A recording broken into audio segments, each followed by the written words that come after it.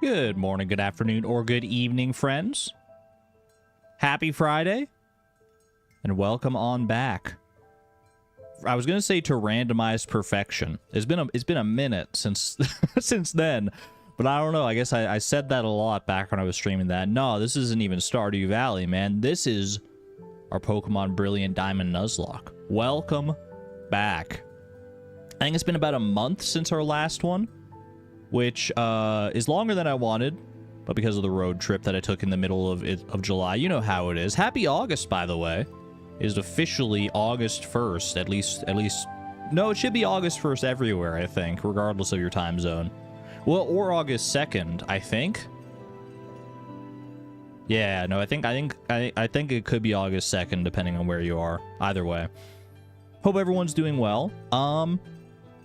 Last night, I spent about, I think, 5 to 6 hours. Like, after the stream ended, I took a little break, and then I spent 5 to 6 hours just grinding. I just grinded in Pokemon, man, because if you're not familiar with our Pokemon Brilliant Diamond Nuzlocke, we have a level cap. We have, well, exclamation point Nuzlocke for the Nuzlocke rules, exclamation point Hardcore for the Hardcore Nuzlocke rules, and exclamation point level cap, because we're not allowed in this challenge to level up our Pokemon past the highest level of the next gym leader's Pokemon, which in this case I believe is 42.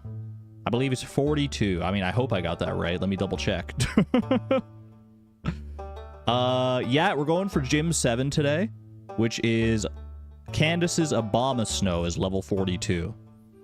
So I went and I leveled everybody up. And by everybody, I mean everybody.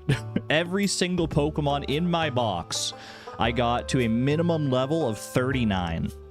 Which I'm hoping is not so high that, like, I'm gonna be brushing up too closely against the level cap with, by the time I actually get to Candice. I have enough Pokemon that I can jump between that I think it'll be okay.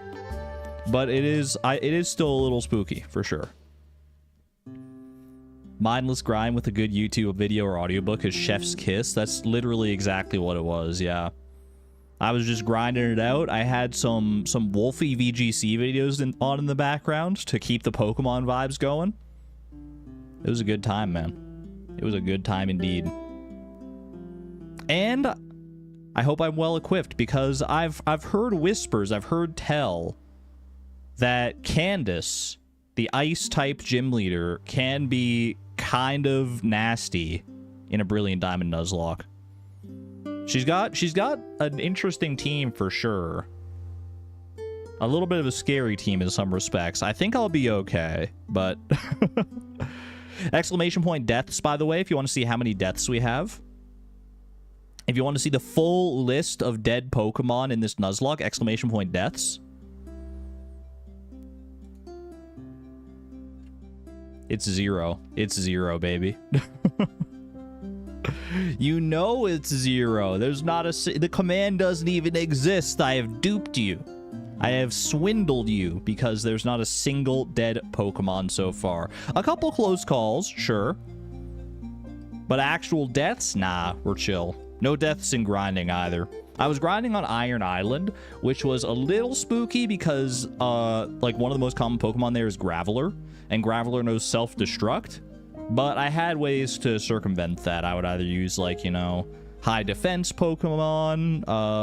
Golduck has Damp, which negates the ability for it to use exploding moves. I could use Ghost types because I have a few of those, so they just aren't affected by self-destruct. So there was ways around it for sure. And nobody died in the grind. Don't worry about it. We did get some evolutions during the grind, though, so I'll have some clips to share with you before we actually get into the main gameplay here, as I did last time. I figured it only makes sense after a long grind like that to show off the new improvements to our team, to our box of Pokemon, and then we'll go from there. Before any of that, though, obviously, we gotta do some daily games here. Pokedoku, Puffurtle, Stardoodle. The classics, the triple triad, man. The Triple Crown Tiara Tour. of online Wordle-like games. Pokedoku last? You know, we could do Pokedoku last just to pivot into Pokemon a little more readily. I like that. There's a little, just a little teaser of Pokedoku then. We'll go Puffurtle first then. Let's see. Puffurtle, what do you got for me? Another kind of like pretty easy fish. Not a carp. I would say probably not like a sunfish or anything either. I mean, the bream has been pretty common these past few Puffurtles. Is it going to keep its streak alive though? Where's the bream? It had bream energy for sure. Not the bream, but a lot of overlap with the bream. Hey, Sarah Yams, thank you for the 24 months. 2 full years. I said your name and Siri activated, by the way. Stop. Turn off, Siri. Turn off. You'll need to unlock your iPhone first. Sure. Okay. Sorry, I don't understand. Okay, it's fine. Sarah, thank you for the 24 months. 2 full years at the positron level. New sword. Get some hype in chat for Sarah. That is a long-term amount of support. 2 years. That's crazy, man. That's crazy. Thank you very much. I greatly appreciate the generosity and the support. Thank you. All right. What information do we have here? The bream is available in the river. I don't know that it's available anywhere else. Maybe in like the pond or something? The forest pond? I'm thinking this is a fish that's available both in the river and the mountain lake, maybe. It's an all-weather fish, so it can't be something like a rainbow trout. I'm thinking it could be a chub, perhaps. Let's try that. No. Oh, that's interesting. That's interesting. No location overlap with the chub at all. It does have full time overlap, so I think chub is available all day.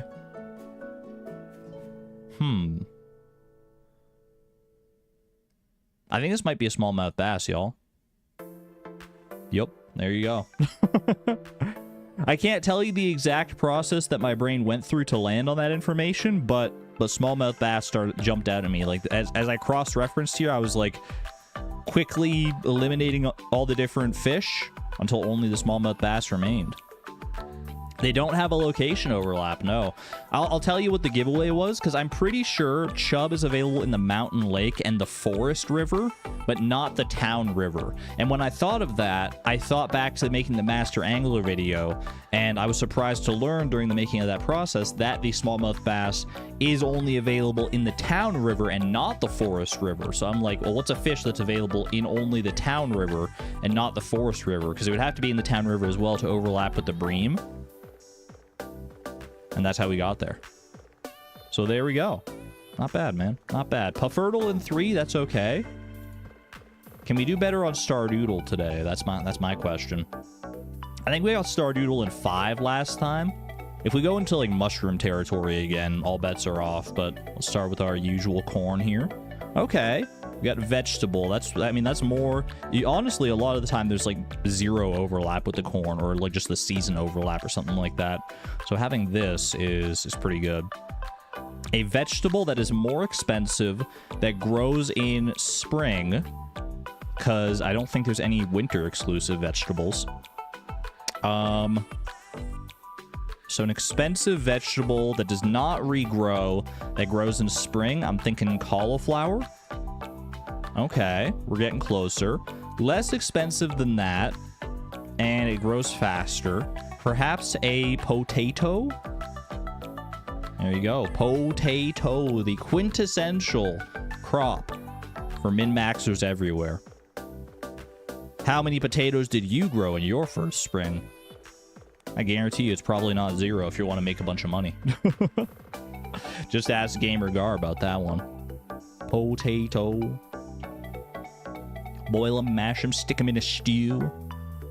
Now pivoting to something a little more Pokemon themed, we got our Pokedoku, of course. Pokedoku Master Puzzle by Oliver Hamlin. Ooh, I like these categories. Kanto, Johto, and Hoenn. That's first, second, and third generation of Pokemon. And first partner, monotype, and dual type. These are interesting options here. First partner, I'm pretty sure I've guessed all of the starter Pokemon at this point. My Pokedex is looking pretty thin for things I haven't guessed yet. And I believe all the starters have been guessed at one point or another. I'm going to double check just to make sure. And it looks to be that way to me, at least for these first 3 generations. So we can't get anything new there, unfortunately. Even if we went for like a Pikachu or Eevee starter, I've already got an Eevee starter here. Hey, Treatream, thank you for the 17 months at the Electron level, by the way. Hi, that's the message. Well, hi yourself. Good to see you. Thank you very much. All right, what are the other categories? We're looking for mono and dual type from each of these generations. Let's start with monotype. I mean, Primeape is an easy contender here. You also could go with Meowth. How are there 4 different forms of Meowth, man? That's crazy. It would be Cantonian Meowth, Alolan Meowth, Galarian Meowth, and G-Max Meowth, I'm pretty sure. Let's just go with regular Meowth. Regular Meowth, and a dual type from Kanto. Let's just knock those out right away. Exeggutor. Exeggutor and Meowth. Let's do all the Kanto ones right now. Kanto starter, we'll go with Pikachu. Partner Pikachu. Easy. Monotype, we're gonna go with Meowth. That's right. Lovely. And dual type from Kanto, I was going Exeggutor, right? Beautiful. Almost had 0% there for a second. Let's go to Johto now. That way I just don't have to keep like all these Pokemon in my brain all at once, even though they're all already there. It's just a matter of when I access them. Johto for us is going to start here. So Politoed is indeed a monotype. Do we have a dual type? Dual type from Johto. Dude, these are all monotypes. Pupitar. Pupitar fits the bill, though. That's rock ground right there. All right, so we're going to go with... I lost it, man. I lost it. It's Politoed. It's definitely Politoed. The frog Pokemon. Dual type from Johto. Pupitar. Might be the final dual type I even have in Johto, interestingly enough. Ooh, a shiny purple Pupitar. Purple Tar. I love it, man. I don't think shiny Tyranitar is purple, though. I like that. I like that, though. Looks like a little... I don't know, like a bean of some kind. Pog shiny. And first partner from Johto. Give me Chikorita. Why the heck not? Hope we get a shiny in-game free encounter. That's always on my mind. We do play with shiny claws in the Nuzlocke, where if you encounter a shiny Pokemon, you're allowed to catch it regardless of whether it's your first encounter. Haven't encountered any yet, either on stream or in grinding, but there's always that chance. 1 in 4,096, baby. Alright, Hoenn starts right about here for us. Hoenn dual type, you got Pelipper and you got Loudred. Literally the first 2, dual type and monotype right there. We'll take it. Monotype Loudred. Dual type Pelipper. No spoilers, by the way, but I think Pelipper may play an instrumental role for us in this stream today. We have a Pelipper in our box, and I think it could actually be quite useful going forward. First partner from Hoenn, give me freaking Marshtomp, that awkward middle evolution. Why not?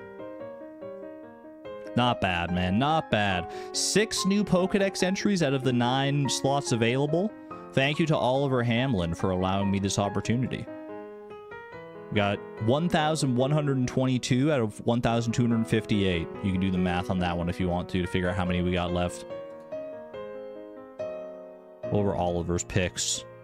I like him, man. I like him.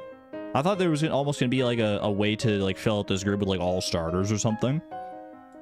Maybe there is, but either way, not too bad. Lot of possible options here.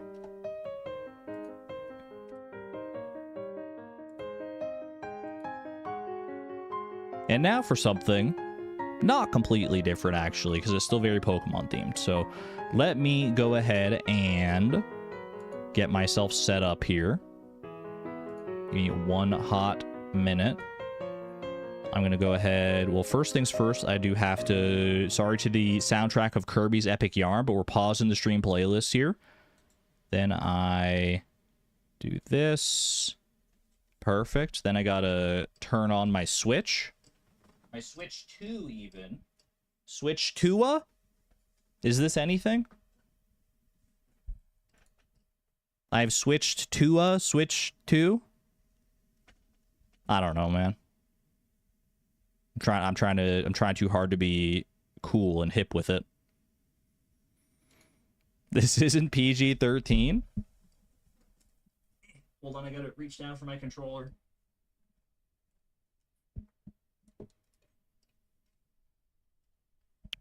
All right. And look, I still got Brilliant Diamond open, man. I'm just standing here in Candice City. Oh, baby. Oh, wait, I'm not supposed to be in the game yet because I have to show you, like, what Pokemon evolved and everything. I forgot, man. I gotta go to my clips. Okay, give me a second here. Give me a second. He forgore. He was going to show off which Pokemon evolved and everything. We got clips here. Let me go ahead and go to my repository. Actually, I needed to check as well. Ah! Chat, hold on a second. We have an emergency. I meant to check this last night because I knew I was getting close. My storage capacity on this drive, the drive where I store all my streams, I have 9.26 gigabytes free out of almost 4 terabytes, which is not a lot. I don't even think it's enough to store this entire stream. So I'm gonna have to do some data management on the fly here. What don't I need anymore? What recordings can I get rid of? Or which ones can I at least move elsewhere for the time being until I can remedy this situation? You know what? I think I can move. I mean, I have so many different I gotta get another external hard drive, man. I gotta get another one. Let's see. All the Spiritfarer VODs take up 210 gigabytes. They're just sitting there, minding their own business. I don't think I have room anywhere else to put them right now, though, unfortunately. What about this? Super Mario World Coinless. I still have those VODs kicking around. Can I move those over to my other drive here for right now? It says it's going to take about 4 minutes to move them. It's okay. I can wait. I don't want to like mess with anything, man. He never learns. No extra keyboard, no extra hard drive. I have extra hard drives. I have like 3 external hard drives that have like VODs and stuff stored, man. I am a VOD hoarder. Pretty much any stream that I've done, I still have the recording of it somewhere. Just in case, you know? Just in case. They're still there, man. They're still there somewhere. Then why am I running out of space? Because all of my external hard drives are also full. So right now I'm moving it from the D drive where I normally stream to and record everything to the C drive because I have a little bit of space on the C drive, and this should make enough room for me to at least record today's stream.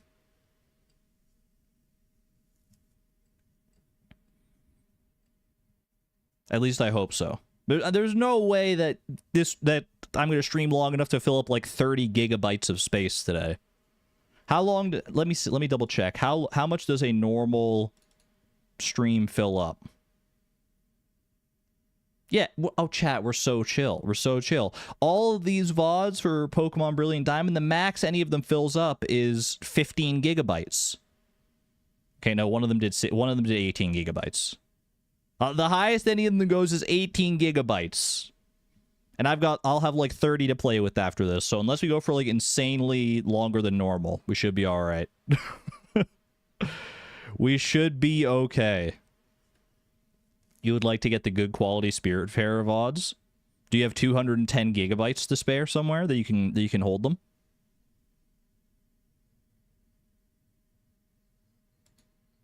%55% complete, by the way, on the moving of the data.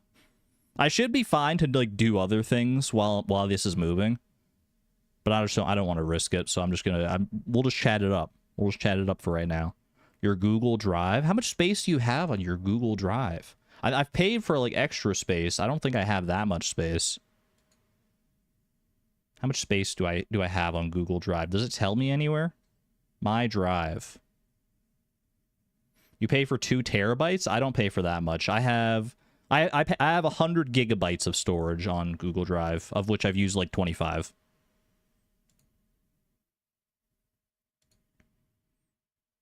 Podcast time? What the heck do people talk about on podcasts, man? How many podcasts are just like one person talking? There's no, most of the time they have like a guest on, or there's like 2 different hosts that they bounce ideas between. Or at the very least they have like a script or something, right? Juice time, methinks. That's a great idea, actually. Get yourself your free juice box on the table to the left while we wait for this short intermission. You're asking if it was feasible to get them from me? You sure would like that. I don't know how I would send them to you, Dragonic Moon. Like, what? How does one go about sending multiple hundreds of gigabytes in this modern era? Because I can't upload it. I can't upload it all at once, at least, to Google Drive. I could maybe do like a Dropbox situation. I don't know. I could, yeah, put it on an HDD and mail it to you. Because if you want them, I can get them to you. All right. Either way, all the files have been moved. Let me double check. We now have 38.6 gigabytes free. We're chilling, man. It's still showing me the red bar of doom. That's like, be careful. You're getting pretty full here. But we'll be fine for today, and then over the weekend I can figure out what I want to do. I'll probably order another external hard drive. Is the most realistic answer here. All right. Anyway, that's the technical difficulties out of the way here. Let's start with some clips, shall we? Starting with something very, very impactful here, actually. Let me see.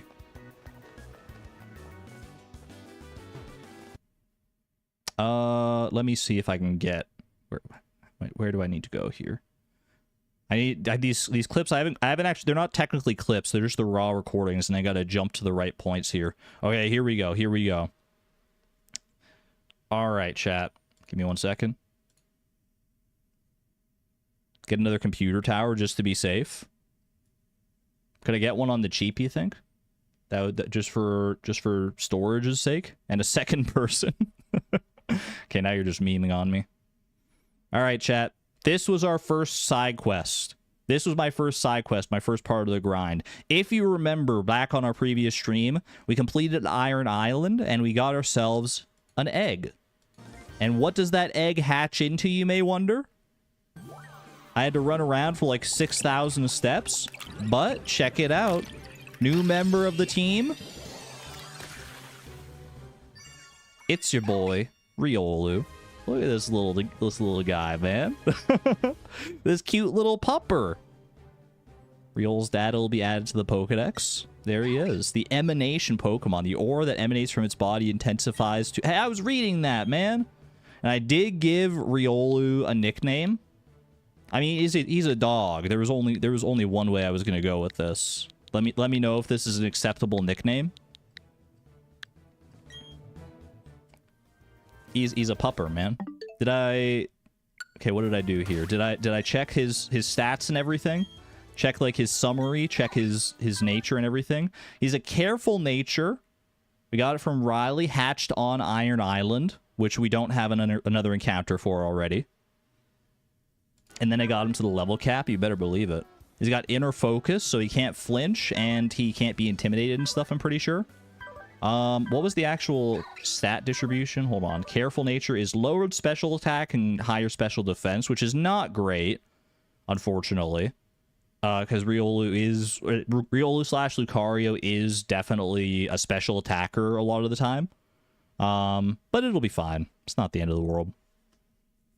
Did I evolve him before the level cap? Well, I'll show you what the rest of this clip looks like. Because because in order to evolve Riolu, if you don't know, you have to get him to max friendship over, you have to get, or not max friendship, you have to get him like over 200 friendship. You have to get him over 200 friendship, I believe. So what I did, and then you have to level him up after that. So what I did is I went to Salacion Town and I did this classic of running back and forth across this long strip here. And you can see this counting up here. And I believe I like paused this recording at points. So like pause and unpause and you'll see it like jump all the way up. And how many steps did I have to take to get Riolu's friendship all the way up? 20,000, 25,000, 35,000. It's still going, man. 40,000. I did 40,182 steps, it looks like. Just going back and forth, back and forth. That's literally all it was. Do I have access to the massage lady? I do, but I forgot about it. I gave him the soothe bell. So then he was at max friendship after that. Basically, friendship, from what I understand, friendship in this game, every 128 steps you take, there's a 50% chance for your friendship to go up by 1 point.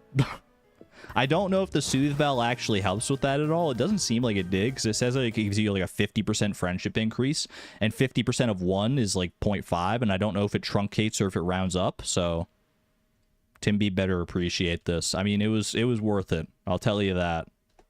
I'll tell you that already. It was well worth it. So that was the first step of the big grind, and then it came to the actual grinding portion. Which, by the way, I did that part. I did the Riolu part days ago. That wasn't even factored into the 6 hours of grinding I did yesterday. I did 6 hours of grinding on top of running 40,000 steps back and forth and back and forth and back and forth and back and forth and back and forth and back and forth. Yams Jr., Sarah Yams' kid. Hello. I hope you're doing well. I hope you're happy to join us for our Pokemon stream today. Thank you for being here. Hi, Yams Jr. Your mom's the best. Treat her well. All right. Let me see. Let me go find my first evolutions here. Because there weren't actually too many evolutions. But there were definitely some. Okay, here's gonna be the first one. Here we got the first one. I can't remember. I should have like made notes about like where in the recording all these evolutions were, but here we got the first one. All right, literally, I went to Iron Island. I killed one Graveler with my buddy Dubnium. And check out Tim Beeb's level. 2, 3, 4, 5. I mean, that's how you expect it to start. It obviously gets a lot slower after that, but 14 levels from 1 kill is pretty gosh darn good. And as you can expect, wait, okay, we're gonna learn counter here first, I guess, which doesn't even matter because I end up replacing it later. Come on, bro. The people are waiting. We don't need to worry about picking these moves right now. We want to see small dog turn into big dog.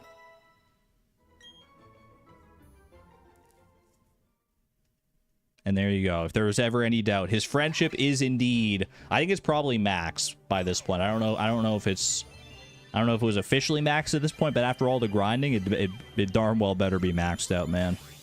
There you go. There he is. Tim Beeb. Growing big and strong. And Lucario is a very good Pokemon. So, happy to have him around for sure. The Aura Pokemon has the ability to sense the aura of things. Speaking of which, he learned Aura Sphere, like, right away. Big Tim Beeb right there. Alright. Let's see if we can find another evolution here, shall we? I'm scrolling, I'm scrubbing. Pretty much all the evolutions were like pretty early on. I went to this area of Iron Island here, and I just started grinding Steelixes and Gravelers and Golbats and Onyxes and Onyxes and Gravelers. Dude, oh! That's a big one, man. That's a big one. You already saw it. You already saw it, but we gotta watch it in its true... We gotta give Firewalker the true majesty they deserve, as literally our only fire type going towards the ice type gym. I got Firewalker up to level 40. Didn't even stop at level 39, up to level 40. And gave him the true pageantry that he deserves. Exclamation point horse. There you go. Our big, beautiful fire horse Rapidash. Like I said, our only fire type in our entire box so far. We do have some other Pokemon that can learn fire type moves at the very least, but none that are actually fire type in and of themselves. Which we do still have an encounter to get in the Grand Underground. And I'm starting to think more and more that I want to go for like another fire type. Obviously, I can't like dictate my encounter. That's the nature of the Nuzlocke. You get what you get and you got to work with it, but okay, let me see here. Where's going to be our next evolution? I know I've got still at least a few more up my sleeve here.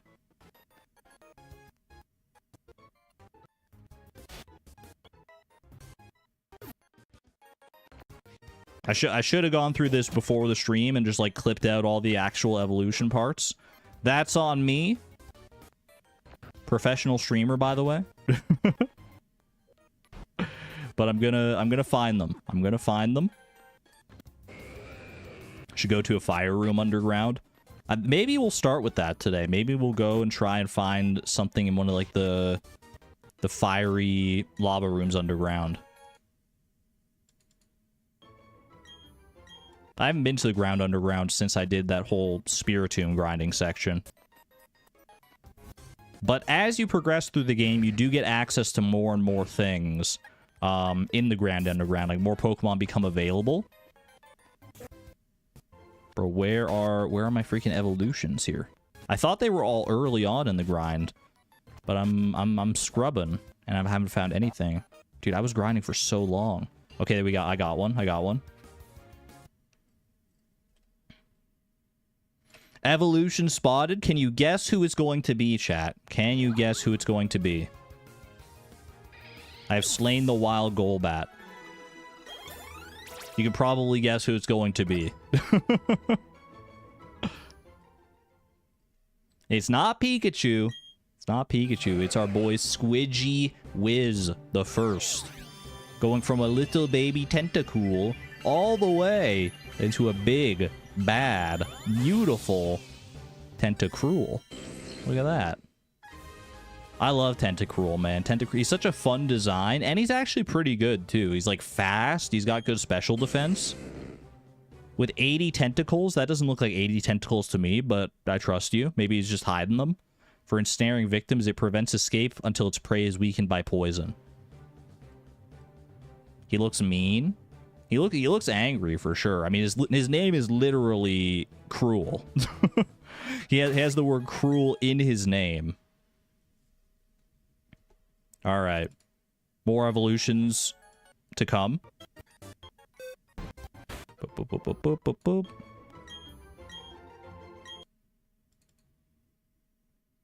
Oh, ooh, oh, here we go. Okay, this is an awkward one because it happened like it was split between, because my recording splits every 30 minutes to keep like the sizes of each individual file like workable. And so right at one of those 30-minute splits, there was an evolution here right before it started. So I'll show you. This is immediately how one of the recordings starts. It just goes straight into the evolution of Finneon. I can't guarantee that Finneon or Lumineon at this point is going to get much use here, but it is a pretty Pokemon. Look at that. Great call as well. Great cry. Your Butterfish evolved into Lumineon. Butterfish evolved into Butterfly Fish. Boy, why are you so ears? They're fins. It lives on the deep sea floor. It attracts prey by flashing patterns on its 4 fins. The bioluminescent Lumineon. The neon Pokemon? Wait, that's such a cool name. Their wings. They are kind of wings. I mean, Lumineon does know flying type moves, like Air Slash and Gust and stuff. Okay. Oh, I think I got another evolution, like, literally, like, maybe in the next battle. Oh, this is a good one, too. Alright, Freg Cactus out here getting some use, fighting Onyxes, as you do. Onyx doesn't stand a chance against Freg Cactus, as we know. And here it comes, man. New evolution imminent. And honestly, like a pretty good evolution. I really like this guy. Dwarf Gadget is evolving. Bronzor. Meet Bronzong, man. Bronzong is such a good Pokemon. He's so, like, defensively tanky. The typing is crazy. Steel Psychic. He's really slow, but it works to his advantage because he can do, like, Trick Room shenanigans and Gyro Ball shenanigans and everything. One caused a media storm when it was dug up at a construction site after a 2,000 years sleep. Homie? What a strange looking thing. He's the Bronze Bell Pokemon. He's just a big old bell. 412 pounds, 4'3". That is a chonky lad. There are several steps this evolution missed. You think there's like a middle evolution that we're missing there from Bronzor to Bronzong? Honestly, I see that. Okay, I think there's at least one more evolution here. I'm trying to see. Is there one more evolution? Did anything else evolve? Hold on, I'm looking at the box right now. Did any of you other sons of guns evolve? No, actually, that's all of them. That's the last evolution. And then I went for another, like, 4 hours after that training, and nothing else evolved because there was nothing to evolve.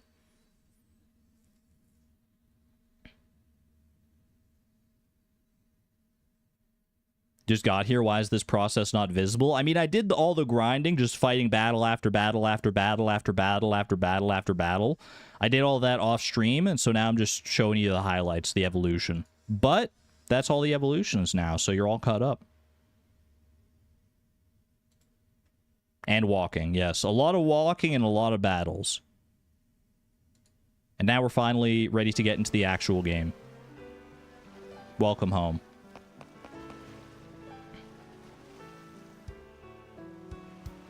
The thought along the lines of this is too much grinding, it can't be fun, just ran through your head, and then you remembered it's Argon. Yeah, man, I was, like, totally fine with it. I was just chilling. Like, as long as I kept my wits about me and kept myself safe, I didn't feel too bad at all. So you can see everyone here in our party right now is level 39. I've sorted them here. So the highest levels we got at the top, we got Ice Pip at level 42. I didn't grind him at all, obviously. He's at the level cap. We gotta be careful with him. And we got Stardrop Pie. We got some level 40s up at the top here. And then I think everyone from Dubnium on down is level 39, including even the little dregs at the bottom, man. Dougie at level 39. I don't know if I'm ever going to need a level 39 unknown in my life, or if we're ever going to evolve Snilk or anything like that, or Lewis. But, but they're here, man. They're here and they're ready to rumble if we need them. Mr. Chi, Fairy Rose, Krobus, Cinder Clown, Razzie. All that wonderful stuff.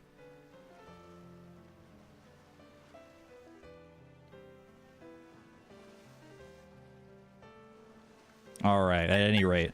I do have some trait evolutions, actually. We talked about this in the past, about trait evolutions, right? So, like, Kadabra we can evolve into Alakazam. Same with Robin, we can evolve into Machamp. Void we can evolve into Gengar. I've got some trait evolutions there that I could do. I just need someone to trade with, is the thing. Is there anyone in chat? Because I think we agreed that, like, once I reach level 36, that's a good point at which, like, most Pokemon reach their high potential, or their final potential, their final form in, like, the mid to late 30s.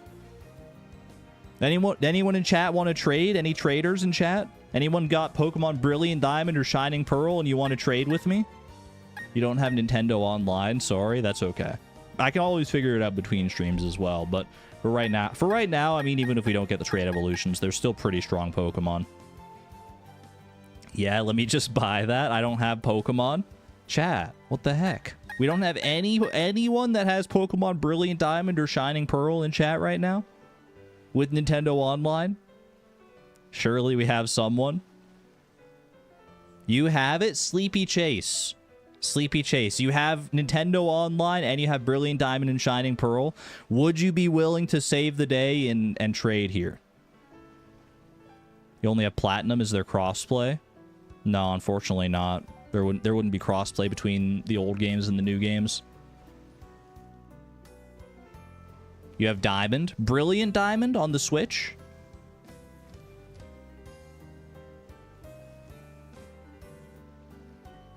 Or the Switch 2. You don't know if you have anything to trade. In order to be able to trade, you need to be like far enough in the game, and you need to have at least 2 Pokemon. I believe those are the only qualifiers for trading. If you have at least 2 Pokemon and you're like up to like Jubilife City or something like that, it's like pretty early on in the game. Actually, no, I think you need to be to like Orberg City, like right around the first gym. No pressure, Sleepy Chase. No pressure. And you get your Pokemon back anyway, yeah, because I'll trade you and then we'll trade right back, so. Yeah, because at the first gym, I don't know if you get it in this game, but I remember in like in the original Diamond and Pearl, that's when you get like your Pal Pad.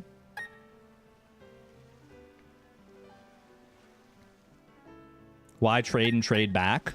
Because the way that some of these Pokemon evolve, like Haunter evolves into Gengar by trading. Like you don't level them up, you just trade them, and upon trading, it will evolve into Gengar. And then you trade it back because obviously I want my Gengar. Yeah, it's a thing. It was their way back in the day to like encourage like trading between people, or alternatively, more realistically, buying other people's games, or buying like both copies of the game and like having 2 consoles to trade between. I feel like they don't do trade evolutions as often anymore in like the modern generations, but back in the day, back in like generations 1 through, I want to say like 1 through 5, there was like a considerable amount of trade evolutions. You don't know how far you got? You didn't really get into the game? Sleepy Chase, are you able to like load the game right now? If you load the game, tell me like where you are, and we could probably suss it out whether a trade is possible here or not. You're in game? Okay. Can you figure out where you are? You said you didn't really get into the game. Can you figure out like what town you may be in? You're in Veilstone? Okay, you're definitely far enough to be able to trade then. Because Veilstone is like Gym 3. So we should be able to initiate a trade here. I think we're going to need to like trade like friend codes and stuff though. Hold on a second. It's been a while since I haven't done an actual like trade here in a long time. If you're willing and able, let's see. If I go to you, nice to meet you. Welcome to the Union Room. This is the local club. I don't think we want local. We want like Wi-Fi, right? Pokemon Coliseum. You may battle with your friends here. Wait, no, not that. We want trades. Are you friends with me already on the Switch? Okay, that would be good news then. You need to save your adventure to enter the room. Would you like to enter with a link code? Hold on, I'm gonna... Oh wait, hold on. I'm realizing I'm playing through the OBS window right now. Well, no one's gonna like... Let's see. If you set up a link code, you can communicate only with people who set the same link code. Would you like to save your adventure? Yes, please. I mean, everyone in chat said... No one else in chat said they even have the game. I can set up an 8-digit link code. So I set up the link code, and then I think Sleepy Chase, you go to the same place up on the top floor of the Pokemon Center, and you type in the link code. Are we on the same page there? Yeah? Okay. I'm going to type in 65656565. Just 65 over and over again, like my chat does.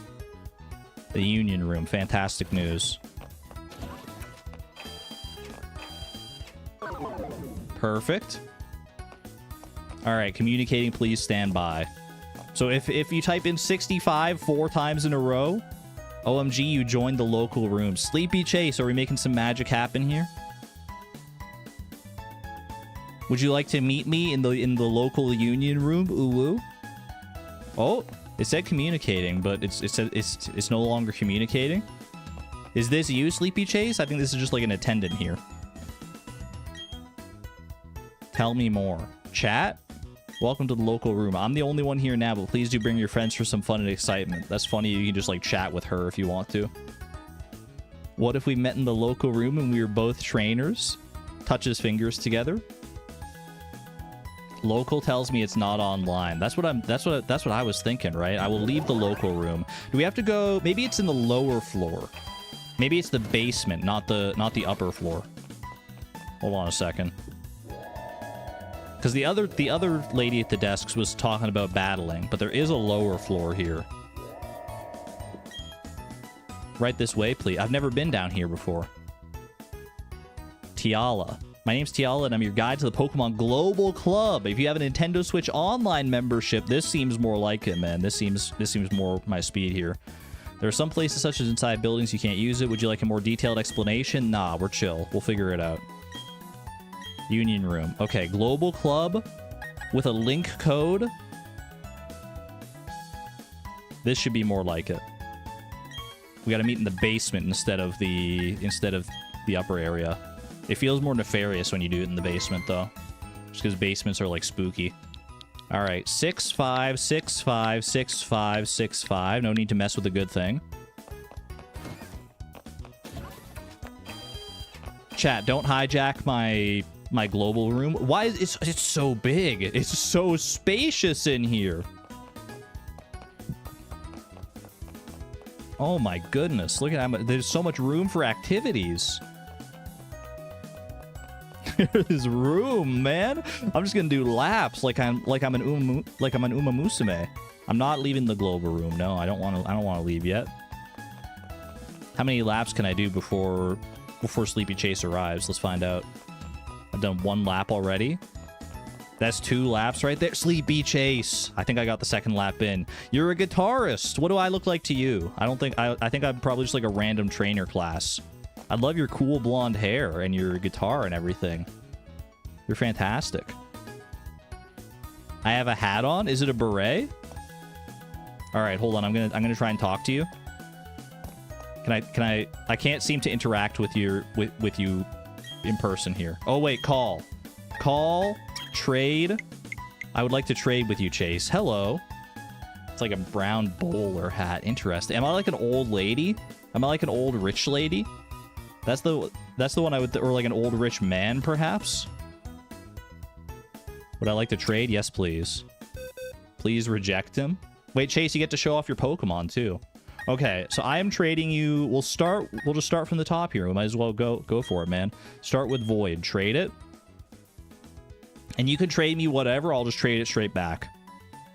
I'm trusting you, Chase. The fate of the Nuzlocke is in your hands.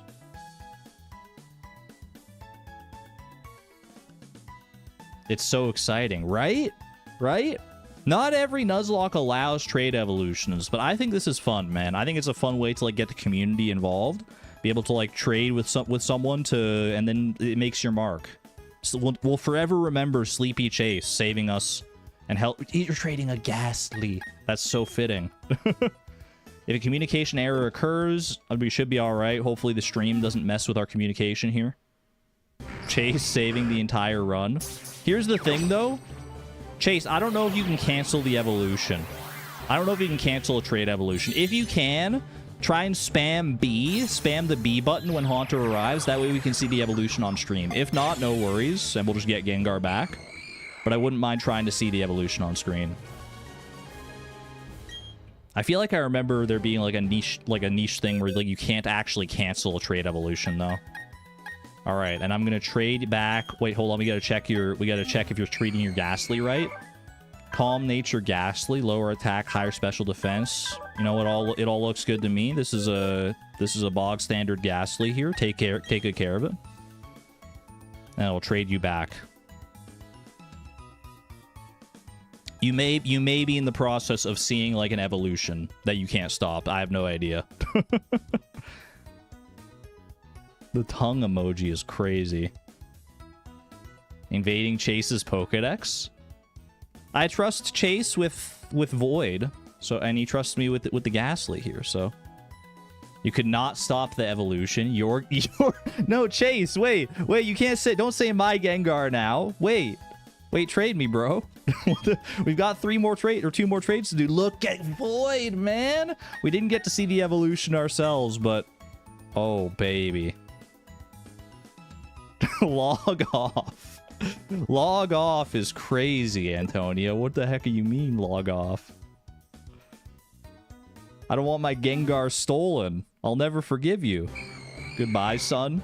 You had a brief interaction with Void. I hope you enjoyed your time there.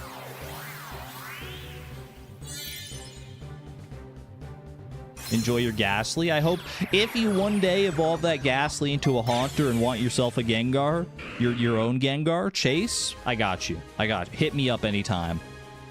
I owe you after this one. Welcome back, Void. Gengar, the shadow Pokemon. It hides in the shadows. It said that in rooms where Gengar was hiding, the temperature drops by nearly 10 degrees Fahrenheit. They got the Fahrenheit scale in Pokemon? Not bad, man. Not bad. All right, we got... How many trade evolutions do I have here? I've got Machoke into Machamp. I've got Kadabra into Alakazam. Technically, I also have Snilk, but I don't have a Steel Coat right now. I have Omni. We have 3 more trades to do here. Chase, are you game for 3 more trades? I'm trading you Robin. My name is that. Those are words that. Ooh, Onyx. Wait, are you gonna trade me a? Does this Onyx have a metal coat? All Gen 1 trades. They are all the classic Gen 1 trades, man.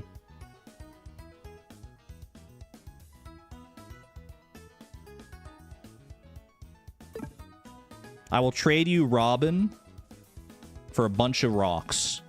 Words that many Stardew Valley players have hoped Demetrius would say to them at some point. But for you, it's a reality. Goodbye, Robin. I'll see you soon.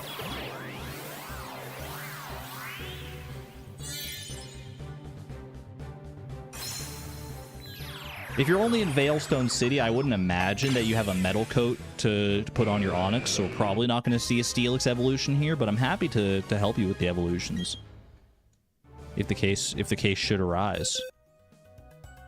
Did not. Okay, I have to make sure I pick your Onyx and not my Onyx. Your Onyx is level 12. That should be pretty easy to remember. Taking good care of this Onyx. Hasty met an Orberg Mine. That's a fast Onyx right there. I learned it knows Dragon Breath. You know what? Solid move choice. This Onyx gets a pass for me. I'll wait for the evolution here.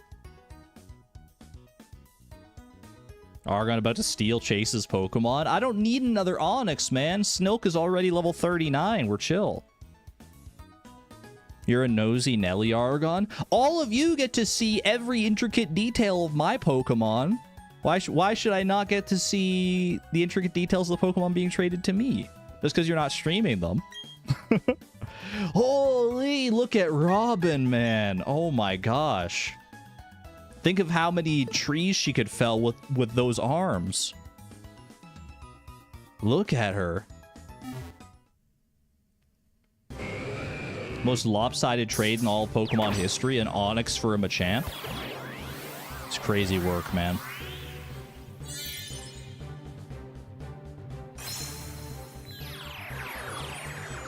Chase is doing Argon a favor, and look at how they're being repaid. I mean, the only thing I would say, Chase, you haven't nicknamed any of your Pokemon. None of the Pokemon you sent me have nicknames. I feel like that's a missed opportunity. I feel like you should invest in some nicknames for your Pokemon to get more closely tied to them. It punches with its 4 arms at blinding speed. It can cause it can launch 1,000 punches in 2 seconds. I feel like they'd be like breaking the sound barrier with that one. All right, next up, Razzie Daddy. You nickname the ones you use? Are you willing to trade me one of the ones you use so we can get a feel for your nicknames? You're trading it for Billy? Billy the Zubat? Okay, we actually got a nickname on this one. See, I get much more of a personality from Billy here.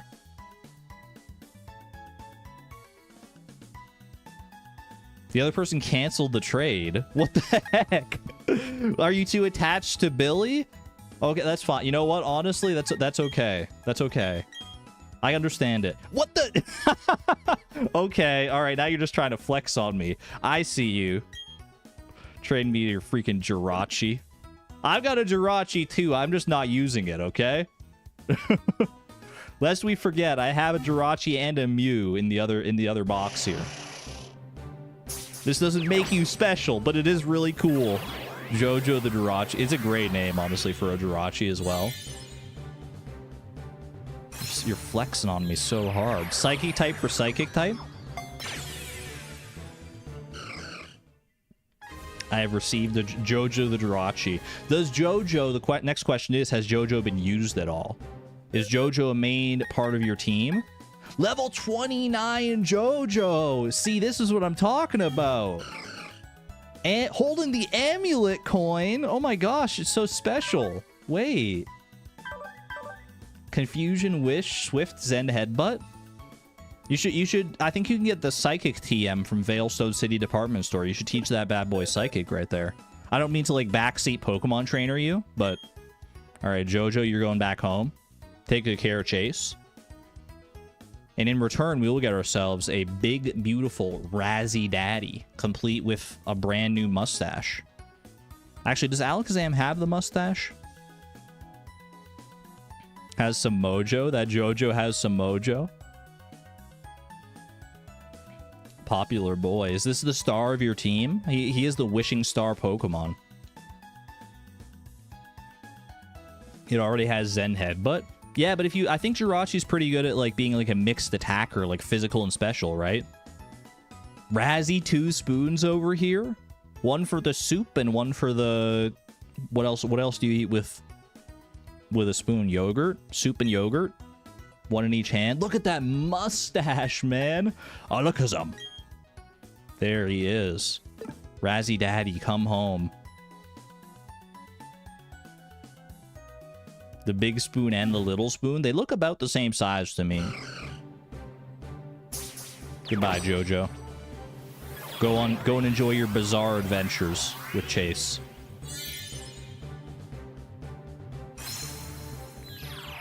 He looks like he's posed for a school photo. It's such a specific posture, but you're actually absolutely right. Razzie has arrived. Alakazam. We got some powerhouses of Pokemon here now, man. The Psy Pokemon. Its superb memory lets it recall everything it has experienced from birth. Its IQ exceeds 5,000. It's almost as high as mine.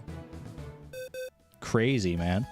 All right, one final trade evolution. Our oldest, I think, the one we've had around for the longest here, Omni, finally gets to live up to his true potential. I think he's going to lose a set of arms, but he's going to gain a whole lot more. One final trade, Chase. Will I trade Omni for Graveler? You sly dog. You've got a Graveler. We actually get to see a Golem evolution. It's not going to be our Golem, but it's still going to be, we at least get to see the evolution. Unless you're pulling a Mandy on me here. Chase, you better not have... I did a voice crack. You better not have put an Everstone on this guy. Or I swear. In a Love Ball? Or is that a Heal Ball? That's got to be a Heal Ball. I don't know if Love Balls are a thing in this game. Does every Pokemon have a unique? The XX Pokemon? I don't think they're all unique. But I think every, like, species of Pokemon, like every family, like Bulbasaur, Ivysaur, Venusaur, shares the same one. You did not give it an Everstone. What? Graveler is evolving. As we know, I can't cancel a trade evolution even if I wanted to, so enjoy your Golem, Sleepy Chase. And I will enjoy mine all the same. He's so chonky, man. He looks like that one power-up out of Super Mario Galaxy.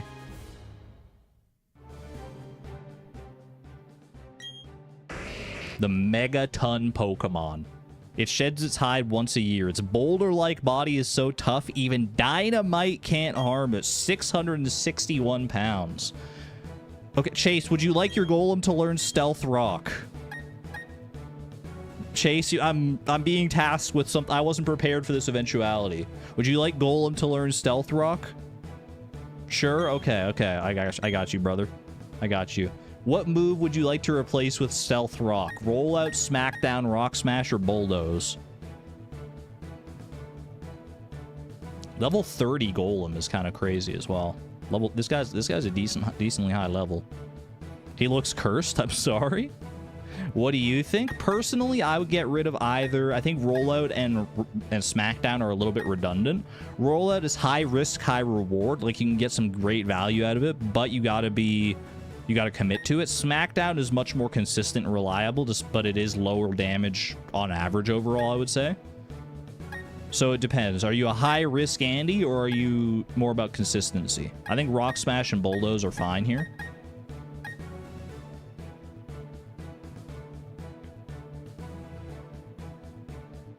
If it doesn't work out, you can blame Argon. I'm giving Chase all the power here, man.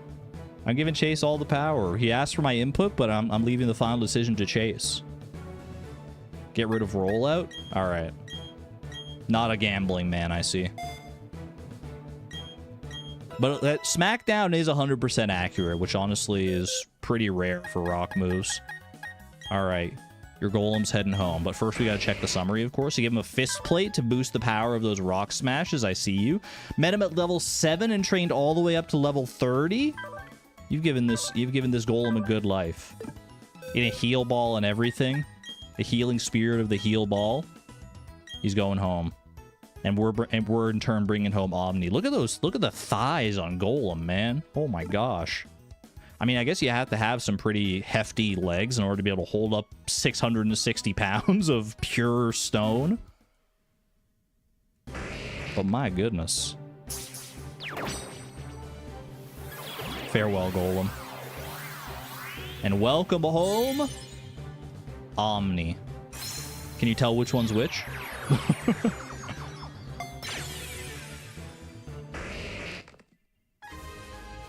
Omni has arrived with his lower teeth and all. Eats everything and takes plenty of siestas, my kind of mon. All right, I believe that is all of our trait evolutions, chat. I think everything else here is either we need like a stone evolution for you. You're a stone evolution. You don't evolve. You're a trait evolution, but I don't have the item with which to actually enact that. So I think we're good here. And the only other Pokemon, we got Mew and Jirachi over there. Got nothing in box 2. I think we're good here. Huge thank you to Chase. To Sleepy Chase in chat. Get some hype in chat for Sleepy Chase for helping us with our trait evolutions today. That is absolutely wonderful. It is going to change the course of this Nuzlocke forevermore. Much love to Sleepy Chase. Thank you very much for busting out your copy of Pokemon Brilliant Diamond for this moment. I know you said you didn't get into the game very much. You left it for a long time. What are you trying to do here? Your ID will be visible to others. Is that okay? Like my government ID? Yeah, I think that's probably fine. Hello, this is Chase. I'll do one better. Here's my trainer card instead. You're showing me your trainer card? You're flexing on me? If you want to do something, just give me the word. Wait, I wanted to see your trainer card, bro. You were trying to do an emote? I don't know if you can do emotes in this, to be honest with you. Call. Greeting. Yeah. Hello. I see what you were doing now. Hello. This is Chase. Here's my trainer card instead. If you want to do something, I don't know, man. Thank you very much, Chase. Enjoy your guitar. See you on the flip side. Don't dox Chase, SMH. He's the one flashing his ID card at me. What the heck? Oh, man. All right, well, that was a wonderful little diversion. And now we have a fully evolved, at least to the current extent that we can possibly do it ourselves, we have a fully evolved box of Pokemon. That's wild, man. Here's the even wilder thing, though, chat. I'm probably going to be a little reticent to actually use these trait evolutions. I'm happy to have them here, don't get me wrong, but they're so, like, insanely powerful. Trait evolutions have a tendency to be, like, overpowered, I want to say. Like Gengar and Alakazam, especially, and Machamp, honestly, are so well known for being, like, insanely strong. I feel like I would be cheating by using them. So maybe once we get to like the Elite Four, we need to like pull out some big guns and stuff. But I like to give the underdogs some spotlight. What can I say? This is a Nuzlocke. Do I want my Pokemons to die? Of course not, but I've gotten this far without any of them dying so far.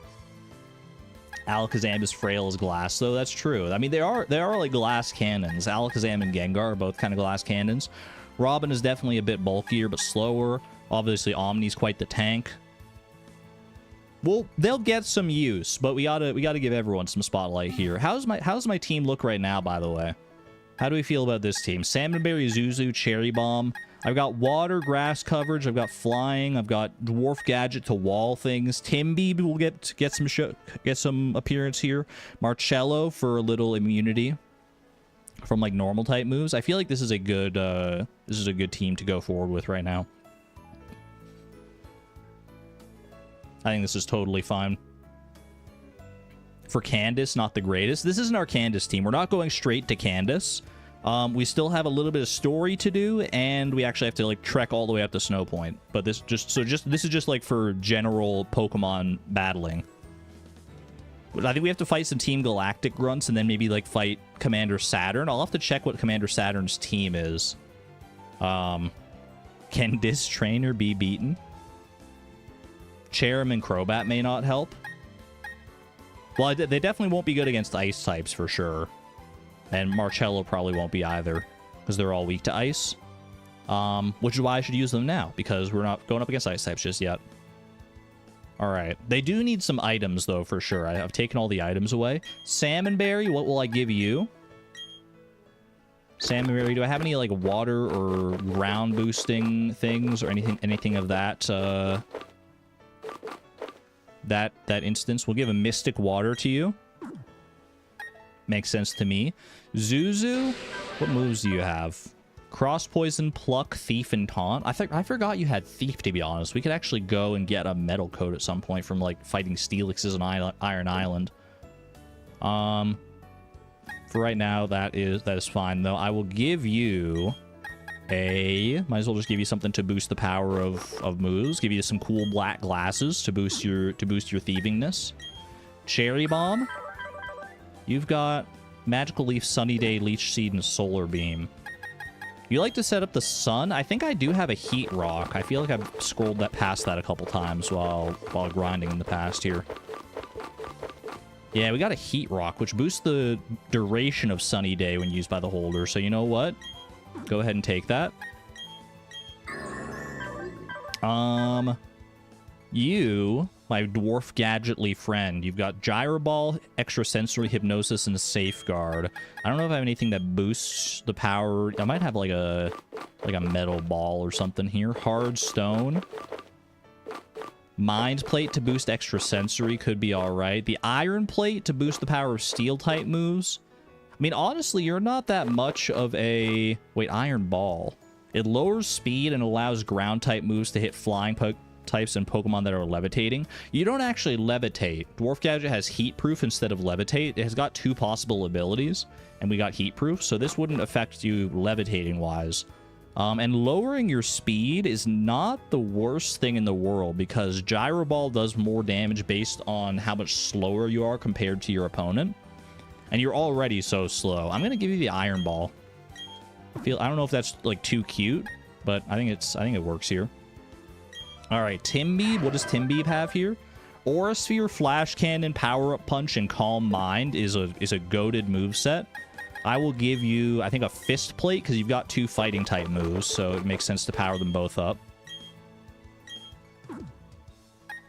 And Marcello, I think you get like Rest, right? You have Rest right now, yeah. So we could do a little Resto Chesto action. Give you a Chesto Berry, which will heal you from sleep, so that when you rest, you fully recover. And you wake up from the sleep induced by rest. I think that's totally fine here. Alright. Save that. What Pokemon is Cherry Bomb? Cherry Bomb is a Cherim. Cherim, the cherry Pokemon, aka Cherry Bomb.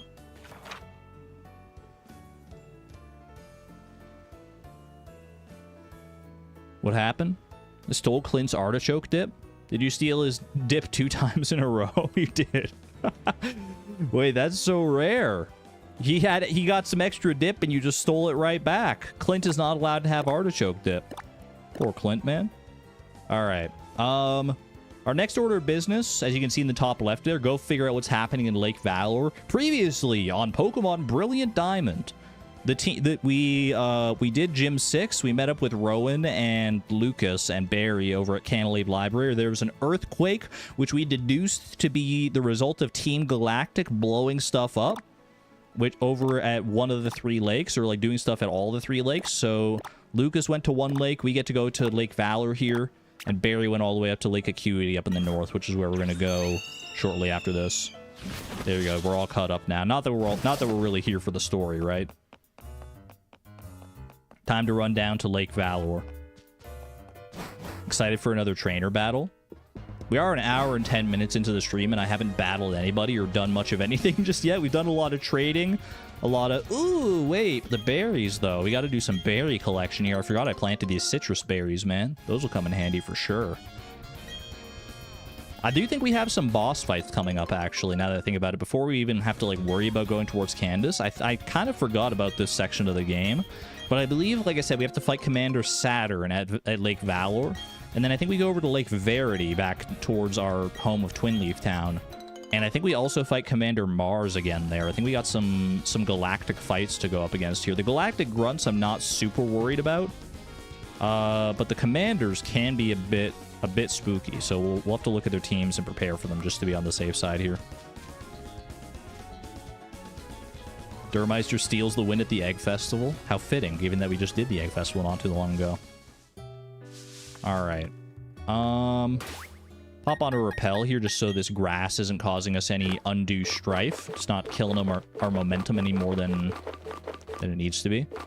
Do I have repels? I got 20 super repels. Fantastic news. Trading and then boxing them up. They're just on the bench, man. Some Pokemon have to be on the bench. Welcome to Lake Valor. Doesn't look much like a lake right now. What the heck, man? The Magikarps are just bouncing all over the place. What are you doing here, brother? Next stop, Lake Verity. The closest thing to civilization out there is that Hicktown Twinleaf. We can roll in there completely unopposed. Bro, forget the Pokemon battle. I'm just going to punch you in your dumb mouth. Don't talk about my hometown like that. Bro, there's craters everywhere here. They literally... I left the lake like this for like a month as I was just grinding up my Pokemon. What the heck was I doing, man? Would you like to join Magikarp or flop around in the mud? Not right now. Like, maybe later. But right now, I'm just going to trounce you, brother. Or sister, I guess. Glammeow. Something tells me these Galactic Grunts are going to be pushovers.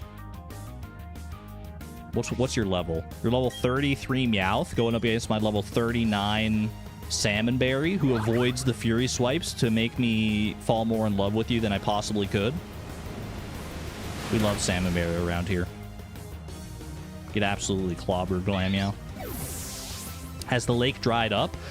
Team Galactic set off a bomb, which got rid of all the water. I don't know exactly how that worked. They, like, blasted all the water out of the lake, basically, is what happened.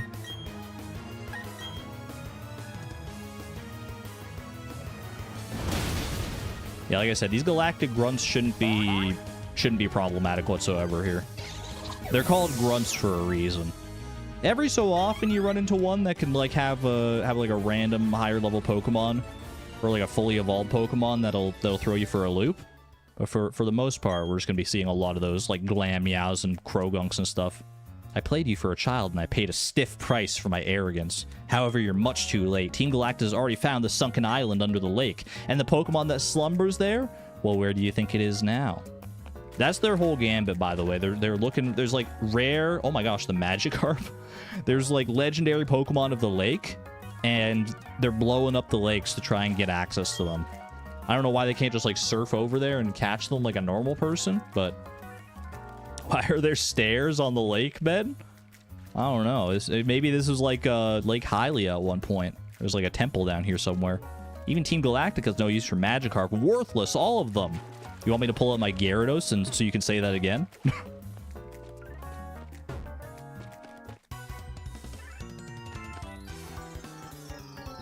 We set off the Galactic Bomb. Its blast force was phenomenal.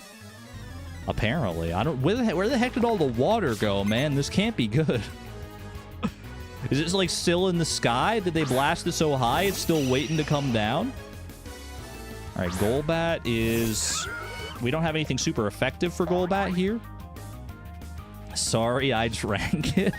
I don't know if that's... You should probably go to a hospital, Antonia. Yeah, I don't have any... I guess Ancient Power is actually good against Golbat here. Screech to lower my defense and hurt my ears. How dare you? Team Galactic just committing casual eco-terrorism. I mean, that's just the nature of most evil teams in Pokemon, to be honest with you. Just the way they do things around here. Salmon Berry's awaiting my directions. Why don't you hit him with another Ancient Power right there? Bro, I'm going towards the 7th gym, and they're hitting me with Golbats that know the move Astonish, which is like a 30 base power move. What are we doing here? What are we doing? I know these games are like designed so that kids can beat them too. But give me something of a challenge here. Come on, man. I'm debating the laws of physics in Pokemon. You know what? That's a valid point. There are a great many Pokemon that just completely, like, wipe their nose with the laws of physics. So that's valid. They, like, redefine the laws of physics. Maybe they just brought like a Magcargo somewhere near the lake, and Magcargo has an internal body temperature of like 18,000 degrees or something. So it just evaporates all the water instantaneously, turns into water vapor. Things should have had Air Cutter and Feint Attack. That's what I'm saying. So you're tough. Big deal. What do you think you can accomplish? There's one of you up against the entirety of Team Galactic. Yeah, you and all your Zubats and Crogunks. Ooh, I'm so scared. There is strength in numbers, but only if those numbers are backed up by something at least like somewhat substantial, right? On behalf of our boss, I'll punish you for defying Team Galactic. I like to see you try. You're disappointed in Cherrim. The other form was cute, but you thought it would have a final evolution that was beautiful. Nah, this is it for Cherrim. It looks really cool when the sun goes up. That's the trick up its sleeve. It changes form to a nice, like, cherry blossom form when the sun goes up. But until then, yeah, it's a little underwhelming. I can understand that. I still do really like it, though, like, from, like, a playstyle perspective. I wish we had a Pokemon that had, like, drought to set up the sun. That way we didn't have to worry about, like, using Sunny Day in and of itself to set it up. Beautiful. At least it's a fully evolved Pokemon here. Even if it's not the greatest of fully evolved Pokemon. It's probably just going to die in one hit to this Ancient Power, I'm sorry to say. Dude, Samberry is just trouncing Team Galactic here. I believe once we go into this cave up ahead... Oh, you have a Dustox. I didn't even realize you had another Pokemon, to be honest with you. Ancient Power is super effective here. I've only got one Ancient Power usage after this, though, so I might want to hold on to that for a good moment. Oh, the Ancient Power boost! Attack, defense, special attack, special defense, and speed all go up by one stage. The Omni boost, man. That's cute with the Poison Powder. I mean, honestly, Poison Powder is probably the most damage you could do to me with your piddly little Dustox here. Have a surf. Have a surf on me. We got the most surfs left, so might as well just use that. We know it'll kill, especially after that boost.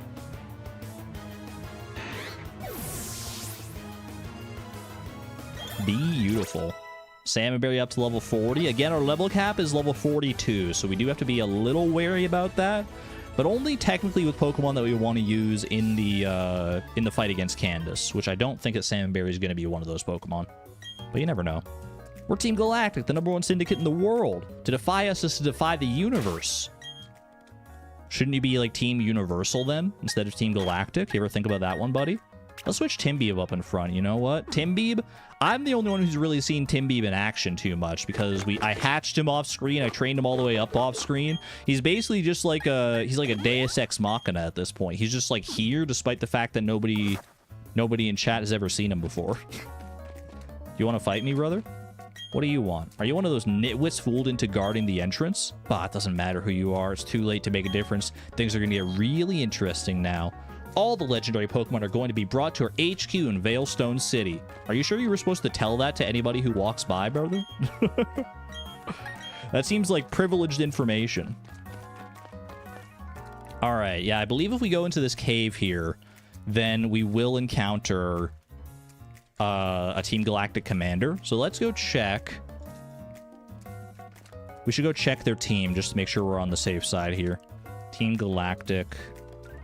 Encounter at Lake Valor. Dude, Saturn has kind of a spooky looking team, man. I'm not gonna lie. Just based on like the Pokemon that are present within it. We're gonna have back-to-back encounters here as well. Well, not like literally back-to-back. I'll be able to heal and stuff between them, but pretty quick one after the other. We're gonna have an encounter with Saturn, and we're gonna have an encounter with Mars as well. This is what we're looking at for these encounters. We're gonna be going up against a Kadabra, Kinesis, Reflect, Psychic, Rain Dance. Rain Dance is interesting here. I think Rain Dance is to take advantage of Toxicroak's dry skin, because I think dry skin makes it so that when you're in the rain, you like heal up a little bit. I can't think of what else you would want to use Rain Dance for here, because you don't have like Thunder or anything like that to like boost the accuracy of Thunder or anything. That's curious. Hold on a second. My YouTube chat froze. Perugly is a sick joke. Yeah, I'm seeing the YouTube chat now. I feel like my YouTube chat has a tendency to freeze a lot more when I'm playing Pokemon. I'm not sure why. And then I'm always wary because I'm like, well, did it actually freeze or is it just slow right now? But invariably, it always seems like it's just frozen. I am back though. I am back. Okay, Kadabra. I mean, Kadabra's pretty straightforward here. If I lead with a dark type, Kadabra literally can't hit me. The worst it could do would be Kinesis to lower my accuracy. So a dark type would absolutely destroy you. Same with Bronzor, to be honest with you. Bronzor has pretty high defenses. Its physical defense is going to be higher than its special defense. It also has Levitate, so we can't use ground type moves. I'm thinking we could probably lead. I think Spiritomb can actually take good care of both Kadabra and Bronzor here. Because Spiritomb, it's dark type, so it won't be threatened by Kadabra. It's slow enough that Gyro Ball isn't even that much of a threat here. Payback and Extra Sensory. Extra Sensory will be worthless. I might put a Person Berry on to avoid confusion there. And then we can hit Bronzor pretty easily with, like, Hex and stuff. We have a good Dark-type Pokemon. We've got Spiritomb, and I think the other one we have is Skuntank, which honestly could be another good bet here, because then we could go... I think Skuntank has, like, Night Slash or something at this point. We could go easily kill Kadabra. And then Bronzor we might have, like, Flamethrower for with Skuntank. And then Toxicroak. Toxicroak is the only one that would be a little more problematic than that. But not by much, to be honest with you. You can't use Toxic on Skuntank. Like, honestly, it would be totally... What does Dry Skin actually do here? Increases the damage received from Fire-type moves, so it would kind of be weak to Fire-type, honestly. I feel like Skuntank might be the play here. Reduces HP in Sunshine. Yeah, Skuntank would absolutely clean up here, man. I think this is going to be totally fine. Otherwise, for Toxicroak, if we have like a good Psychic type, or something that at least has a Psychic type move in the back, it is quadruple weak to Psychic. So... Actually, to that point, I think Spiritomb might know Psychic. Let's go have a look at our Pokemon and see what's what here.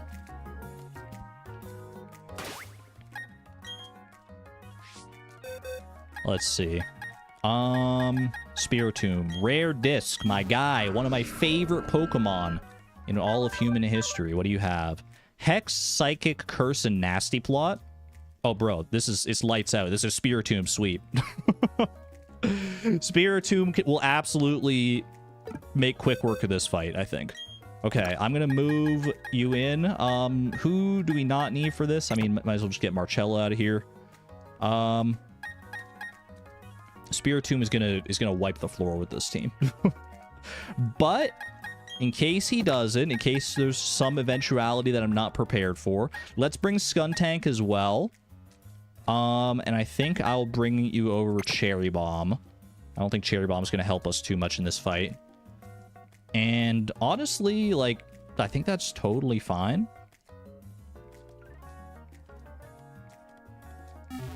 I think literally these two Pokemon are going to be... I mean, it should be... Spiritomb should be able to do everything here. All I need to do is give you a Person Berry. That way you won't don't have to worry about confusion against Bronzor. Person Berry, give to a Pokemon. Easy. The only thing I think we need to really worry about, I guess, would be Kinesis. Kinesis from Kadabra, which will lower our accuracy, could mean that we're, like, not hitting the attacks that we want to hit when we need to hit them. But honestly, like, the rest of his team doesn't even really threaten us that much, so I don't think that's going to be too much of a concern. We have Night Slash, Venoshock, Flamethrower, and Toxic. That's a totally serviceable moveset right now. I'm going to go ahead and give you... What do I want to give you? I think I'd give you... If you have something to boost the power of Fire-type moves, that would actually be pretty good here, because that could be good for...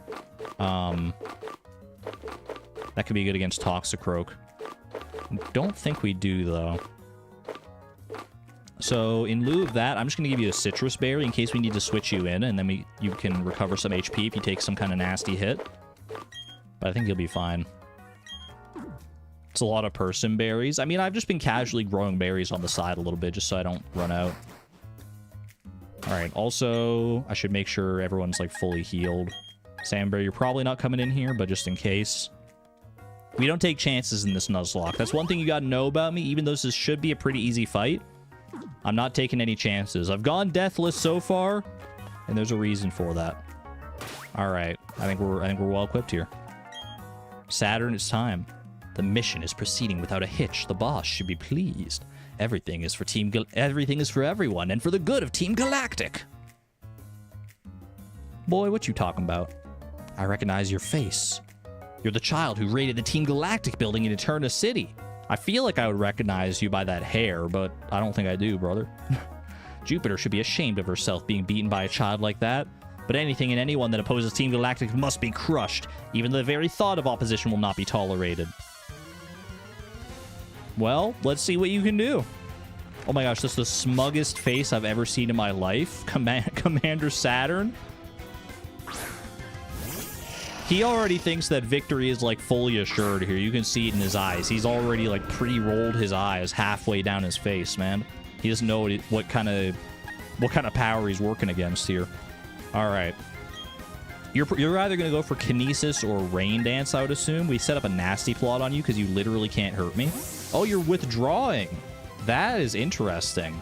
Going straight out to Toxicroak. Okay, well, you know what? I respect that. You recognize that you literally couldn't damage me with Kadabra, and you immediately switched. I regret to inform you, you can't really do much against me with Toxicroak either, though. Enjoy this Psychic. Okay, Toxic. I should have seen that one coming, I guess. I forgot that you had Toxic. It's literally in your name. Wait, am I cooked, chat? Am I cooked?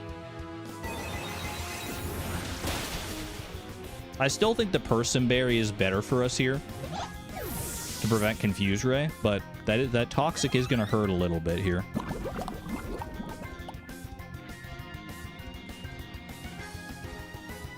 Nah, you'll be fine. That's what I think, yeah.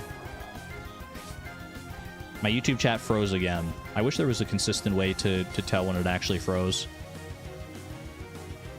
Alright. Bronzor, I've already got one nasty plot up, which doubles my special attack. I don't know if a Hex is going to one-shot Bronzor, because it is pretty tanky. Never mind.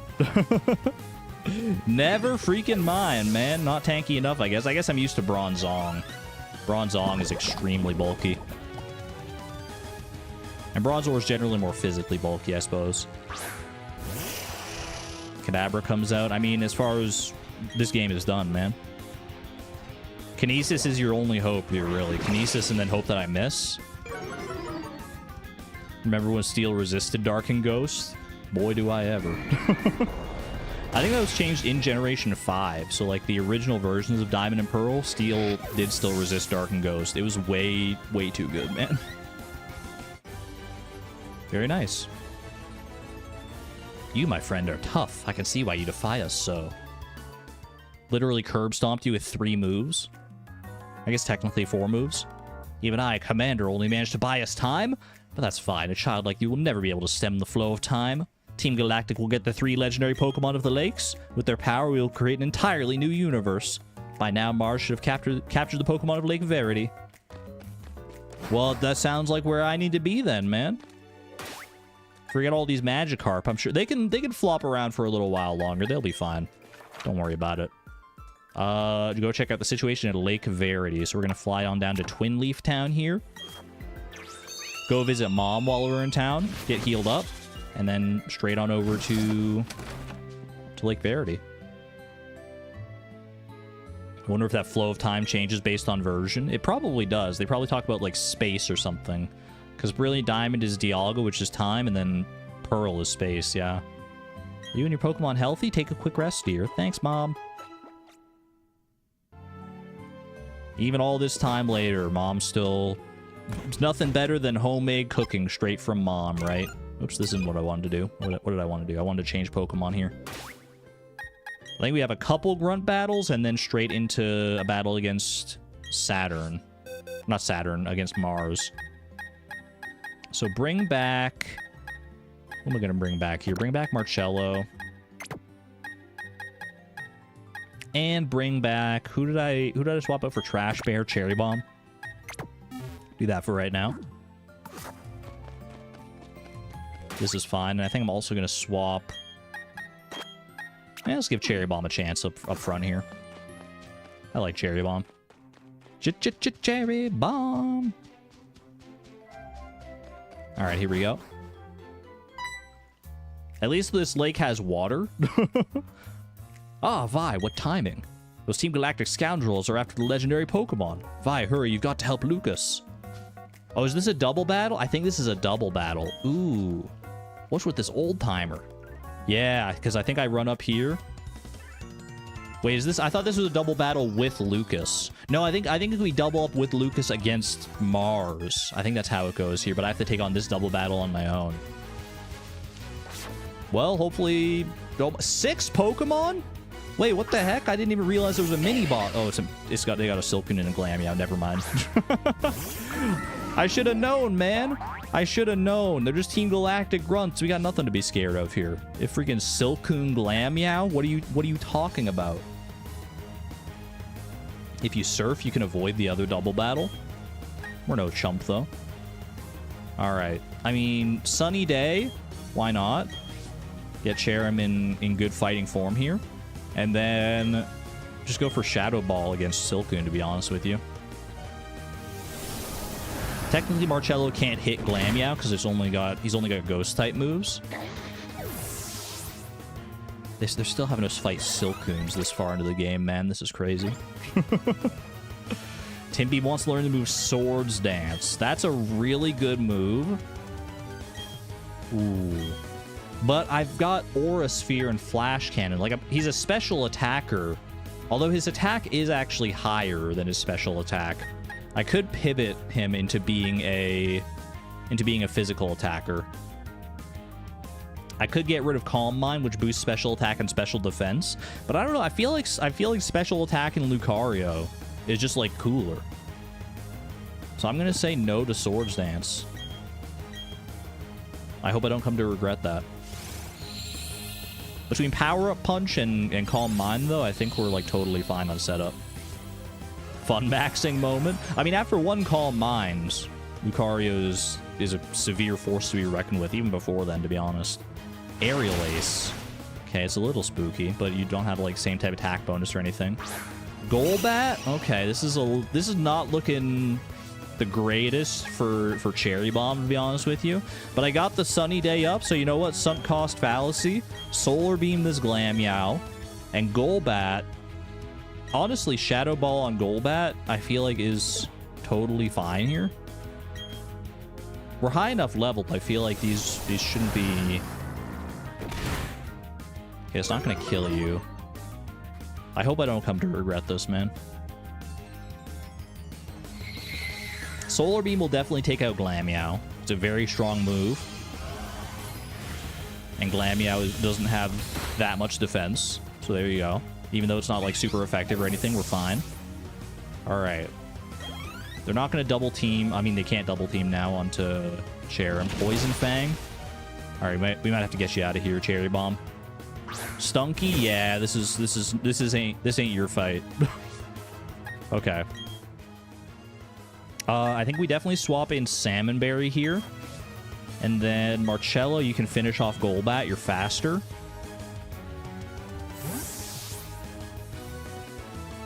Unfortunately, the sun will hamper Salmon Berry if we go for Surfs. But we're not really going to want to... Oh, Sucker Punch. I didn't think about that, man. Wait, these Team Galactic grunts are actually putting in the work?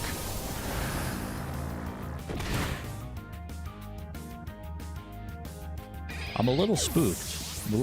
I'm not going to lie. But this is just a precursor to the actual fight, so we shouldn't need to worry about it too much. Another Glameow, huh?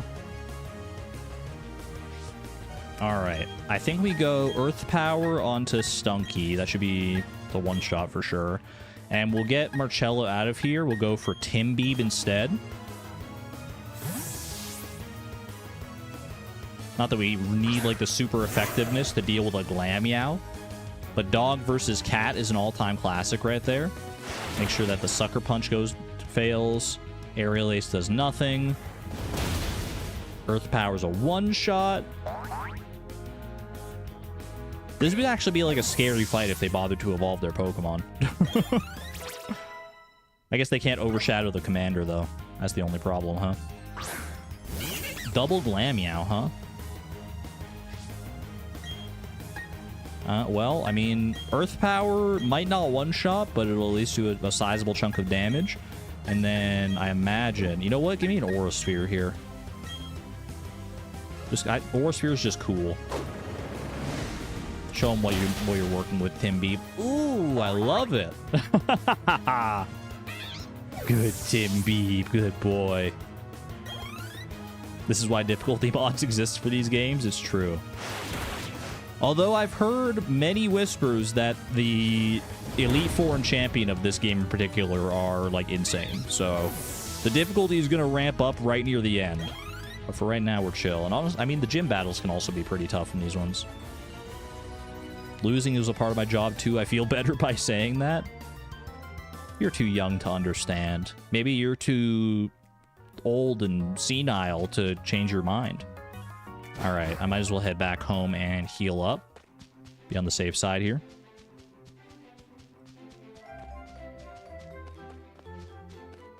After this Nuzlocke, I definitely would like to do more Nuzlocks of, like, actually harder games, like ROM hacks and stuff. I feel like this game is a decent introduction for a lot of people in my community who, like, don't or aren't familiar with Pokemon. This is, like, an easier way to ease people into it than by doing one of those, like, insanely hard ROM hacks. Snakewood? Isn't Pokemon Snakewood the one that's, like, so bad it's good? I don't know if it's hard in any capacity. But I feel like I've heard that it's so bad it's good territory for sure. Put Timbeeb up front here. It's the worst you've heard? I'll knock your Pokemon into orbit. Wait, that sounds cool, bro. Snakewood is not PG-13 friendly at all. Alright, noted. Moemon.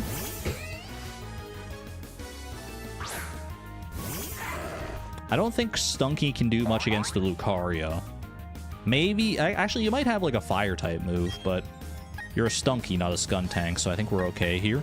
I think, honestly, just set up, like, one Calm Mind, because you do have two Pokemon, and then go from there.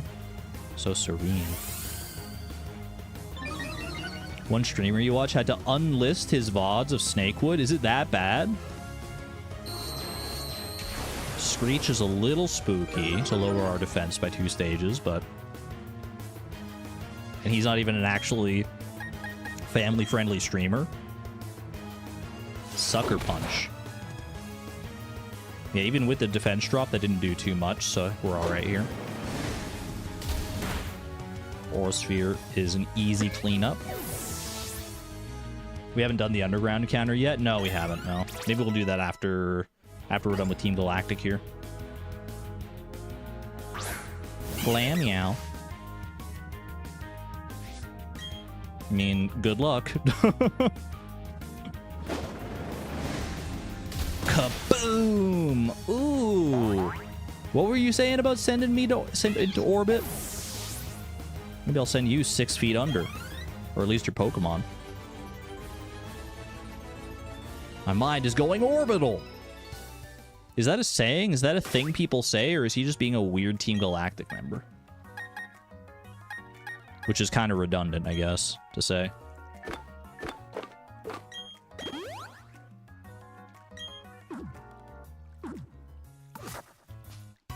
Didn't even need to worry about a double battle here. I think we do a double against Mars with Lucas, though. I'll have to double check that before we actually get into the battle.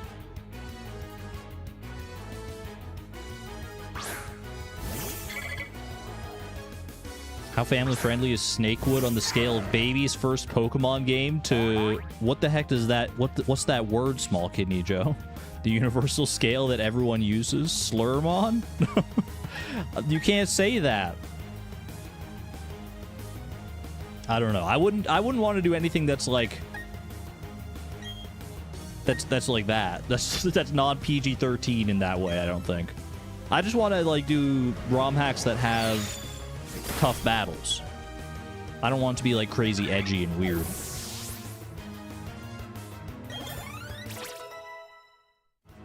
Put me in Pokemon Run and Bun any day, man. Although probably not literally Pokemon Run and Bun. That's a steep cliff to climb from from a vanilla game to Pokemon Run and Bun is like running a 2K race to an ultra marathon. It's such a different beast.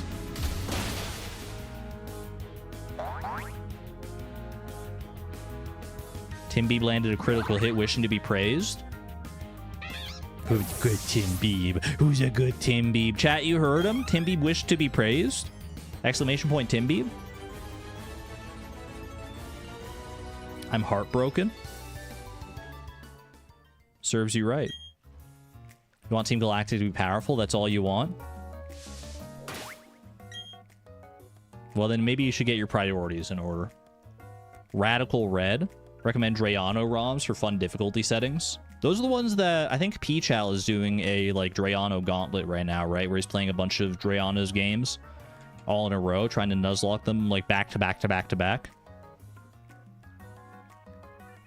I haven't played any of the Drayano ROM hacks, but they are popular for sure. All right. Team Galactic leader Mars is our next quote-unquote boss fight here. Feels more like a mini boss fight than anything else, I think, but encounter Lake 10 at Lake Verity. After stopping Team Galactic at Lake Valor, head to Lake Verity, and Lucas/Dumble has been accosted by Mars. She'll reintroduce herself and explain to you. I just want to see, is it a double battle? It doesn't seem like it's actually a double battle. It seems like Lucas is having a hard time with her, and we got to come in and save the day. Okay. More like a mini boss fight. And I'm not talking about the chibi-style characters when I say mini. Definitely not. That said, this Perugly is a game destroyer, man. At least when you first encounter the Perugly at Valley Windworks early on in the game, it's a nightmare. Now we've got more tools to deal with it, so I think we'll be okay here, but we should still prepare to be on the safe side here. Golbat. What do we have that's good for Golbat here? Astonish, Poison Fang, Bite, and U-Turn. I mean, we've got some electric types in the form of... We've got Pikachu and Luxray. We could go with Pie. Bring Pion in here to deal with Golbat. We've also got rock types.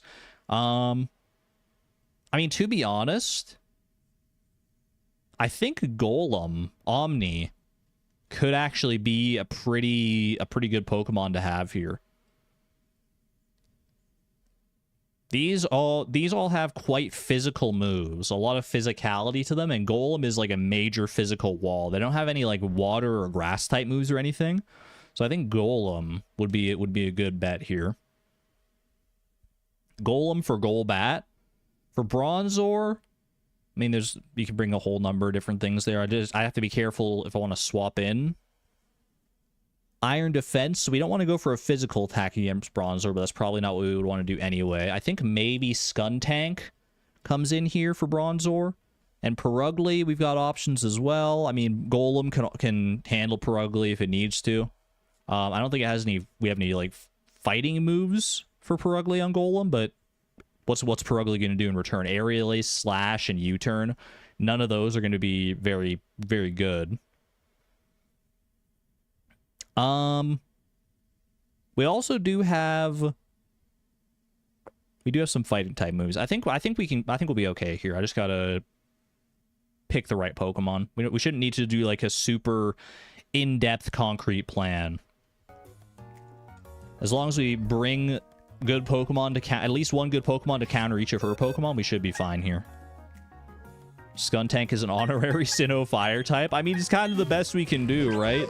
As far as fire types go, a lot of the time. We do have Rapidash, so there is that, but Rapidash, I mean, honestly, Rapidash could be good for Bronzor here, but doesn't really help us much with any of the other Pokemon. Omni, you're coming in. I don't think Dwarf Gadget's going to help us much in this fight. Omni comes in. We could bring Robin for Perugly. I mean, I don't think Perugly can do much to Robin, to be honest with you. My other thought is to bring Stardrop here. Pluck, quick attack, close combat, and Roost. I actually think Stardrop might be a better play here than Robin. Well, actually, no, I don't know, because Robin could probably just one-shot with Revenge, right? Almost definitely. Whereas I was thinking maybe Stardrop, because the Perugly is holding a Citrus Berry, so we could like Pluck to make sure it doesn't survive, and then close combat to finish up. But honestly, that might just be cuter than it needs to be. We probably just one-shot with Robin here. I'll show you the power of these trait evolutions in this fight, chat. How does that sound? Okay, take you in over Marcello here. And who else are we going up against? We're going up against a Bronzor. I mean, we saw that Rare Disc was pretty good against Bronzor. Or we could even go, I mean, if I wanted to show off the trait evolutions, man, Gengar is right here. Gengar doesn't even have that good of moves. We don't have like Shadow Ball or anything, but but part of me wants to do it. But did Bronzor have like a Psychic type move? It's got Payback, Gyro Ball, Iron Defense, and Confuse Ray. I think for that situation, I mean, honestly, Void could be pretty good here. It is fast, so Gyro Ball might hit kind of hard. I'm gonna play it safe here. I think Rare Disc is gonna be better for us here. Timbeeb is good to have. Zuzu probably doesn't do too much for us in this fight. Anybody else who could be like a weird little wild card in this fight or something like that? I'll bring Stardrop just in case I decide to get a little quirky with it here. And Cherry Bomb's not going to help us in any regard, so I'm going to go ahead and say, you know what? Honestly, Dwarf Gadget could be just like a good wall for a lot of things. And sometimes it's beneficial to just have that wall. Okay, Rare Disc. You're fine with the Person Berry, to be honest with you. Robin, we will give you... I think I actually have 2 Fist Plates. So Timbeeb can hold one, and Robin can hold another one. Don't let Gengar die. But I want to show off the underdogs. Did I have another Fist Plate that I scrolled past here? Hold on a second.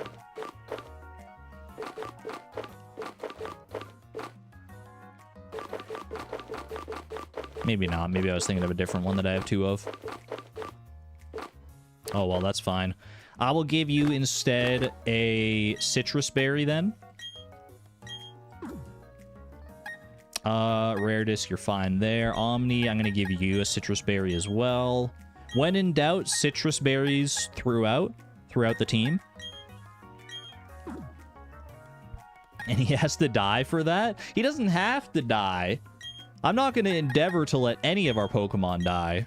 You know what I should actually do here is I'm gonna go ahead and swap held item here. There we go, do that for close combat. And then Timby, I shall give you a citrus berry. Yeah, no one has to die here, but I just want to use the underdogs if I can. If it comes down to using Gengar, if Gengar seems like just like the ideal play by a long margin, then that's what we'll go for. But in this case, I think we'll be all right. Okay, Golbat is our first one here. Go ahead and put Omni up front, and let's rock out. Does Golbat have Toxic or anything like that? It's got Poison Fang, which does have the chance to do Toxic Poison, but I realistically don't think it's going to go for Poison Fang against anything that we have in against it. So I think we'll be all right here. Cat on keyboard, no worries, Small Kidney Joe.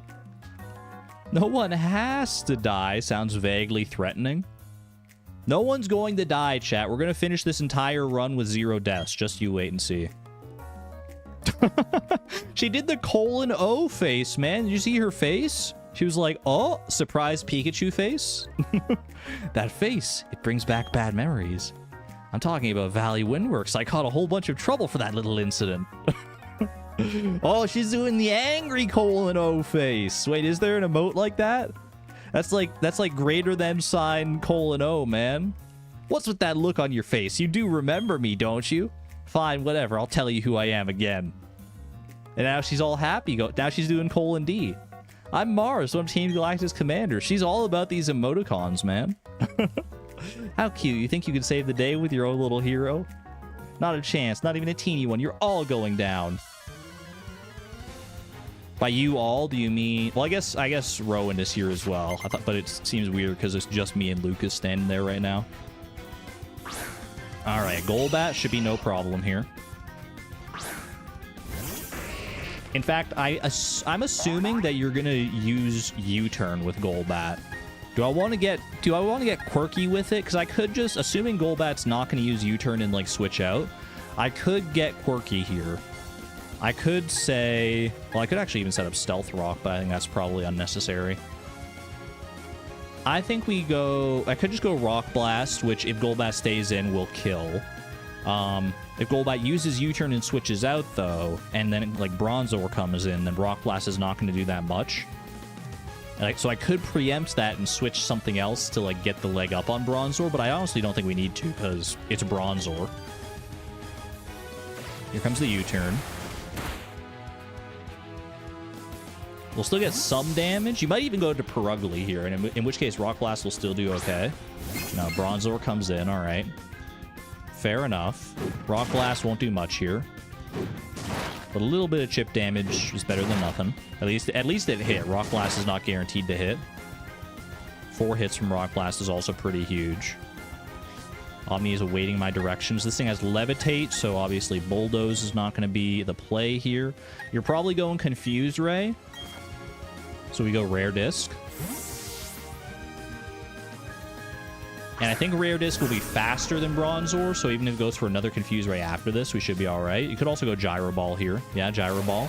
But we're slow. We should be faster than Bronzor, but not that much faster. The Gyro Ball is going to be a problem. Then you go Hex here. I could have maybe set up Nasty Plot and just, like, swept through, but actually, there's still a chance. Ooh, what are you going to try? Confused Ray. Yeah, I don't think we worry about a setup here. Setting up against a Mon that has Confused Ray is asking for trouble. So let the Person Berry do its thing, and let's finish this guy off. Watch her do the A thing after losing. I know the exact face you mean, the anime. The anime, like, oh! I know the one.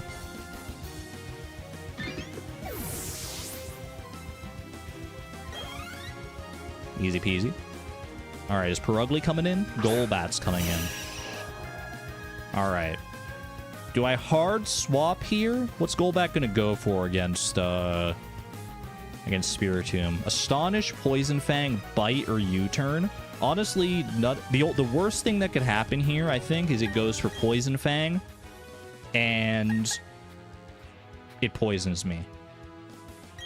But I don't think it's going to do that, because Rare Disc resists poison, so it's surely going to go for, like, Astonish or Bite or something here, or even U-turn.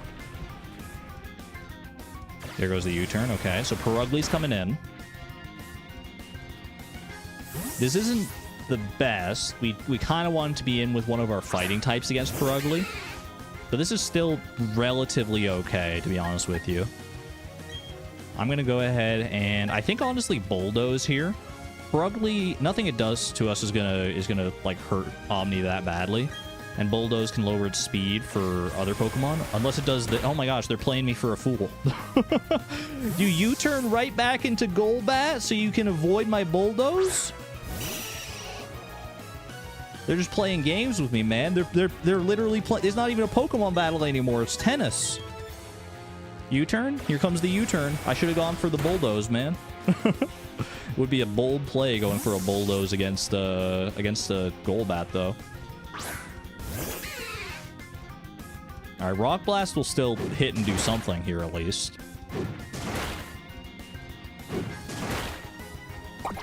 There goes the Citrus Berry. Yeah.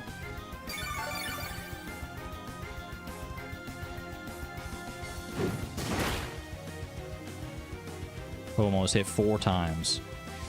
Okay. Do we think it's going for U-turn again? They seem to be having such a fun time with that. I almost kind of want to preempt that and go to, like... What if I go Star Drop here? If I go Star Drop here... Or I could go Timbeeb here as well. Timbeeb would resist the U-turn. And, I mean, Flash Cannon would still do a decent amount against... Or I could even go Robin here. You know what? I think... Let's not get too cute with it. I think you're going U-turn into Golbat, so I'm going to hit you with Rock Blast. You're going Growl? What the heck, man? I completely forgot that's even a move you have, because it's like the least threatening of all your moves. I mean, I'm going to do a little less here for sure, but...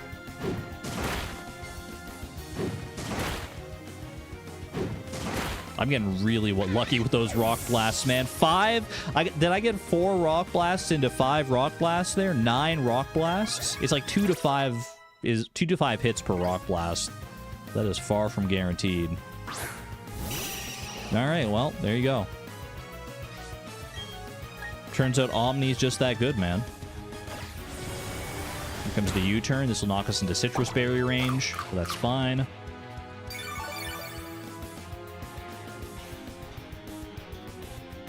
Rock Blast, as long as we hit, should be... Well, it actually might not be a one-shot here, but... Still a very sizable, respectable amount of damage.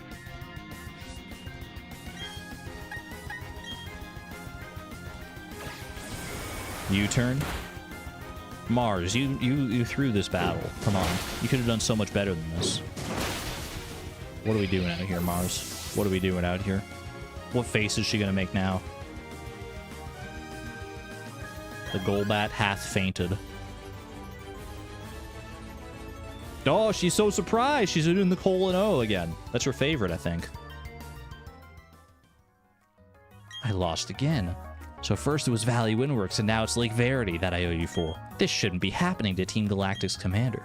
Calm down, Mars. I've done my part in all this. My mission was to transport the lake Pokemon to our HQ. They keep telling me that, man.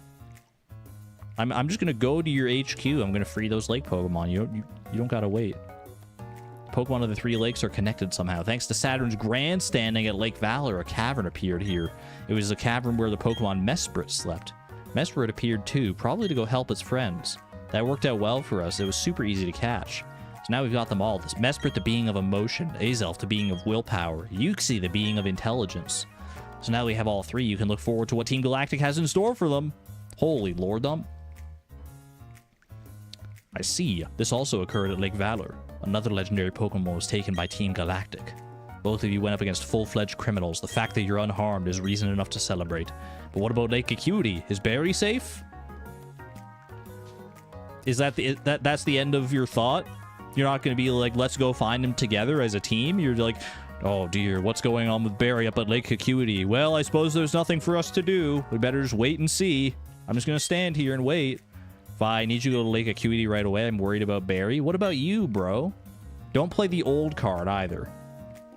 What's Team Galactic up to? They better not harm the Pokemon they took from the lakes. Bruh. It always comes down to the 10-year-old child, huh? Rowan has the brain cell in Pokemon. He actually figured it out. The only smart professor. All right. Check how things are going up at Lake Acuity. So now we actually have to go all the way up north here through an area that we've never been through before. Before that, though, we should figure out about our Grand Underground encounter here. I think it's been long enough, man. I don't know what options are available for us. I'm not gonna, like, go... I could go down, like, a wiki rabbit hole and check, like, on Bulbapedia and stuff to see what Pokemon are all available. But in my heart of hearts, I'm like, you know what? Fire types are rare. In Sinnoh, as we've seen, we only literally have one fire type and some pseudo fire types. So I think we go underground, we find an area where fire type Pokemon are available, and then we go from there. Have a good one there, Saskia. Thanks for being here. Take care. Let's see. I'm gonna need something to help me catch fire types, though. Or to catch something in general. You have Hypnosis, but, I mean, you are weak to fire. I guess you're not actually weak to fire because you have Heat Proof. Still, though. You know what? We should be fine. We'll be fine. Famous last words. Alright. I don't know where to go in the Grand Underground. I would like to enter the Grand Underground, please. Play alone. And let's see here. I want to... Can I open the map bigger? I would like to be able to view the map more... Grand Underground map. Here we go. Okay. How do I know where to go? I don't think I do. I think I may need to look on the wiki for the area here that I need to go to the Grand Underground for this encounter. Let's see. Let's wiki that. It does show the biomes, and there's like one particular biome that has more fire types than others, I think. Let's see. BDSP Grand Underground.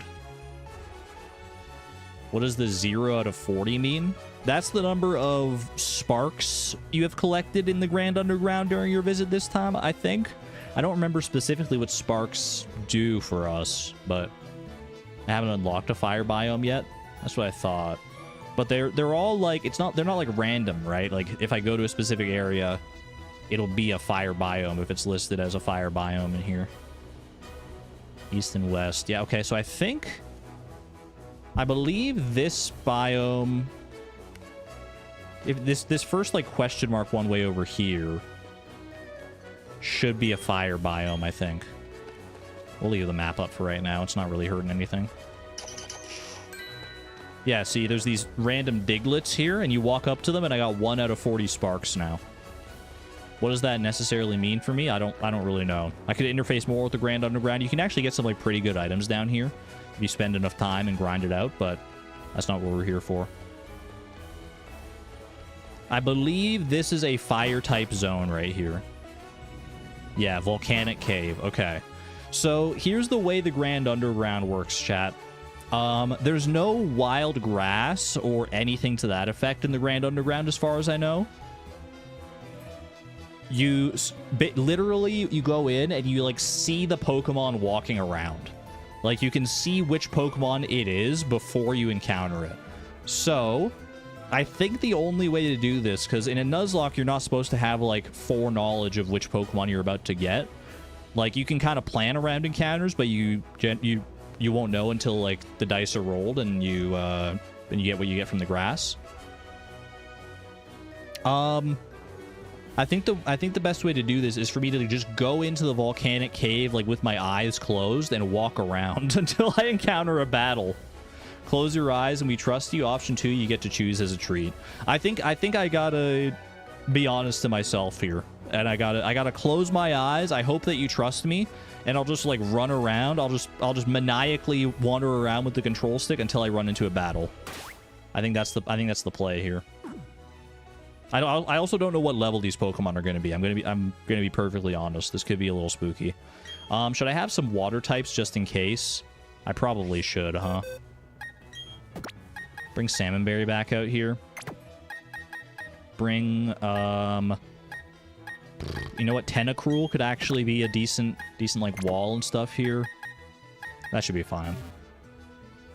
And careful not to fall in the lava. Am I actually going to close my eyes? I am. And I feel like I hold myself to when it comes to these encounters and all this and these challenges and things, I feel like I hold myself to a higher level of integrity than anyone else does in chat. So I feel like you can trust me because I care about the challenge more than anybody else, I think. Level 100 Volcanion incoming. Well, let's see what our options are, shall we? Let's go. If I go check like Volcanic Cave, it should give me a list of possible encounters here. Volcanic Cave Pokemon. With each additional badge earned by the player, the levels of the wild Pokemon are increased. Here, I'll show you what I'm looking at on Bulbapedia here. So we're at 6 badges, which means the level of this Pokemon will be 39 to 43. So there's technically a chance that we encounter a Pokemon here that is higher level than our level cap, which would be hilarious. Like, if it's a really good fire type for us, but it's too high level to use, that would actually be ridiculous. After the player fulfills a particular objective during their adventure, another group of Pokemon are added to the possible encounters. The spawn rates for certain types are influenced by the active statue effect applied to the secret base statues. Okay. So the base encounters are these 3 right here, of which I have 2 of them. I've got Geodude and Onix, so there's a chance for a Skorupi. There's also, after you obtain Strength, you have a chance to encounter Ponyta. After you get Graveler, you have a chance to get, or after you get Defog, you have a chance to get Graveler. After you get the National Dex, which we don't have the National Dex, so none of these are available. And then rare spawns, you got Houndour, Houndoom, and Magby. Wait, this kind of sucks. So it's from what I'm reading here, I think the only possible encounters for us are Skorupi, because Geodude, Onix, and Ponyta we already have. So we either get Skorupi, or we get one of the rare spawns of Houndoom or Magby. Which would be really good if we could get either of those, to be honest with you. I'd prefer probably Houndoom. I was kind of hoping we get access to all of this, but you don't get that until after the National Pokedex, which isn't until after we beat the champion, so that's kind of out of our bailiwick. Oh well. I still want to take my chance at a fire type. And worst case scenario, honestly, Skorupi is still pretty good. Like, Skorupi evolves into Drapion, and Drapion is a pretty solid Pokemon. So honestly, I think even like worst case scenario, we don't get a fire type here, and we still get a Pokemon that we're pretty happy with. That is my personal assessment of things. Yo, Detoris, thank you for becoming a member at the Electron level, by the way. Sorry, YouTube chat was frozen on me, so I couldn't see that. I'm literally having to like refresh YouTube chat so often, man. I don't know what it is with these Pokemon streams. Maybe there's something weird, some weird interaction when I have like my Switch on or something. I don't know, but I should check the other table. I can check the other tables, but there's like so many of them, I think. There might be fire types in sand rooms. Okay, I can check that. Let's have a look here. Let's see, Grand Underground. Is there just like a list of all the different biomes that I can... Oh yeah, right here, okay. YouTube chat is buggy. Yeah, but it's not normally this buggy. I find it normally... It freezes a lot more during, like, Pokemon streams for some reason compared to Stardew streams. It still does freeze during Stardew streams, but not as much. Alright.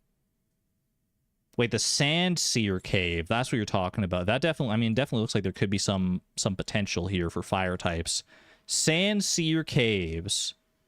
So these are all national decks. So we have access to Skorupi again. Hippopotas is a new one, but we already have a Hippowdon. The other rare spawns are the same as the volcanic cave. Oh wait, Shining. It says these are exclusive to Shining Pearl. Actually, is Magby also exclusive to Shining Pearl in the volcanic cave? It is actually. So we only have access to Houndoom or Skorupi. That is interesting. Okay. Should we look at the other possible caves here? The Typhlow Cavern? Can I get access to this? Can only be accessed after the player explores. Okay. Skorupi, Ponyta, Graveler, Rhyhorn, Houndoom, Magby. I'm starting to see a pattern here. I'm starting to see a bit of a pattern. That's all the different fire type caves. Let's check some of the other caves just so we have some knowledge here. Misdreavus is exclusive to Shining Pearl, so we can't get it. Metatite would be new. After any Icicle badge, so we don't have access to that, but Mr. Mime we already have anyway. We could get Togepi. We could get Houndoom. We could get Smoochum, Elekid, Ralts, Duskull, or Absol. That's quite the allotment of Pokemon, to be honest with you.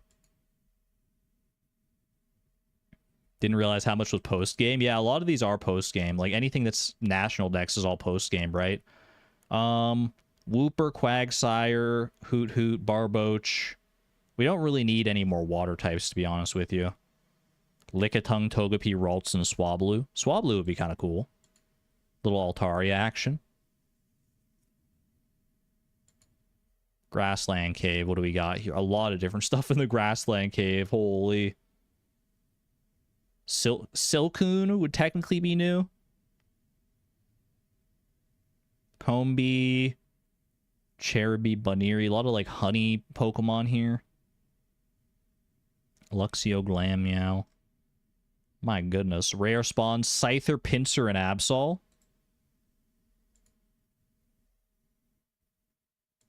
That was the Grassland Cave. Icy Cave, we don't get access to these until after the Icicle badge. Bunnery and Bronzor. We don't really want a Bunnery. Magnemite, Swinub, Smoochum, Swablu, Snorunt, Glalie. I don't know, man. I still think the Volcanic Cave is probably our best bet out of all of these. It's got a very limited supply of Pokemon, so we're either getting a Skorupi or we're getting a Houndoom. Both of which I am, like, totally fine with, to be honest with you. I'm looking to see if there's anything, like, of huge interest here, but, like, nothing's really speaking to me. Hope for the rare spawn, basically. It seems to be the case here, yeah. Spacious Cave. Gives you a whole bunch of stuff that we probably wouldn't want to worry about. Magnemite, Houndoom again, Swablu, Absol. I mean, these are some pretty interesting Pokemon here. I think we literally, yeah, we got it. No matter where we're going, we're hoping for a rare spawn. I think I go Volcanic Cave. I'm already here. I'm already outside of one. Let's do it, man. You think the eyes closed thing might not be necessary, but you respect the commitment? I'm gonna try it and we'll see, because I don't know how rare a rare spawn is, so we're gonna try here.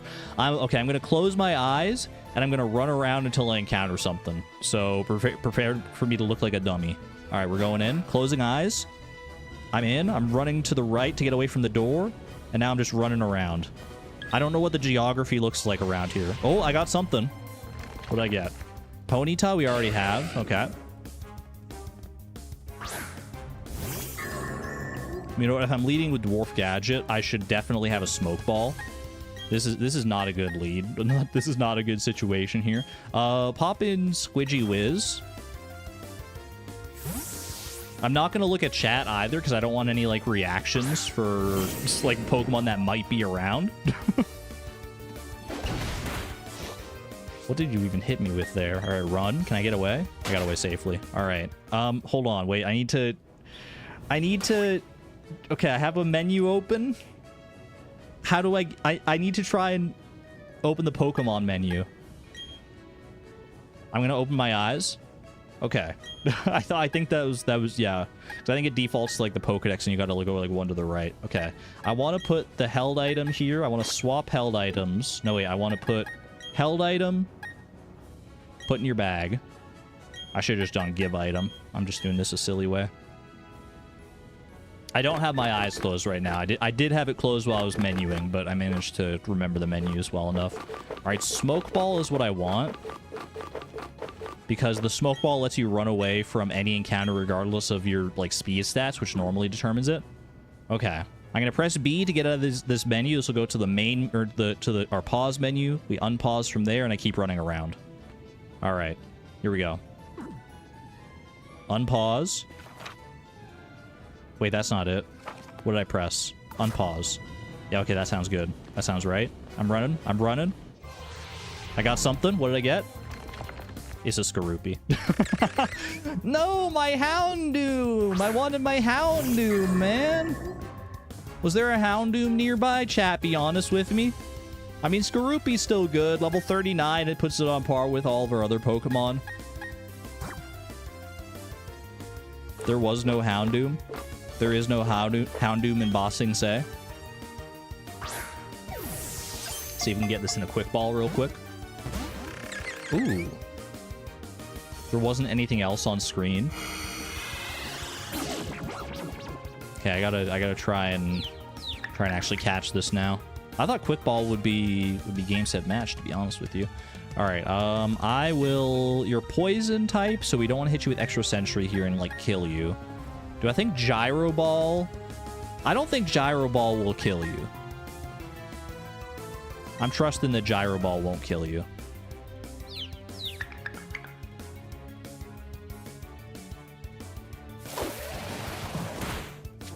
Yeah, not even close. All right. I did have my... I was holding my breath a little bit, not gonna lie, because I wasn't sure exactly how weak Skorupi was gonna be. Night Slash. Ow! What the heck? Okay, that was a critical hit. I was gonna say, that was nuts, man. Dwarf Gadget. I thought you were supposed to be like a defensive wall here. All right, hit you with another Gyro Ball, if I can. Cross Poison doesn't affect me. That's a really good move, though. Like, pretty good moveset here. Night Slash, Cross Poison, Confuse Ray. I didn't even know that Skorupi got Confuse Ray, to be honest.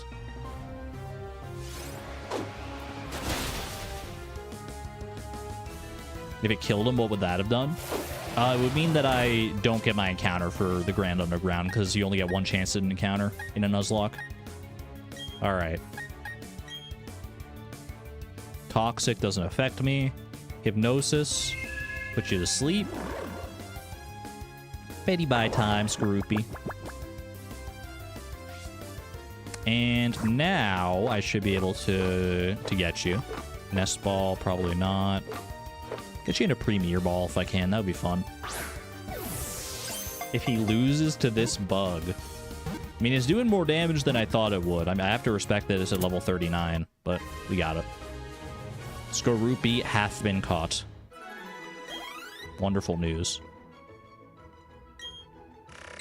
The Scorpion Pokemon. It grips prey with its tail claws and injects poison. It tenaciously hangs on until the poison takes. I'm not mad about it, man. I would have loved a Houndoom, but I mean, Drapion, which this will evolve into, is a phenomenal Pokemon in its own right, so this is fine. Would I like to give Scorpion a nickname? Yes, please. I mean, the only Scorpion-related thing in all of Stardew Valley is Scorpion Carp. Am I calling this guy Scorpion Carp? Or is there something more creative we can do than that? Something that stings? Like a cactus? I already have Freg Cactus. Lobster Bisque? I mean, this is the closest we get to a lobster Pokemon, probably. At least in this playthrough. There's like Corefish and stuff, but... like, it just feels, like, silly to name him Scorpion Carp, man. Willy? We already have a Pokemon named Willy. Oh! Oh! In the Bro, in the Desert Festival, there's all those racers, and one of them is a scorpion named King Sting. You gotta go King Sting, man. There's no other way. I just remembered that just now. That's such a good name for a scorpion, man. King Sting, my goat. I would like to send King Sting to a box, please. And we'll check him out in a second. Let's run around and just see if there's a Houndoom somewhere about. Did we get a rare spawn? I see Onyxes. I see Ponyta. Chat, can you tell that my eyes were actually closed? The way I was running around.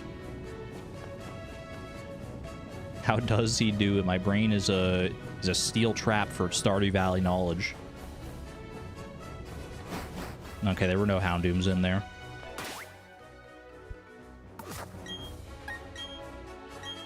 Yes, they were closed, I promise. I fully promise you that. He even reads chat with his eyes closed. You seem to be one of the only people in chat who didn't also close your eyes. Wait, 1 in chat if you closed your eyes during that. 2 in chat if you were actually watching. You guys didn't have to close your eyes. I appreciate you like committing to like the role play, but rare encounters down there are rare. I figured that might be the case. When they say rare in Pokemon, they often mean like rare. Okay, most people had their eyes open. Skorupi. King Sting. Oh, baby. Let's see what you're working with. Bold. Lowers your attack and raises your defense is not great. Battle Armor is an insanely good ability, though. Hard Armor protects this Pokemon from critical hits. Critical hits can be the death of you in a Nuzlocke, so having a Pokemon that's immune to a critical hit is really good. Cross Poison and Night Slash are also really good moves. What level does King Sting evolve at? Skorupi. Surely Skorupi evolves earlier than level 39, usually. Right? Let me see here.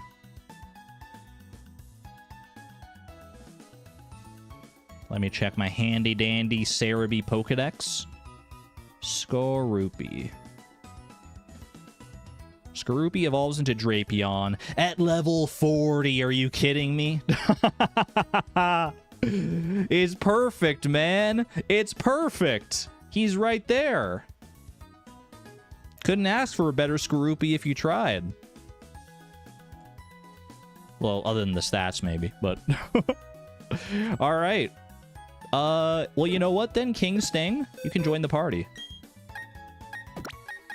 We'll join the party, get you some experience in the back, and you'll evolve before we know it. That is wonderful news. Anyway, we are about to start our trek now. Now that we've gotten our Grand Underground encounter finally, got that out of the way, we're about to start our trek up towards Lake Acuity, which is to follow... Basically, what you have to do is you have to start, like, around here, Celestic Town. You go into Mount Coronet. There's a little bit of a cavern that you go through, and then you go up this big snowy route filled with, like, Ice-type Pokemon and stuff. I don't know how many trainers are out there, to be honest with you. I don't remember there being, like, that many trainers, to be perfectly honest. So I think we'll be mostly okay, but I should be prepared to fight against Ice types. So, to that end, what does a good Ice-type team look like? First and foremost, while we set up our team here, let me go ahead and I'm just going to move all of my items back to my bag. That way I have them all to play around with. There's a fair amount of trainers. And they probably don't all have, like, Ice-type Pokemon. We want to have some good, like, general-use Pokemon, as well as some good... Well, here's the thing. I want Pokemon that are good against Ice types, because we're going to, like, an icy area. But I also don't want all the Pokemon that are good against Ice types to get, like, so much experience that they hit the level cap before the gym, right? Because, obviously, in the gym, there's going to be a whole bunch of trainers that will get more experience from there. So I need to be careful about that. Like, Firewalker's already level 40. Firewalker is an obvious pick for this route, but I don't know if we want to do that just yet. if we want to bring you out just yet. Getting Firewalker to level 42, though, prior to the gym fight could be imperative here. So you know what? Bring out Firewalker. Dwarf Gadget is also pretty good for ice types with the Gyro Ball. We only have 5 uses of Gyro Ball, but it does also resist ice. It's a good wall in general, so I think it's fine. You're fine to have around. Who else? What else is good against ice types? A lot of stuff, to be honest with you. Fighting is good. Okay, I mentioned this at the start of the stream. I think Willy is going to be an MVP in this coming area because ice types come part and parcel with the hail weather condition, which does damage over time unless you're an ice type.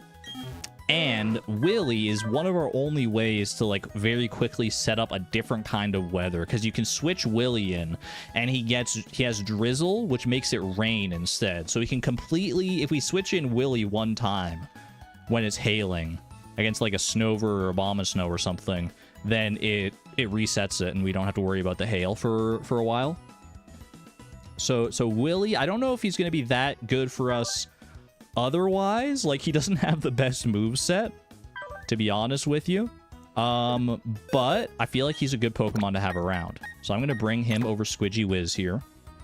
Golem. I was thinking about Golem because Rock is good against ice types, but also Omni is super weak to ice types, being part ground. And he doesn't have good special defense because Golem is more physically tanky, and a lot of ice type moves are special. So I think you can sit this one out for right now, Omni.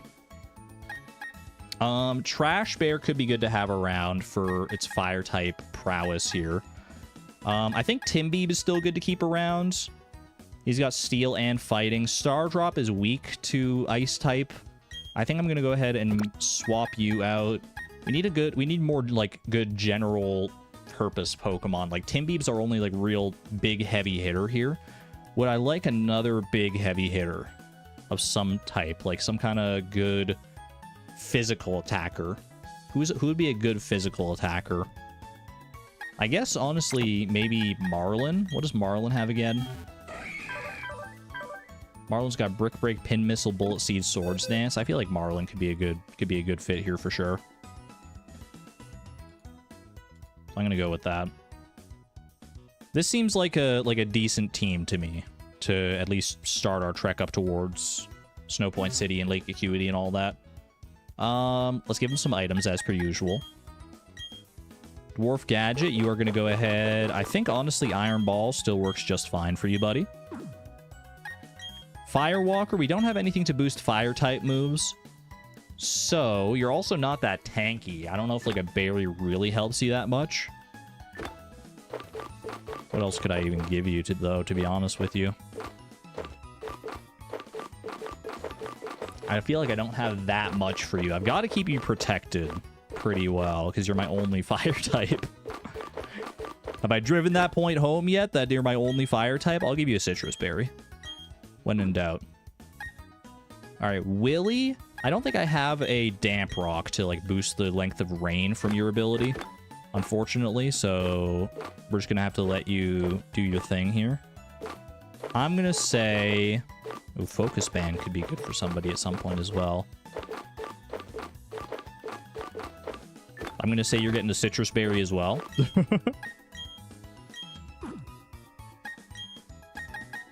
Timbeeb, you go ahead and take a fist plate, my guy. Or do I give you an iron plate? Because, you know what, Flash Cannon. Flash Cannon could be useful here. No, I'm going to give you the fist plate, because you have 2 fighting type moves. Marlin, I could go for, like, an insect plate, or I could go something else here. Silver Powder. Don't we have something that boosts, like, grass type moves? Because you have Bullet Seed. I don't have anything to boost grass type moves, though, unfortunately. We'll just go with the insect plate then. What's all this prep for? We're taking a trek all the way up to Snowpoint City. We got to be ready for anything. And you, my friend, can have a Dread Plate to boost the power of your Night Slash. Fist Plate on Marlin. What is Marlin's moves again? He's got Brick Break, Pin Missile, Bullet Seed, and Swords Dance. I think honestly, Pin Missile is the thing that would need the most boost from it. Brick Break's already pretty strong, so I think Insect Plate is good here. Although bug moves are not that good against other Pokemon. So we could, I guess we could go like this. You could swap this here. Fist Plate for you, and then Iron Plate on Timbeeb. If we're going up against ice types and stuff, I think that's fine. All right. This looks good enough to me. Let's go ahead and lead with Firewalker. Firewalker is our primary... I mean, it's honestly one of our fastest Pokemon, so if we run into, like, wild Pokemon, then it'll be good for running away. Although we're probably gonna have Repels up anyway, but this is fine. Also, you know what we haven't been taking advantage of, man? We can have one of our Pokemon follow behind us. Chat, who do you want to have follow behind us right now? All of our Pokemon are bluish. We do have kind of a blue team, and then there's a splash of red from Firewalker.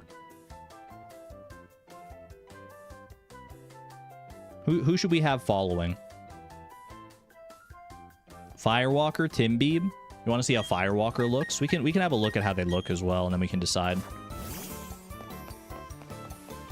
You're not running fast enough, Fire. Oh, now you're galloping. Ooh! Oh my gosh, it looks so cool. I really like Rapidash, man. Rapidash looks pretty nice. What about Timbeeb here? Walk together with Timbeeb. Timbeeb is menacing. He does the Naruto run. He throws his arms back, man. He's doing the actual, literal Naruto run. That's so funny. Oh my gosh, that's so good. All right, all right. We'll stick with Timbeeb for right now. Let's go to Celestic Town, and we can go north from there. Can you see the Pelican, please? Sure. We might as well see how they all run. Let's give everyone their due day on the catwalk here. Willy, what do you got? Walk together with Willy. Just like down at the beach. He's a little slow. Oops, I didn't mean to go in the cave. He's a little slow, but he's got the spirit. He's actually not that slow, like, compared to the likes of, like, Salmonberry and stuff. What about Dwarf Gadget? How slow are you?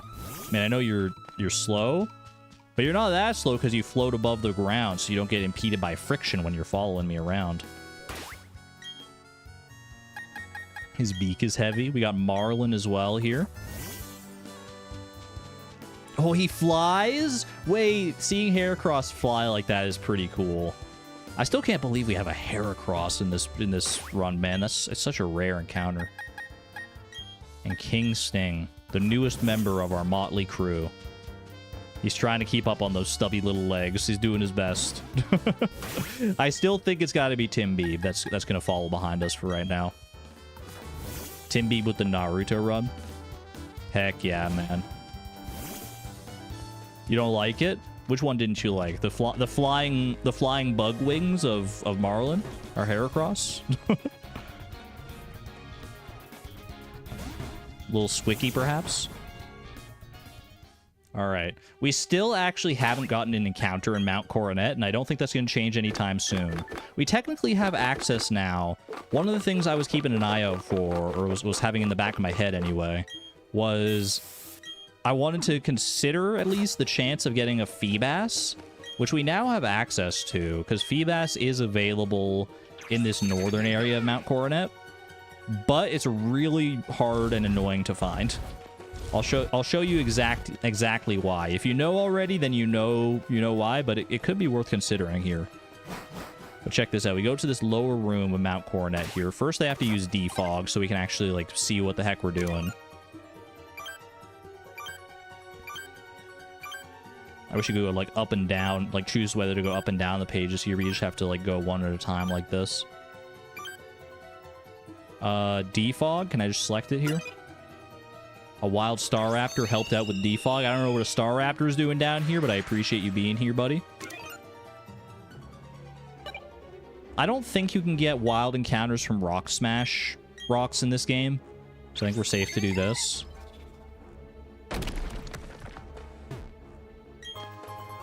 Bag of Stardust. That's just, you sell that for money. It's not so bad.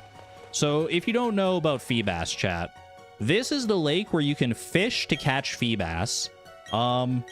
Which normally sounds fine, right? Like, it's like, oh, how rare could it be? A fishing encounter? The thing about it is, you see how big this lake is? It's a sizable lake. And on this lake, there are exactly 4 tiles that change every day where it's possible to catch Feebas. And it's not even guaranteed if you fish in that tile that you will reel in a Feebas. You could still get like a Magikarp or something. So basically you have to go tile by tile, fishing like a couple of times per tile. Light clay is pretty good. In order to try your hand at getting a Feebas. Feebas or Riot? I gotta make sure, hold on, I gotta make sure I'm not just like getting lucky here and not getting encounters. Let me check the lowest levels of like the wild Pokemon around here. That way I can guarantee that it, like, the repels should repel everything, but it only repels stuff if it's lower level in your lead Pokemon. So let's see, Mount Coronet. Feebas or Riot? Do you guys want me to go fishing for Feebas right now, or do you want me to like do that off screen? Because let me just check here. Where does Feebas show up? I'm looking at the lists. You know, I can just control F Feebas. Surfing here, the lowest level of anything, is technically, well, there's the highest level of anything, I should say. You can technically encounter a level 40 Golbat while surfing, but we already have a Golbat. We've already gotten one, so we wouldn't need to worry about that. And then fishing, you can fish with the old rod for a chance at either a Magikarp or a Feebas, and we already caught Magikarp in the past, so we wouldn't need to worry about that. Hold on, what'd chat say? My chat froze again. Yes, yes. You've done it several times. You've always had a terrible time to be had. You can't tell us about it and not expect us to want to see it. Yeah, you can't level manipulate for Feebas. You just have to hope and pray, basically. Repel manipulation won't help us in this regard. I've never done a Feebas grind before. Like, I've never actually caught Feebas. There's a first time for everything, though. Look at how big this lake is, man. Am I really gonna do this? We have to try. We have to at least try a little bit, right? So what's the method here? Hold on a second. Let me see. No, no, oh, cancel that, cancel that. That's the good rod. We could catch something that we don't want with that.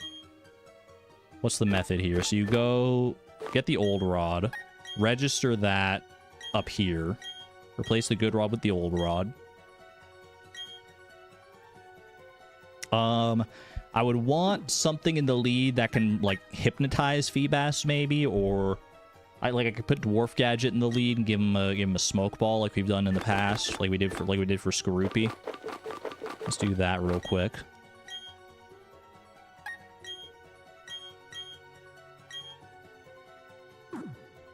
And then I can go swap you out front. That way you can run away from any of the Magikarps we may encounter. You did Shiny Hunt to Feebas in Pokemon Scarlet, even with the Shiny Charm and Shiny Sandwich, it took hours. I don't know how much rarer it is in Pokemon Scarlet. Every Pokemon game has like its own different way to get Feebas. You tried as an 11-year-old in your original Diamond save and you got so tired. I think now, as an older person, like when I was originally playing these games back when I was a kid, I didn't have like the patience that I do now. Now I've got enough patience, I can definitely do this. I just need to know, like, what's the best way to do this? Like, I can stand here in this tile and I fish this tile. And then we wait. Not even a nibble. And then you fish again because you didn't get an encounter, so you don't know if there's a chance for Feebas or not. Not even a nibble. And then you go again. Okay.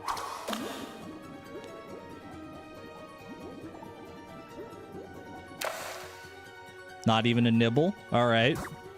This is going great so far.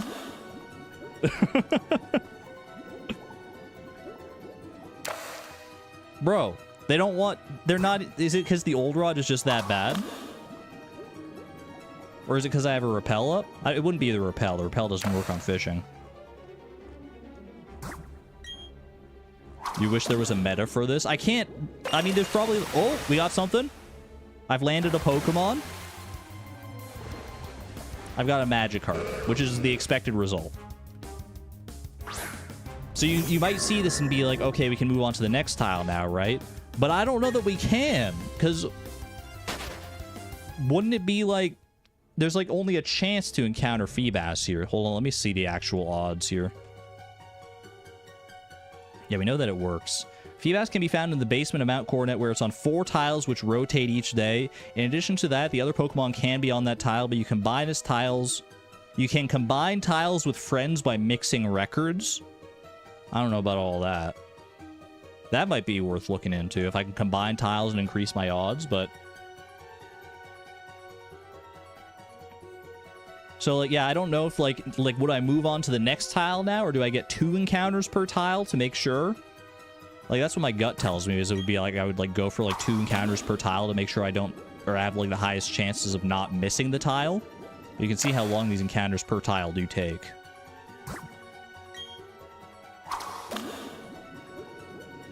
Could I really call myself a master angler if I don't commit to this, though?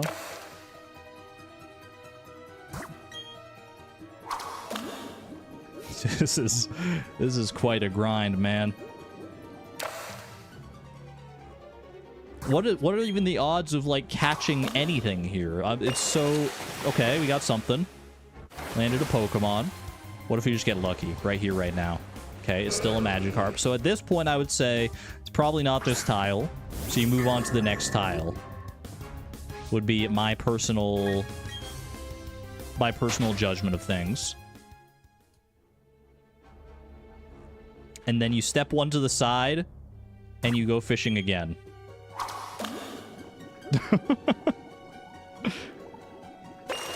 Oh.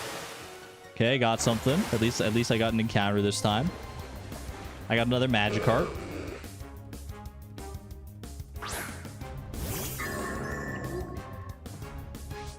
That's what you thought a tile would be? Yeah, tiles are, I mean, they could be smaller. Check your previous message for the best way to find it. What would lesbians say? My chat was frozen earlier. I had to refresh it. The meta back in the day was lending your console to your friend's pothead brother to catch the Feebas for you. I mean, this is a very mindless activity. So, like, that tracks. You know what? That definitely tracks.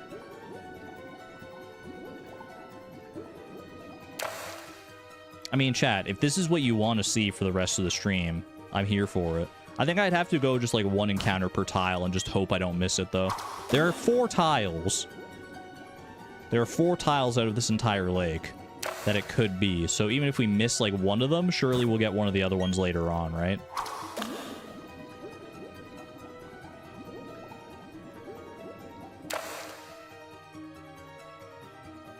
One in chat if you want me to do this for the rest of the stream and try and get a Feebas live. Whoops, I reeled it in too fast because I forgot you can't just mash the buttons. 2 in chat if you want me to try and do this off stream.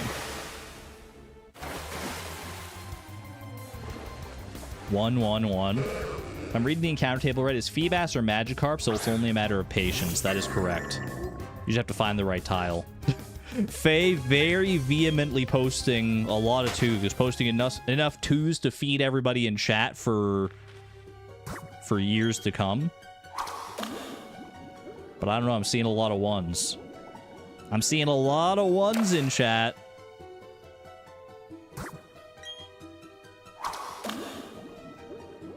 You can hear in my voice that I don't want to. I'm fine doing this, to be honest with you.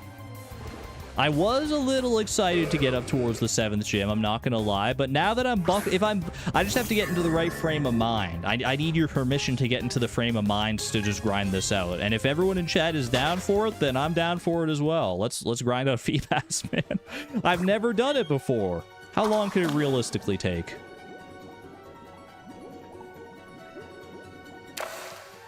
We have the majority of 1s, but Argon gets the veto. I'm not vetoing, man. I want this Feebas. I'm going to do this one way or the other. It's just a matter of whether you want to join me for the adventure. So here we freaking go. You know what the most cursed thing about this is too, though? I think... Because there's like... You can see like there's like a rock there in the water, right? I believe, unless this was changed in the remakes, that the tiles that are chosen each day can be those rock tiles, in which case you literally can't fish on them. And so that, like, limits the amount of tiles that you even have access to.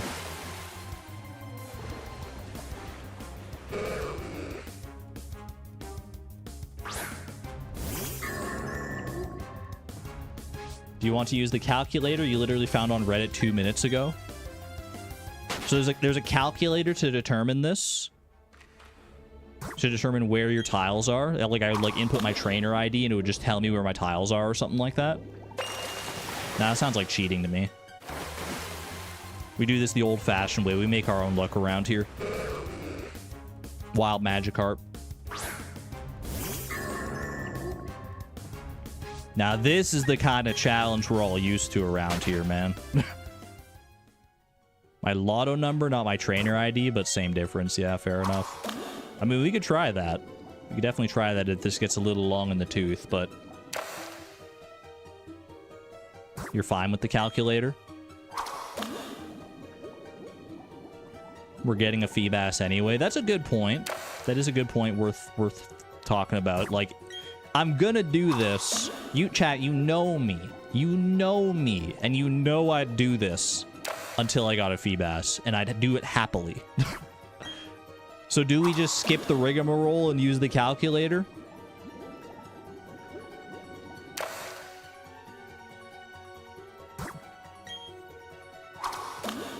Because like you say, Dragonic Moon, either way we're getting a Feebas. Skip it. 1 in chat to use the calculator to find our Feebas tiles. 2 in chat to keep doing this for maybe literally like 6+ hours. I probably wouldn't do it for the stream would be over before I finish fishing all the tiles for sure. You're indifferent. 1, 2, 1, 2, 1. It's pretty even split. Good evening, Seta. Welcome on in. You're here at the most exciting part of the stream, Feebas fishing. You say to finish the row? Dude, I'm not getting any encounters here.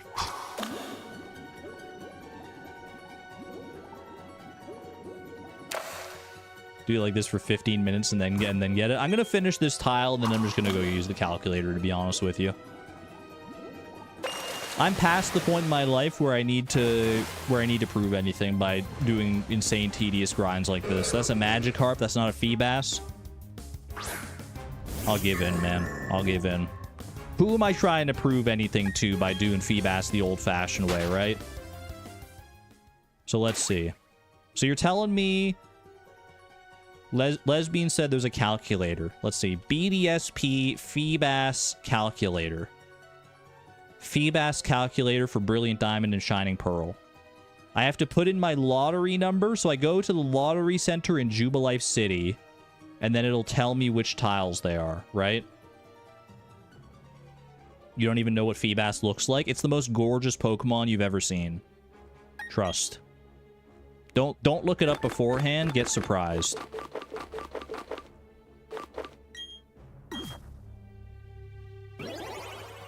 Escape rope me. Now watch the calculator tell me it's on one of the tiles I fished on. Now that would be a plot twist.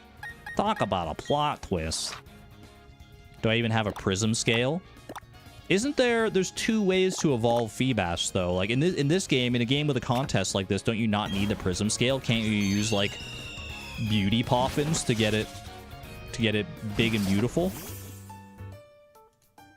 Hold on, let me check. It says you can use either. You can either... What is this method?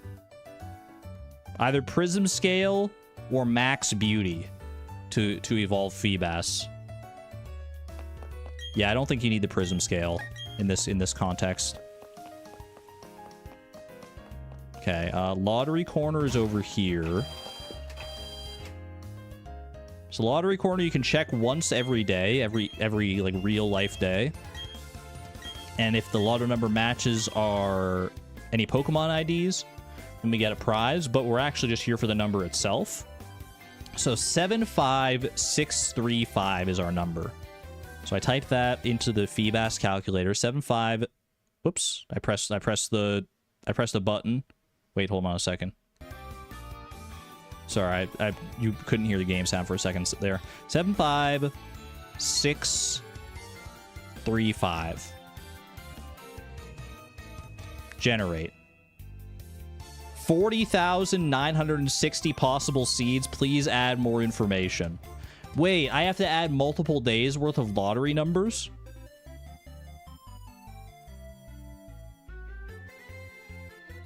Hold on, is this the right calculator here? How to use the Feebas calculator? You need at least 2 days worth of lottery number information. Oh no! So I'd have to like check the lottery numbers tomorrow and then come back.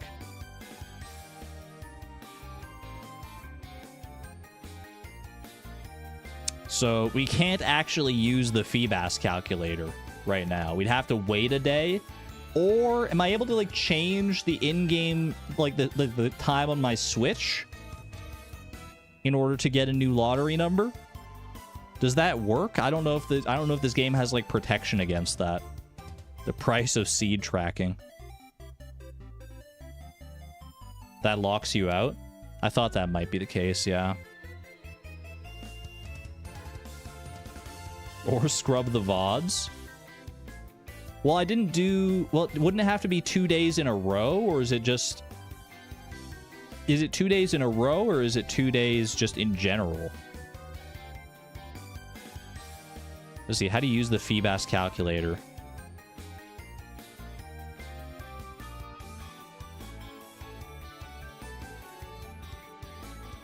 Day 1 and day 2 information. There's not a lot of information, to be honest with you. It took me 3 days of trying to use the calculator, the old calculator to get my Feebas, and I found out how to use this one. How do you get the day 2 lotto number? Do you have to wait 24 hours? Yes, you have to wait until the next day or get your 2 days of lotto numbers, which you can use, which you can wait till 12 a.m. to get your second set of numbers. I think it has to be consecutive days. You sure we checked the lotto number the first time we came here? If that's true, then I still don't think it would matter because that was like months ago. I think you need consecutive days of lotto numbers for the calculator.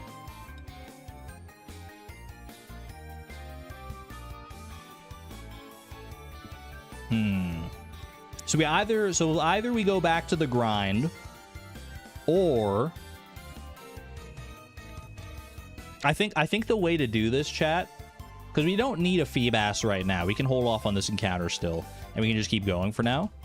I think the way that we do this is that I keep this in mind, and then the day before I do my next Pokemon stream, I check the lotto number, and then during that stream, I can check the lotto number, and then I'll have 2 days in a row of lotto numbers so I can use the calculator and get Feebas then. How does that sound? I think that's totally fine. Did I win anything here, by the way? I'm sorry you didn't get a match. What a ripoff.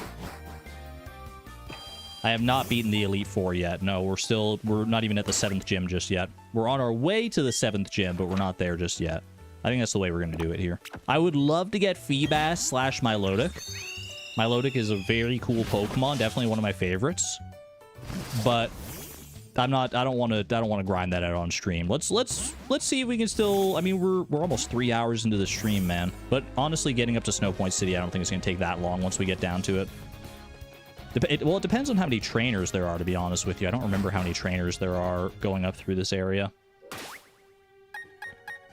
You don't know if 2 days are supposed to give me 4 tiles? Maybe I just check every day, and I'll just keep filling in a new day on the calculator until I get it down to 4 tiles. Even if I get it down to just like a few tiles, or like if I got it down to like 10 or 20 tiles, I mean that would be still much better than what we have going on. All right, put the Iron Ball on you. Put on a Repel here. There we go. Super repel, please. And then swap Firewalker back out front. Maybe do multiple consecutive days. I'll look into the calculator to see like how it works and like how many days I might need for it. And then we'll go from there. If you encounter them, just tell the trainers no. It's not how it works in this world. If your eyes meet, then battle you must. If your eyes meet, then battle you must. That's my Yoda. It's pretty bad. All right, defog me here.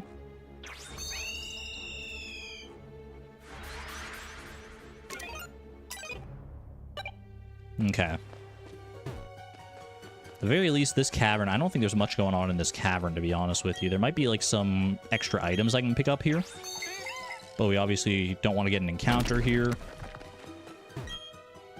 More like the protagonist never says no. The protagonist is just too nice. Always just, like, just a yes man, easily pushed over. Oh, what do we got here? Soft sand, that's also really good. We got light clay before, and we got soft sand here. Soft sand increases the power of ground type moves when a Pokemon holds it. Light clay boosts the duration of light screen and reflect when they're used, I'm pretty sure. Revive is useless for us, but we can sell it for money, so that's, I mean, it's not nothing, I guess. Technically it has a use.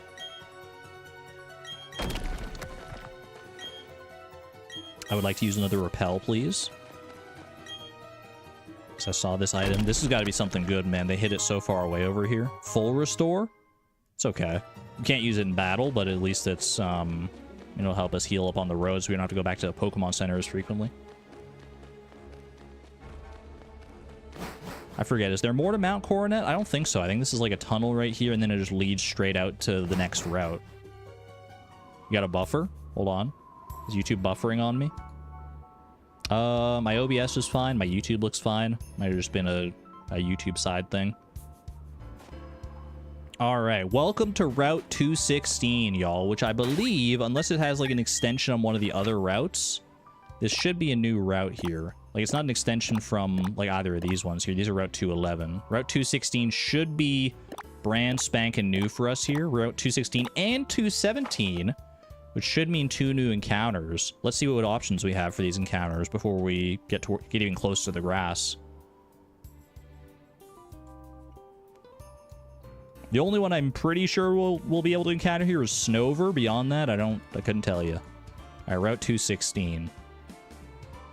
Random encounter during the day. So we can either get... We can get Sneasel, Snover, Machoke, Metatite, or Graveler.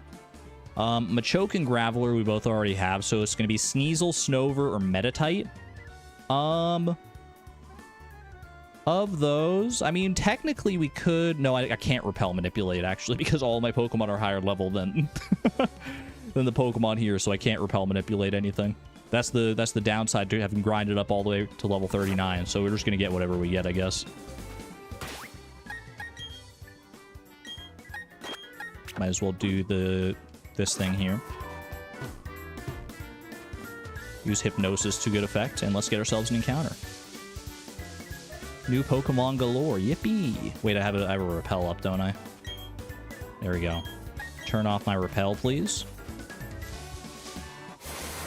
What do we got? What do we got? It's a Snover. To be expected. I love this little guy, though, man. This guy's the best. I shall hit you with a Quick Ball and hope for the best. Yeah. Quick Balls are usually serviceable enough. Snover, buddy. I wouldn't have minded a Metatite, to be honest with you. Metatite into Metacham could have been a pretty good add to the team, but we don't have any Ice types or anything yet, so Snover is a good pickup. The Frost Tree Pokemon. It lives on snowy mountains. Having had little contact with humans, it is boldly inquisitive. A curious little fella. I will give Snover a nickname, please. Snover. What do we want to name a Snover? A female Snover.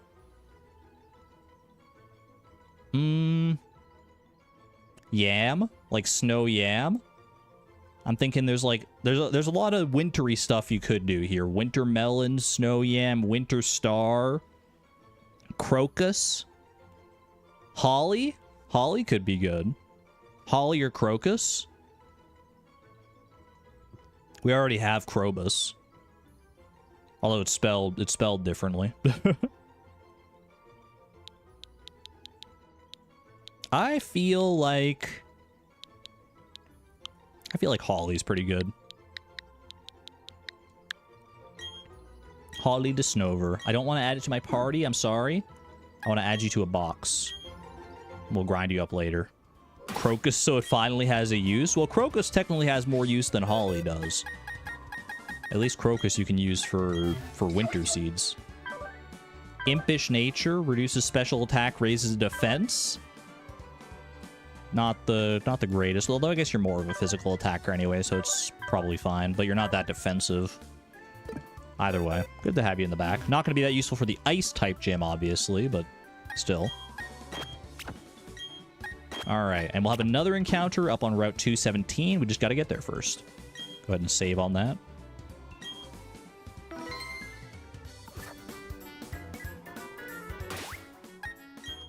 Boop.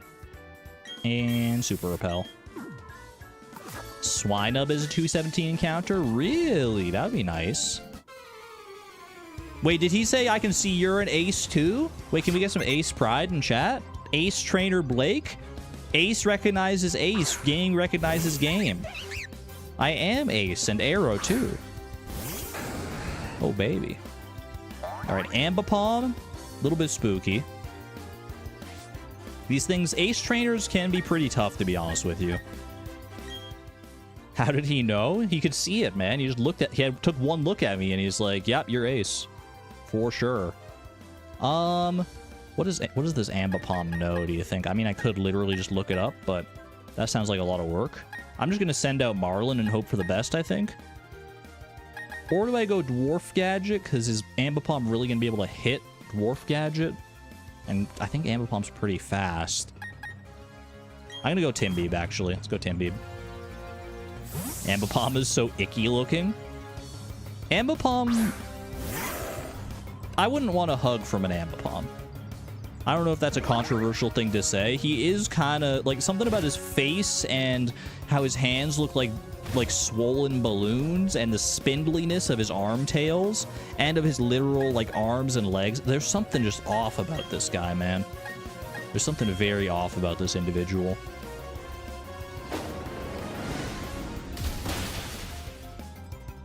Get out of here. Timbeeb is level 41. We got to be careful here because 42 is going to be our level cap. We're going to be getting a lot of experience from ace trainers. They tend to have pretty spooky Pokemon. Kadabra? Kadabra shouldn't be able to do too much to me, but do I have anything? Do I have like a good counter to Kadabra? Not really. I'd like to go for like a non-special attack, but Power Up Punch is not going to do it here. I guess I could go Dwarf Gadget Gyro Ball, actually. I think that's probably the play here. I was going to say we can't really hit Kadabra back all that hard, but a Gyro Ball should actually hit pretty hard. Because Kadabra's fast, and Bronzong is very, very slow. Kinesis will lower our accuracy. That would have been fine, actually, with Timbeeb, because Aura Sphere can't miss. Timbeeb's a Lucario, yeah. Very powerful Pokemon, even without its Mega Evolution or anything. Very, very nice. Psyshock should do nothing here. Quad Resist, physical move. It's, yeah. We're fine. We're taking more damage from the hail than we are from that. Oh my gosh, the Gyro Ball. Iron Ball, Gyro Ball, man. All the balls. Just as I thought. Ace is only weak against other Ace. You can pretend to be ordinary, but your eyes tell me another story. Why is that Pokemon named after our best boy? Because it's the only vaguely dog-like Pokemon. I actually don't even think it's vaguely dog-like. I think it's just a dog Pokemon. He may be standing upright, but it's the only dog Pokemon that we've encountered so far, so it seemed fitting. All right. Do I have any, like, good... I've got a lot of potions here, just regular potions. He's a jackal. And a jackal is part of the canid family, I believe, right? They share some evolutionary DNA. Ooh, full heal. I thought there might have been a hidden item over there. There are other, like, dog Pokemon that are more proper, like, quadruped dogs. What the heck is going on up here? What, is that guy okay? Sir, are you okay? You look like you need help. He's just ping-ponging between these two trees, spinning up a storm. Oh my gosh. That's not how you ski, man. Oh, we got another ace trainer here. A little spooked. I'm fully kitted up and equipped. Anytime will be fine. Yeah, there's more trainers out here than I thought, for sure. He is not okay. In your head, that's Vincent. Well, we'll find out his name shortly. This is Laura here. Laura and her Lopunny.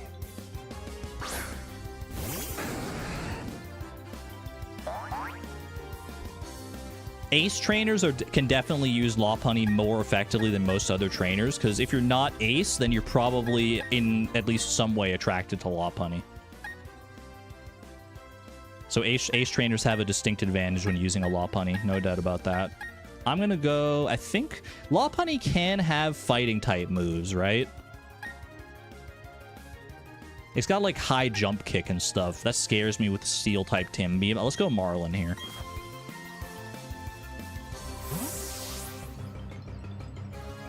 Another multiple hitter. Lopunny, we should be okay here, I think. Double kick? That's what I was worried about. Fighting type. Yeah. What on earth happened to its Mega Evolution? I don't know. People love its Mega Evolution. I think Mega Lopunny's got a great design, but people get weird about it, man. Just because they gave, like, the tall humanoid bunny Pokemon a svelte body and, like, black tights. People have to go and get weird about it. I don't get it, man. Simply don't get it. Because it's weird? It's weird in a bad way. Lopunny is cute and the Mega isn't as cute. I think the Megas are not supposed to be as cute. What is that face? Oh my gosh.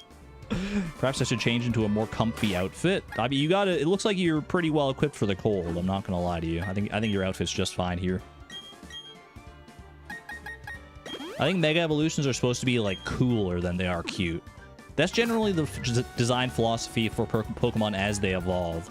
Like, Baniri is cuter than Lopunny, and Lopunny is cuter than Mega Lopunny. They get progressively less cute, I would say. Okay, I can't even reach those trainers because I don't have Rock Climb yet. So I'll just fight you instead. Be ready to answer any call, to be ready to accept any challenge. That is the way of the trainer. So true, bestie.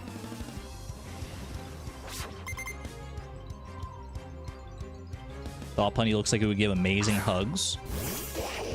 If you want to talk about amazing hugs, what about Machamp? He's got like 4 big old arms. You just have to be a little... You have to be a little delicate. You have to trust them to be delicate. Okay, Golduck versus Rapidash is not what we want to be here. I don't really have anything for... I guess I do have Bullet Seed here for water types. Let's try Marlin. I don't know. Actually, this thing could have Psychic type moves. It might have, like, extra sensory or something. It's not a Psychic type itself, so we'd probably be able to survive one just fine. Zen Headbutt. Ooh. Okay, that's fine. That's fine. Let's see. What's, like, the worst-case scenario here? It hits me with a Zen Headbutt. It gets a critical hit. I don't think a critical hit will kill me. And I don't think it'll put me in range of dying to Hail either. I think I can get a Bullet Seed off here no matter what. I don't know if Golduck's going to be faster than me. It probably will. Golduck is pretty fast, I think. At least compared to Heracross. Let's go Bullet Seed here. No, we're faster. Okay. Can we kill with Bullet Seed? I think we need 3 hits. Ooh, or crit. I mean, crit's really good. Get the 3rd hit. Come on. Good stuff. Good stuff, Marlin. All right. Not bad. Double critical hit, wishing to be praised. Marlin is putting in the work, man. I love you. Our adamant Heracross. Absolutely crazy. All right, Tim Beep's going to reach level 42 this fight, so we're going to have to swap him out for somebody else. Ponyta. Obviously, fire type is not our forte here. I guess Willy is probably the play here. It overwrites the hail, and we can use water pulse and everything. You relate to Marlin spiritually now? Getting double crits in a row, wishing to be praised? Am I doing good? Am I doing good, trainer? You're doing very good, Marlin. You're absolutely crushing it. All right, Stomp. You knew I was going to switch, I guess. It was pretty obvious, but Stomp is still not that bad for us. Fire Spin should do nothing here. Damage reduced by rain, and we resist it. Water Pulse will hopefully kill you in one. Very nice, very nice. Have a good night there, Sivan. Thanks for being here. There's level 42 on Timbeeb. Getting up there, man. Pseudo-Wudo. This dude could have Rock Slide. I'm not loving that possibility. I could hit him with just Water Pulse and pray. Do I go? I might just go Timbeeb here. I think Timbeeb is probably the right call. He can have fighting moves as well.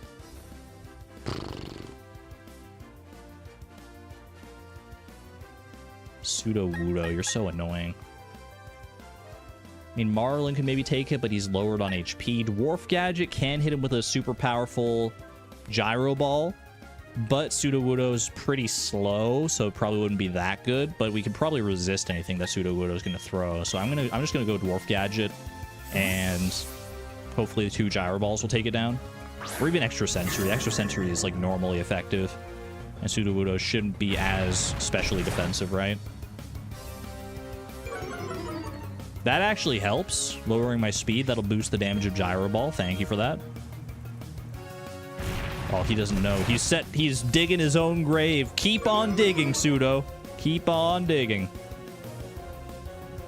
Eat this Gyro Ball. Okay, one more of those will get the job done. Especially after another speed drop, so even if it was like a low roll last time on the damage, now we should definitely have more than enough power here. Kaboom! Pseudo-Wudo. Beware is only gentle to Team Rocket. Are we still talking about the Pokemon that give the best hugs? Beware seems like it would be a good one, but I'm pretty sure its Pokedex entry says that it'll like snap you in half like a twig.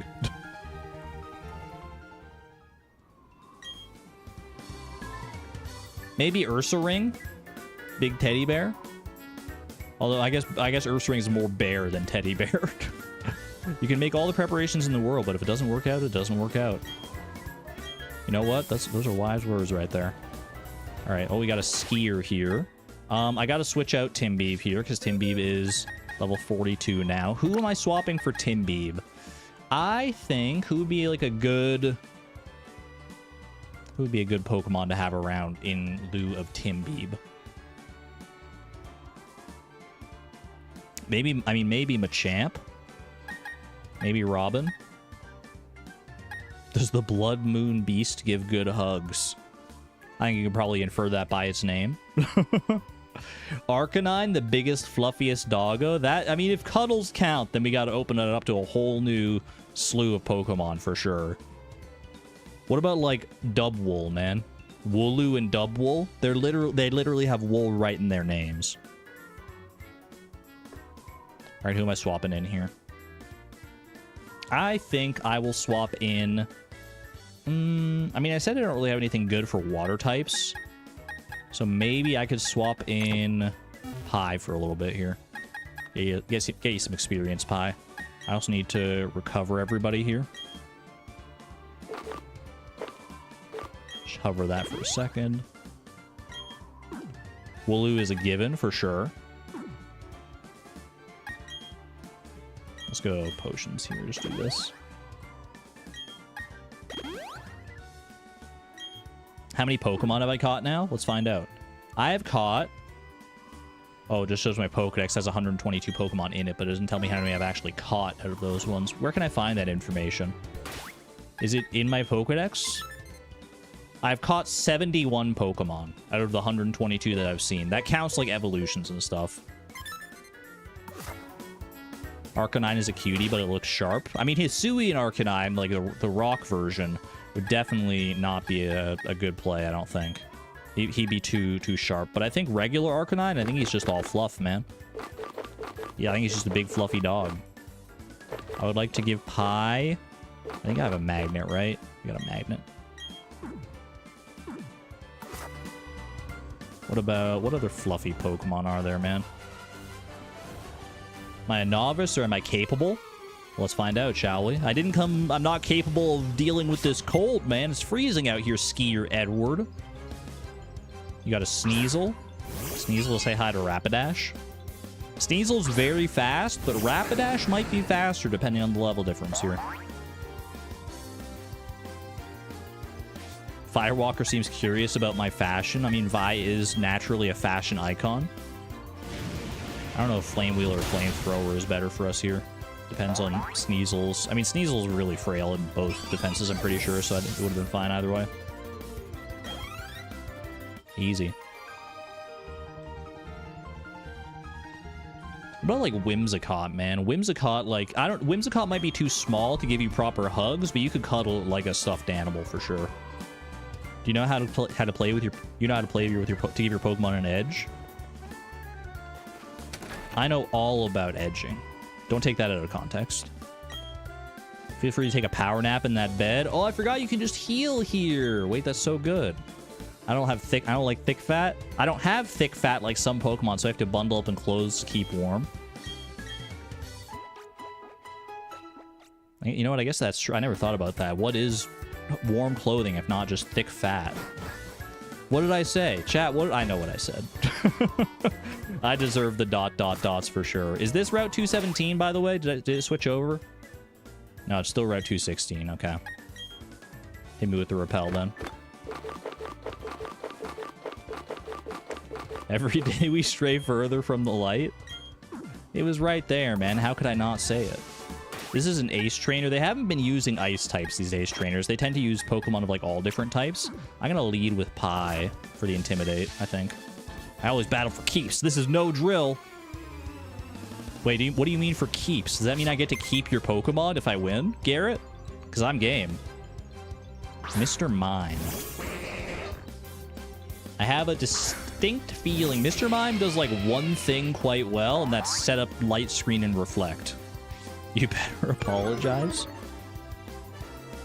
Keeps of the money, I guess. I mean, every Pokemon battle is for keeps in that regard, I suppose. Can I one-shot Mr. Mime, do you think? I could Volt Switch. I don't think Volt Switch would kill. Spark might, because I feel like he's not as physically defensive. Give me Spark. Yeah, there we go. Do I have Brick Break on anyone? I believe Marlin has Brick Break, yeah. So we'd be okay even if he did set up the screens, as long as we can get Marlin in.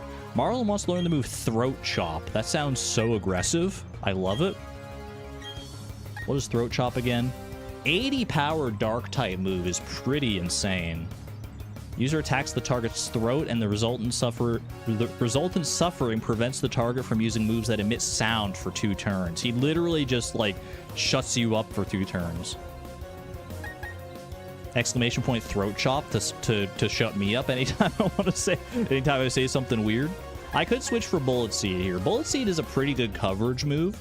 Let's think. Bullet Seed is good against ground types and water types and stuff. Exclamation point Throat Chop.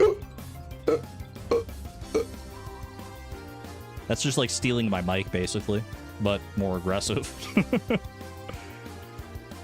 Bullet Seed's good against rock, ground, and water types. Rock types we already have Brick Break for.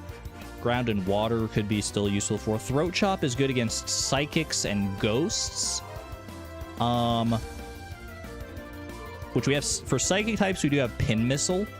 And for ghost types, we don't have anything. So I guess it depends on whether we want it more for water types or for, if we want coverage for water type or for ghost types more. Plus, I mean, it is just a better move, like more high power move than Bullet Seed is a lot of the time. Like 80 power is pretty good, man.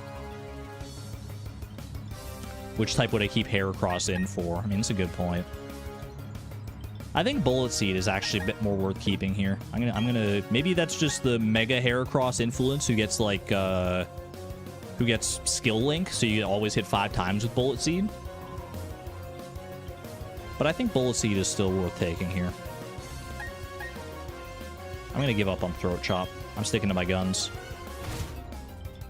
Alright, what do you got next, buddy? Machoke. And go to the move relearner later anyway. Yeah, but in this game you need to trade like heart scales and stuff. Alright, Machoke's a little spooky. I think we go ahead and Volt Switch out of here. Wow, that actually almost killed.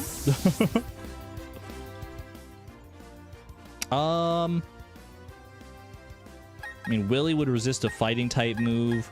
I think you just go Dwarf Gadget, though, for maximum defensive capability. Strength? Oh, we're so clear, man. We're so clean.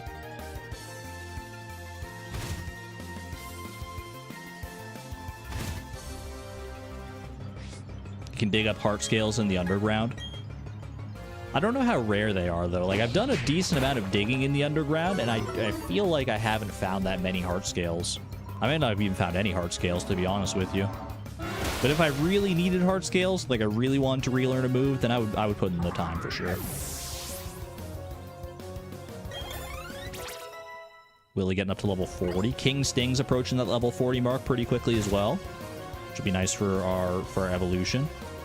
Alright, Sneasel.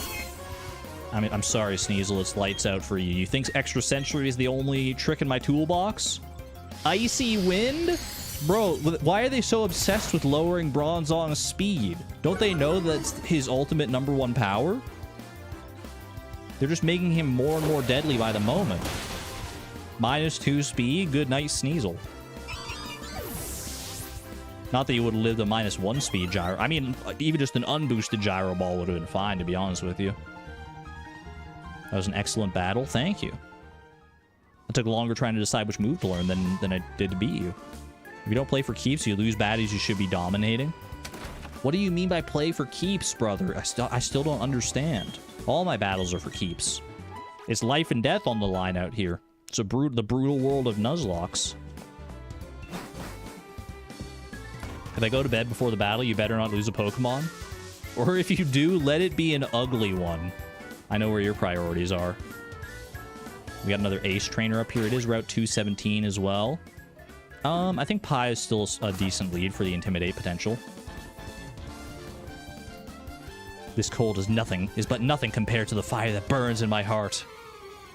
You just clocked what they're referencing. Not very knowledgeable about Pokemon. You genuinely thought his name was Dwarf Gadget? You're crying? Oh, no. Yeah, no. They're all named after Stardew. You got there in the end, Miss L. You got there in the end. I had faith in you. All right, Raichu probably has, like... It might have Lightning Rod or something, so we don't risk a Volt Switch here. Let's go. I don't have a ground type. I actually don't have anything really that good for this Raichu, to be honest with you. Dwarf Gadget. This Raichu's kind of scary, man. Wait a second. I think Dwarf Gadget might still be my best bet. Depending on what this thing does. Go Dwarf Gadget. Agility? Oh. Oh. You're digging your own grave. You thought you were being clever. All right, here's what you do. Because this thing might also have static, which would mean I could have the chance to get paralyzed if I hit it. So here's the play. You safeguard first. Safeguard prevents you from getting status moves. Gosh darn it, man. Well, the safeguard won't cure a status move, but at least it's there now. Paralysis does lower our speed even further. Gyro Ball's not very effective. Do we think it's still good enough, or should I go extra sensory here? I actually think it might be good enough based on the agility and the muzzle.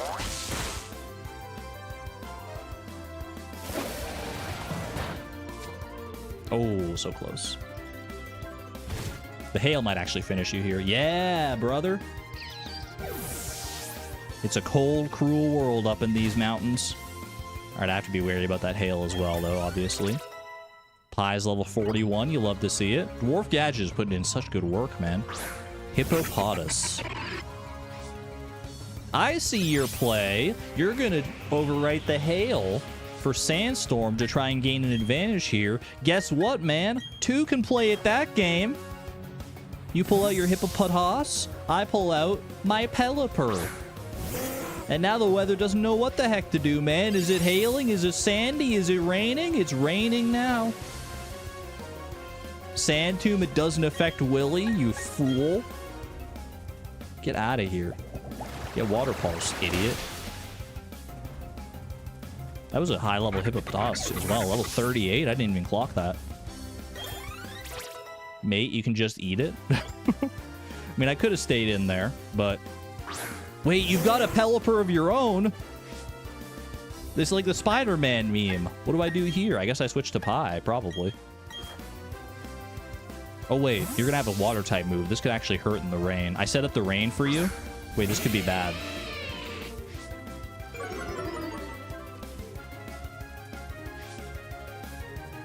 Stockpile? That's fine.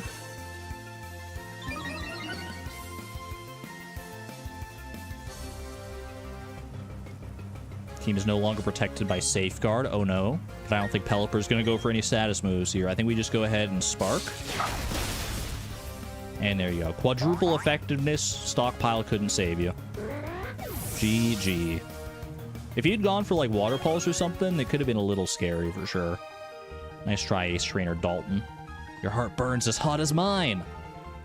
Even hotter. That's why I don't need the warm clothes. The weather clears up sometimes. The view's breathtaking then. Like during our battle right then. I mean, I guess it didn't technically clear up. It just got replaced by a different weather that would also block the view. Might as well rest. We weren't that far away from the bed in the first place. I was acting like something was actually going to happen. For all I knew, that Pelipper had like Surf, which would have been like a very scary move. It's not super effective, but boosted by the rain, could have done some serious damage. Rain boosted Surf, critical hit. Pie could have gone down there. All right, Dwarf Gadget is now level 42, which means we're swapping. Who do I swap for Dwarf Gadget? Who's like a good defensive wall that we could like switch in relatively easily? I guess I could go Golem here. Part of me wants to go Hippowdon, to be honest with you, so I can change the weather that way. I think I am gonna go Hippowdon Potato here, on the off chance that we get some that we might run into like another electric type or something like that. Let's see. Dig, Crunch, Yawn, and Rest. I can see some Resto Chesto in your future, so I'm going to give you a Chesto Berry. Where are my Chesto Berries at? 13 Chesto Berries. Just that easy. Does it have Sandstream? I think most isn't the only ability that Hippowdon can have Sandstream? Mine does, though. You hate King Sting? What did King Sting do to you? Why do you hate King Sting? Is this a rock or is this a trainer that's like hiding in the snow? You're a ninja hiding in the snow. Poof. You've got a good eye spot. I like to imagine that he actually said poof as he popped out. Poof. This is like ninja cry. 4 Pokemon from Ninja Boy Antonio. Brother. Do you know where you are? Are you okay? Should I call your parents? You've got a Zubat, my guy. Not even a Golbat, a Zubat. Oh no, you might intimidate and work on your Zubat. On your level 33 Zubat, what am I gonna do? Sand Force is the hidden ability. Oh. I mean, usually you want Hippowdon to be the one setting up the sand, but I guess if you're doing like a full sand-centric team... Yo, King Sting, we're level 40. That's evolution time, man. It's a Gen 5 ability. I don't know if you can get hidden abilities. Well, you probably can in this game somehow, right? Krogunk, we'll go ahead and Volt Switch out of here. Volt Switch might just kill you. It did.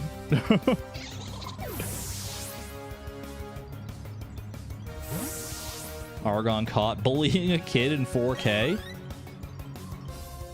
I mean, he seems like he wants to be. He's the one that challenged me, man. I'm gonna send in Willy here. Overwrite the hail. I was gonna go for Potato against Krogunk, but this works just fine too. Goal. He's actually got a Golbat! Antonio! You were hiding this from me all this time. I think Water Pulse is still okay here. Supersonic. Ugh. All right, Willy, you can pull through this. You can pull through. I believe in you. Don't hit yourself. Don't hit yourself. Water Pulse. You hit him and you confuse him right back. That's what I'm talking about, buddy. Willy, the freaking goat, man. The Pelipper goat of dreams. Quick Attack might actually finish here. If we get it out. We got it. Okay, broke through. Quick Attack. Easy. Easy. Didn't even need to worry about the confusion, man. That's my Willy right there. Don't take that out of context. I just realized what I said, man. I quit Quick Attack because I was so bamboozled. That's fine. That's fine.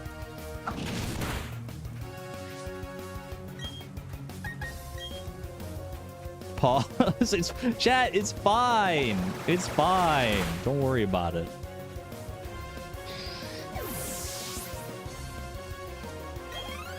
Firewalker's almost level 42 as well. I'm getting a little spooked, man. We're going to be going into the ice gym, and I feel like I need to save Pokemon that are good against ice types. Maybe I should start doing that, huh? Because a lot of these trainers have not had ice types. King Sting is evolving. Antonia, you said you didn't like King Sting? Let's see how you feel about its evolution. Check this out. How do you feel about this guy now, huh? Isn't he so cool? King Sting evolved into Drapion. He's so good, man. What do you mean, ... He's the Ogre Scorpion Pokemon. It has the power in its claw arms to make scrap of a car. Isn't that so freaking badass? The tips of his claws release poison. He's a monstrosity? Of course, he's the Ogre Scorpion Pokemon. But he's cool. I'll play with my Pokemon even in a blizzard. Cute. Let him die, please. What are we doing? Firewalker, I'm going to go ahead and put Firewalker. Even though you're not level 42 yet, you're about to be. I want to save as much experience for you as I can, I think. You know what? Bring out Fairy Rose here. And Fairy Rose, I shall give you the dubious honor of holding the freaking Rose Incense. Because why not? Alright.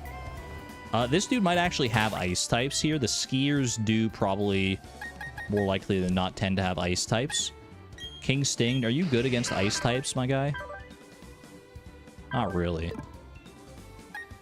Marlin could be, though. Do I need to heal anybody? We should be alright. I'll show you the techniques I had drummed into me at school. At ski school, my apologies. Not just any old school. Skier Sean. What do you got for me? He's got a Snover. He thinks he's trying to set up the hail. Little does he know the hail's already set up because we're just on this route. Never actually seen this guy be used. You're so morbidly curious. I think I used Drapion maybe in like my first ever playthrough of Pokemon Diamond back in the day.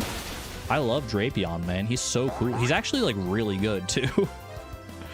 Like Poison Dark is a very powerful typing, and he's immune to critical hits with battle armor. He hits like a freaking truck, to be honest with you. Golduck, I told you keeping Bulbasaur around was a good idea.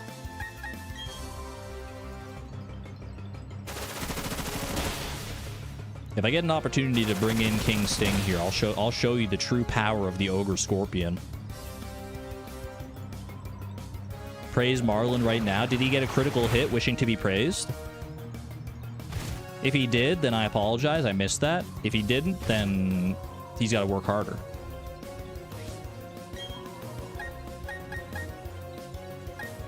I think Bullet Seed can miss, so just go Brick Break here.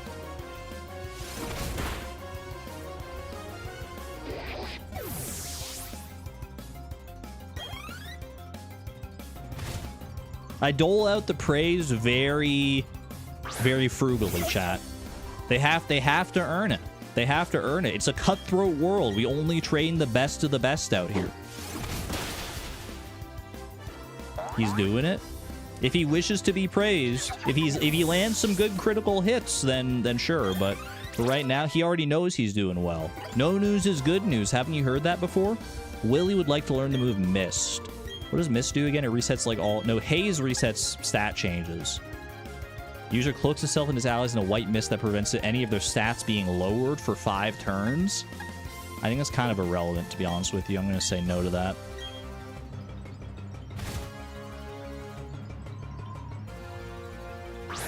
Snover. All right, one shot this Snover again here, Marlin, and then you've earned your praise. Ice Shard. You're gonna bring me below. You almost brought me below half. You poser. You NPC. Get out of here. Better than Stockpile though. I don't know. Stockpile's like good defensively. Although I guess Pelipper's not a very defensive Pokemon in the first place. Pie grew to level 42. Okay, we got to be careful about that. I don't believe it. My technique was rebuffed. My techniques were rebuffed even. Great job, Marlin. You absolutely crushed that fight. You completely ran over that fight. It was so good. You've earned yourself even a restore. The honor of a hyper potion. I don't dole those out lightly, I'll have you know. All right. Pie, we're going to go ahead. Great job out there, Pie. I'm going to go ahead and swap you out. I'm going to bring... who do I want to bring in here? Another Intimidate user could be good. We could go Gyarados here. Actually, I'm going to go Stardrop. Go Stardrop here.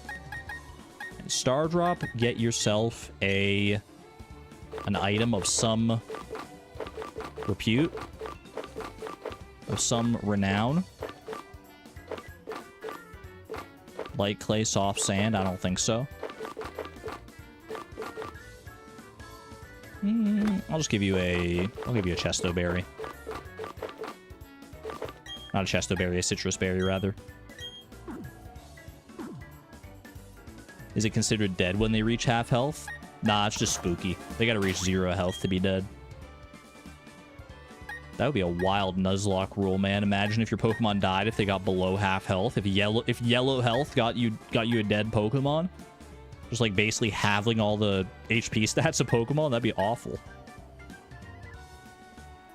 Alright. Are we good to lead with Marlin here? No, we'll lead with Stardrop. Assuming we don't go up against any other ice types. This should be fine. If we go against the Skier, we might switch around here. Oh, speaking of, there's a Skier right there, actually. So in that case, I mean, close combat would still do just fine here, but let's go back to Marlin.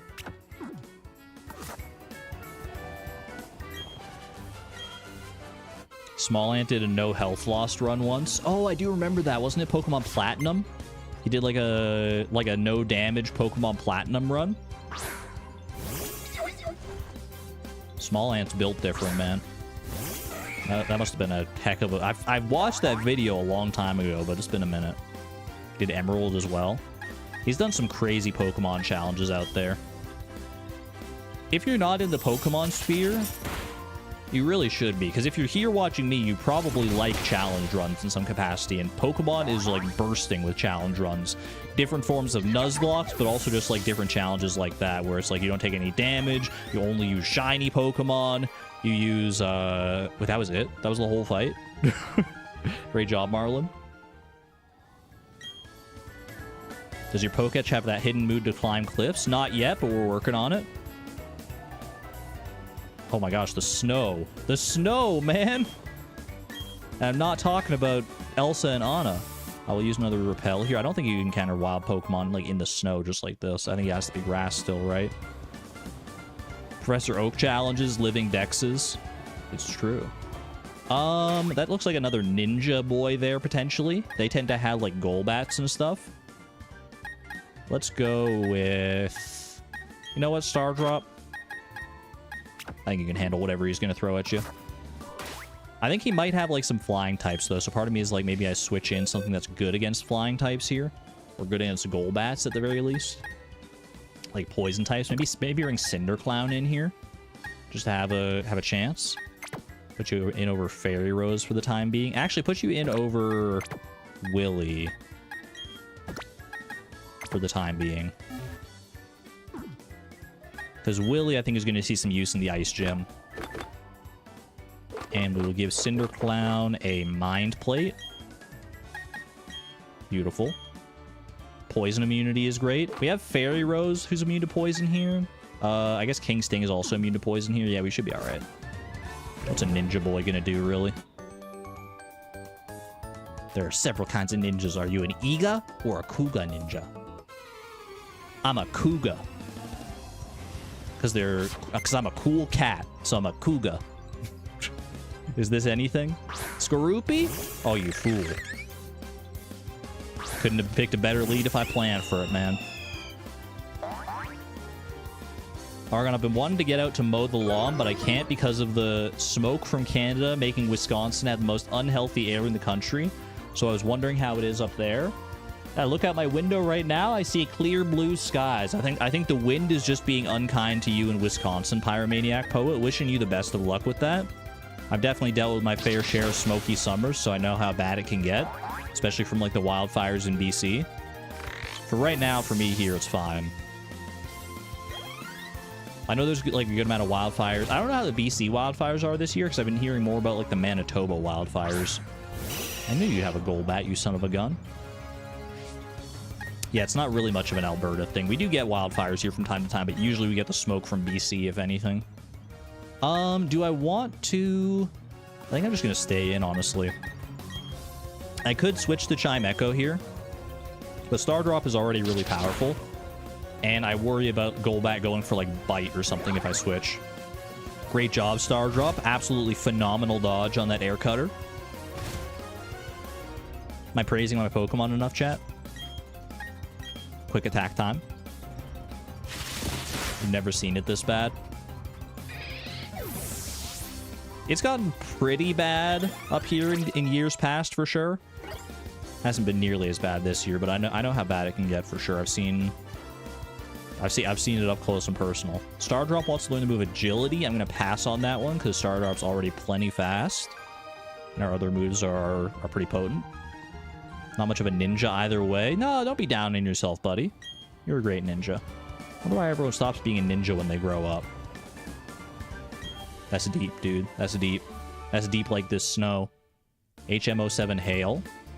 Is this a heal house? I don't remember. I don't think this is like a trainer house. I think we should be alright here.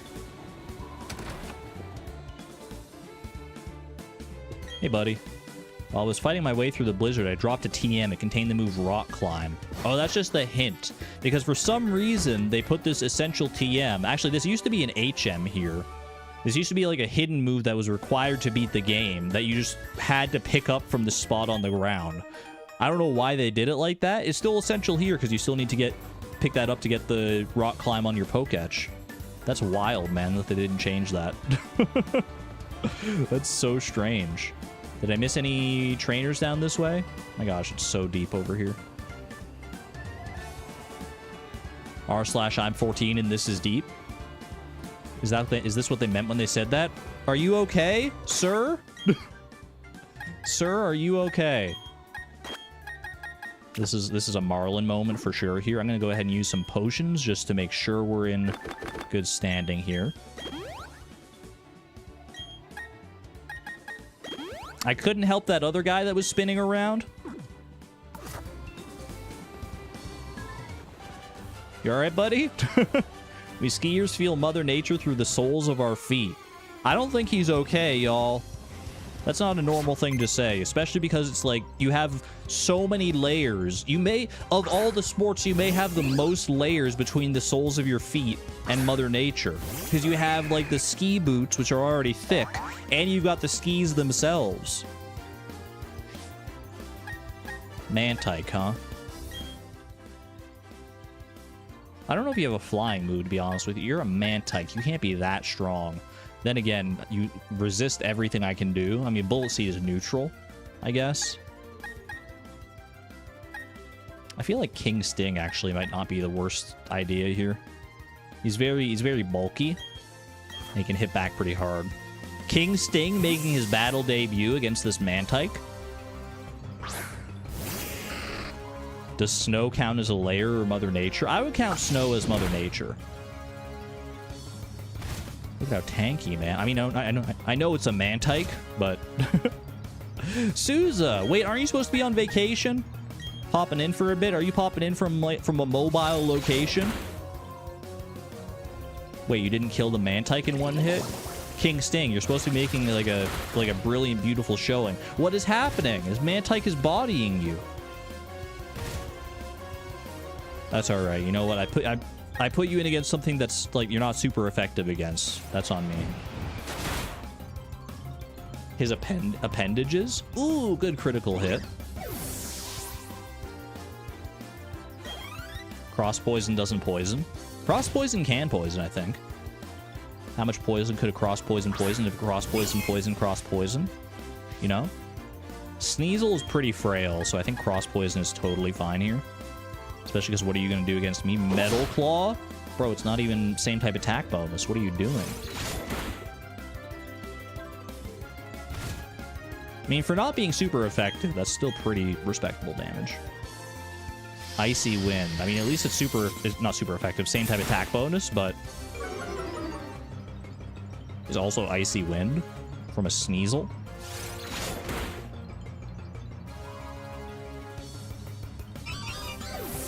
Clean.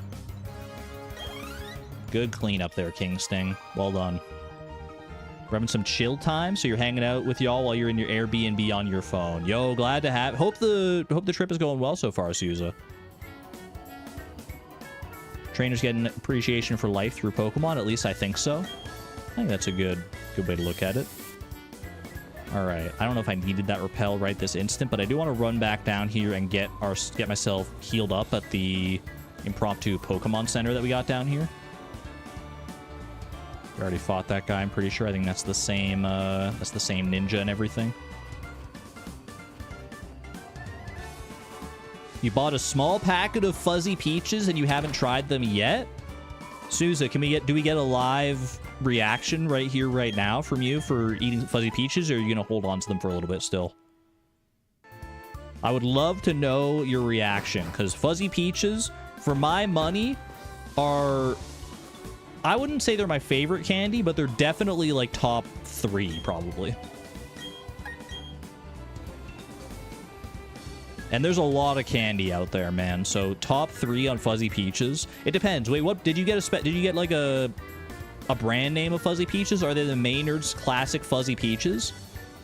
Because there's different kinds of Fuzzy Peaches. Some have a little less fuzz than others. What's my top favorite sweets? I really like Fuzzy Peaches. I really like oh, what's it called again? I haven't had it in a minute here. It's the Japanese one that I can't remember. It's on the tip of my tongue, man. They are Maynard's Fuzzy Peaches. Let's go. That's the good kind for sure. Haichu. Yes, Haichu is the one. That's right. Haichu is definitely one of my favorites. I really like those rainbow strips, you know? Like those sour rainbow strips. I generally like a lot of sour candies. Like if it's like a sour gummy candy, like even just like sour jubes, that's my bread and butter. A person, a rare sight. Thank you for visiting. A gift. I obtained the spell tag. Boost the power of ghost type moves, I believe. The spell tag intensifies ghost type moves. May it serve you well. What's going on with your walls here, girl? They're like half painted. You live out here by yourself? Eh, she'll probably be fine. I don't know if you're a trainer. I think you're an ace trainer, aren't you? Did I already fight this skier? I think I did. Oh, we got a black belt training up here. I guess Cinder Clown could be good for that. Your bestie from Ottawa doesn't love them. We shall see. So you've got one. So you've got me saying that they're my favorite candy, and your bestie doesn't like them. We need you to be the deciding factor then, to make sure I'm more agile. I always dress light. How's that working out for you, buddy? How's that working out up here, Black Belt Luke? You do not look... You're barefoot, man. What's going on?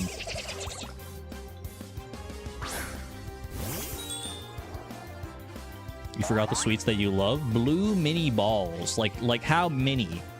How miniature are the blue balls? Are they like Dippin' Dots?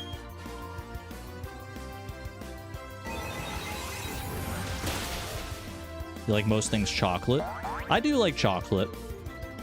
It's not necessarily my favorite. Great job, Cinder Clown. Good job on that critical hit. Definitely mattered.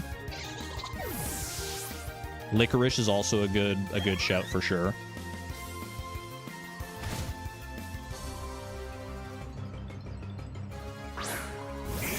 Machoke. I'm a little nervous, to be honest with you. I feel like we're going to be fine. Yeah, we're good. As long as this one-shots. I didn't want to say anything, because Machoke definitely has, like, Dark-type moves. Like, it can learn Knockoff. Oh, another critical hit! Cinder Clown! Absolutely cleaning up these fighting types, man. It's about that size, but not Dippin' Dots. Oh, Nerds! Nerds is a good shout. There's a lot of different flavors of Nerds, and Nerds is definitely one of my favorites, too, yeah. Suzaluza is officially trying the Fuzzy Peaches as I slay this Onyx before me. You gotta let me know. I really like them. My feelings won't be hurt if you don't like them.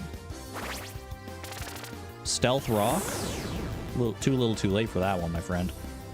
Similar to Nerds, but not quite. Interesting. Oh, the hail's gonna get you. I don't even have to worry about using any more of my precious PP. Oh, baby. Cinder Clown gets to level 40. Love to see it. Are they supposed to be sour? Yes. Are you not a fan of sour candy? In which case, I may have led you astray. I should have clarified that beforehand.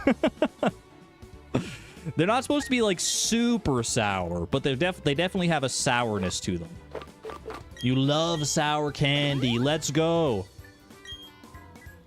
These aren't? Wait. They definitely should have, like, not like a super sourness, but a little bit of a sourness to them.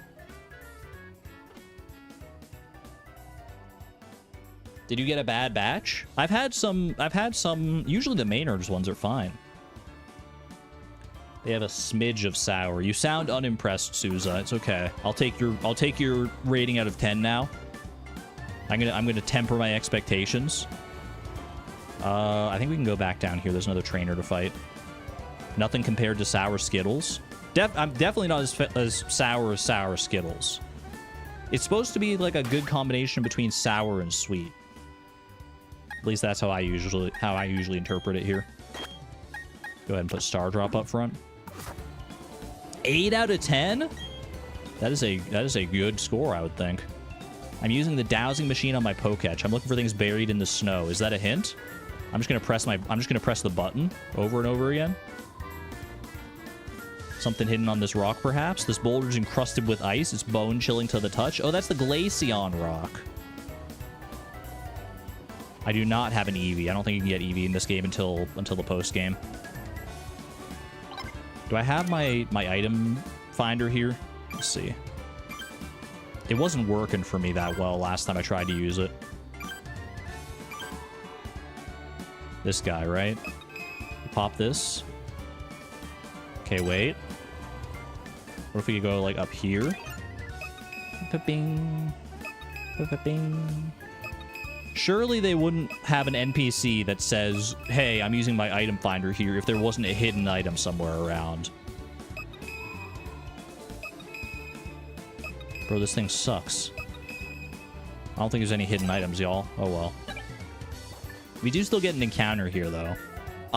Let's see. What are our options for Route 217 encounters? You like the peach flavor, and it's got a good chew factor. Just wish it were more sour. I honestly agree. I think fuzzy peaches in general could stand to be a bit more sour. I think I've got a higher sour tolerance as I've gotten older.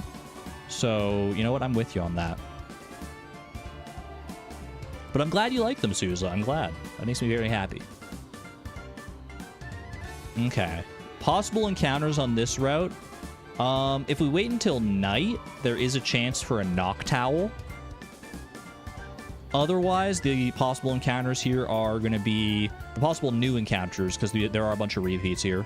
New encounters would be Sneasel, Medicham, or Meditite. So I either come back when it's nighttime and try and get a Noctowl if I really want a Noctowl for some reason, or I go for Medicham, Meditite, or Sneasel. And Swinub. Is Swinub here? Pokemon Brilliant Diamond. It says Swinub is a swarm encounter on the list that I've got here, and I believe swarms are not possible until you get the National Pokedex. I believe. You found it? It's Millions. That's the name of the candy, is Millions? The bubblegum flavor. A small package of Millions. I don't think I've ever heard of Millions to be... Actually, no, I definitely have. I definitely have. It's just been a minute. Yeah, it doesn't seem like I can get Swinub here, unfortunately. You're looking at the Gen 4 originals? Yeah, BDSP is a little different. Pokemon Platinum spiced up the encounter tables, and then they reeled it back again for Brilliant Diamond, Shining Pearl, because they're, like, faithful to a fault to the remakes. So Sneasel, Medicham, or Meditite. I am fine with any of these possibilities. Let me go ahead and bring out Dwarf Gadget for Smokeball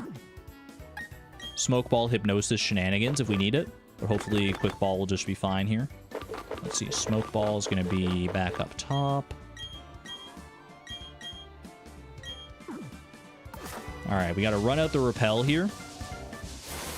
Oh, never mind. Wait, do I still have a Repel up and this is just really high level? Very high level Medicham potentially. That could actually be really scary, depending on what's going on here. No, I didn't have a Repel up. Okay, we're fine. We're fine. I mean, it's still level 35, so I still want to be somewhat careful here. We do not have a Meditite or a Medicham, so we got our encounter here. The big genie pants on Medicham. I love this guy, man.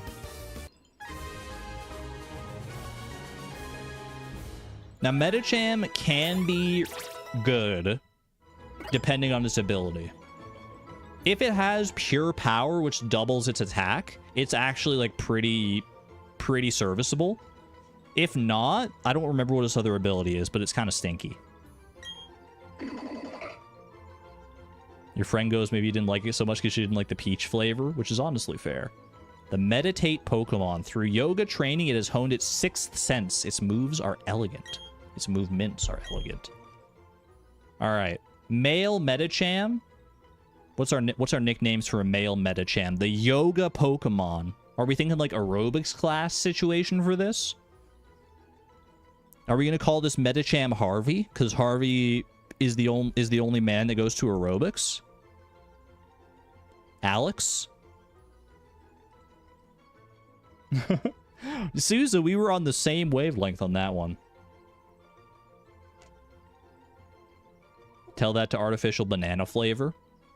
Hot take, artificial banana flavor tastes better than actual bananas. Fight me. I think I'm going Harvey. Harvey the yoga Pokemon. You will. It's literally like so much better. I don't understand. I mean, I like bananas, don't get me wrong, but the banana flavor, it doesn't taste like banana. I'll give you that. But it's not like, I mean, it is supposed to taste like banana, I guess. It's literally like called like artificial banana flavor. But They like took banana, they took like the base form of banana and they improved upon it. If they made all bananas taste like artificial banana flavor, I would be so happy. I would love everything about that. All right, moment of truth though for this Medicham. Are you good or are you trash? You're brave. Pure power doubles its attack stat, and brave boosts the attack stat even further. This Medicham can cook, man. We could do some damage with this Medicham. I might actually bring Medicham in the back here just to soak up some experience, because another strong fighting type could be good for the ice gym coming up here. So Fairy Rose, you take the bench for right now. And we'll keep Medicham in the back here. Is this a good team? Actually, no, I think I like having the grass type coverage from Fairy Rose. I think we can probably take King Sting off of here for right now. Forgot we still have the gym fight. You want to sleep? Yeah, this is going longer than I thought it would. We did have a lot of like little diversions. And I forgot just how long these routes going up to Snowpoint City are. We still got to make it to the city itself, past a few more trainers here. So let's get the show on the road. And then we have to do, like, more battles in the gym. It's like a whole big thing, man.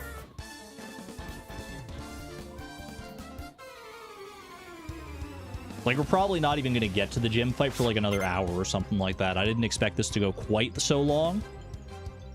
But that's okay. If you need to go to sleep, Antonia, by all means.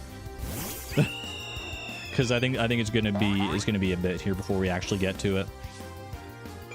An hour.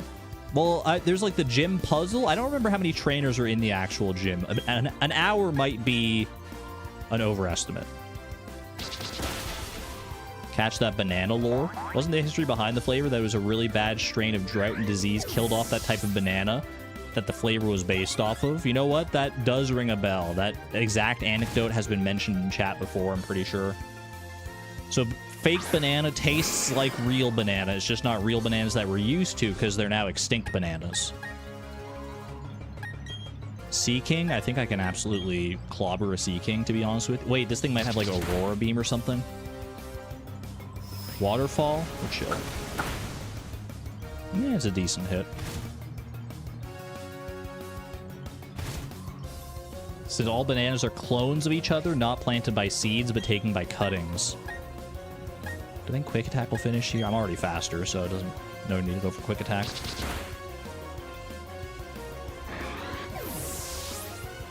Fungus and disease can very easily spread between bananas because of that.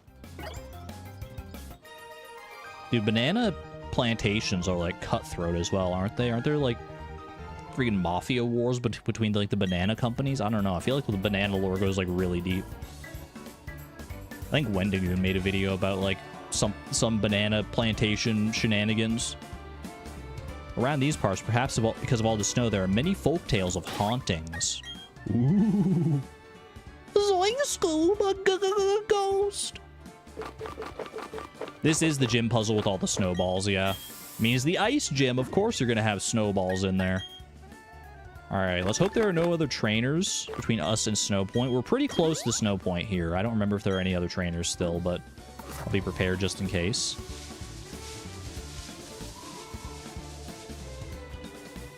Spot on impression, thank you.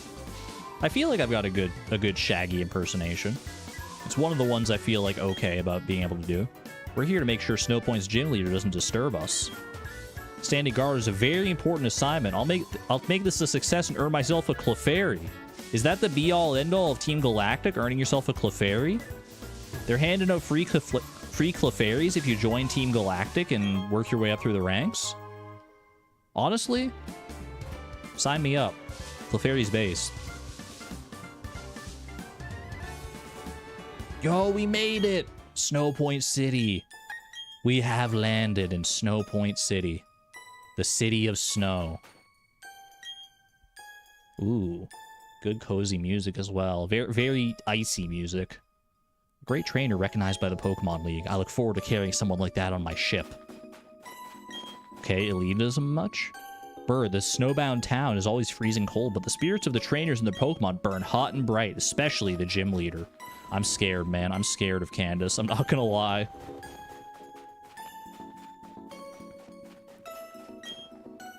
Clefairy is just pink Gengar. You're so real for that. There's nothing here, and that's what makes us unique. Is that what you want to be known for? Snowpoint, the town where there's nothing to do. You know how there are many Ice-type Pokemon around Snowpoint City? I wonder if they also live in the temple. I don't know about Ice-type Pokemon, but I know one Pokemon that lives in there, and I wish I could get it, man. One of my favorite legendary Pokemon in that temple there. Regigigas just hanging out at the bottom. A random level, like, 1 Regigigas in Pokemon Platinum. Sound gets swallowed up by the snow. That's why it's very quiet here. Honestly, one of the reasons that I do like winter, I'm not always the biggest fan of winter, but the sound dampening properties of, like, thick snow is definitely nice. Ooh, Hyper Potion. Can you not get Regigigas in this game? I think you can. You can't do it until the post game, I'm pretty sure. Like if I go up here, you're not going to let me in the temple, are you? Only the chosen may enter the Snowpoint Temple. I'm sorry, but you will have to leave. So rude. Look at the designs on the pillars, though. It's like, these are like, I don't know if these are the actual dots that appear on the Regi's faces or not. Because like the Regi Pokemon, they have like those dot patterns on their faces. I think this is Regice's design here. And then this is the 4th one, Regigigas. It would make a lot of sense if that were the case. You're going to the Snowpoint Temple. You're not allowed to go in? You know you're not allowed to go in. I wish I were. Candice is teaching me more about Pokemon. She says I have to start by making friends with Pokemon. That is a good foundational step, I would say. Exclamation point friend. Where's Regidrago? That's what I'm saying. Regieleki and Regidrago. I love how my girl has so much vivacity and charm. Bro's using the word vivacity in casual conversation.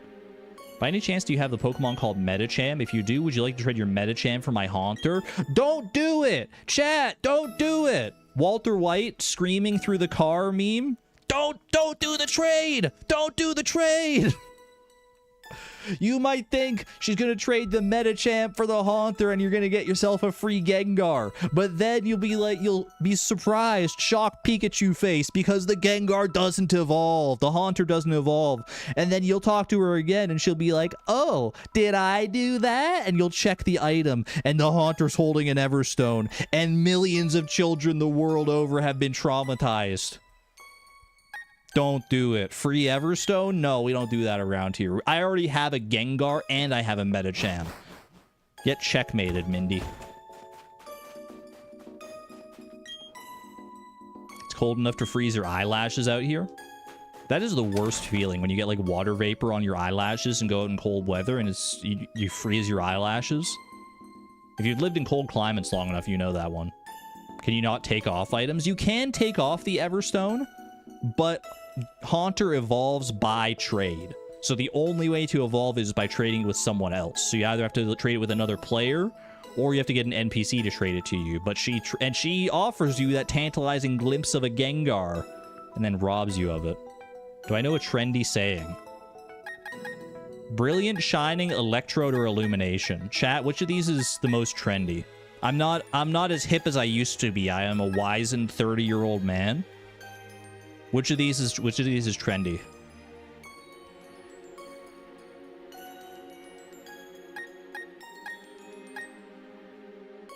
Why is no one saying anything? Chat, I thought you were all like hip and cool kids. Brilliant? Question mark? Let's do it. What? You read my mind, didn't you? Wait, but he's like so old. He can't possibly know what's trendy. You can get scammed in game. It literally is like the most like mean scam of all time.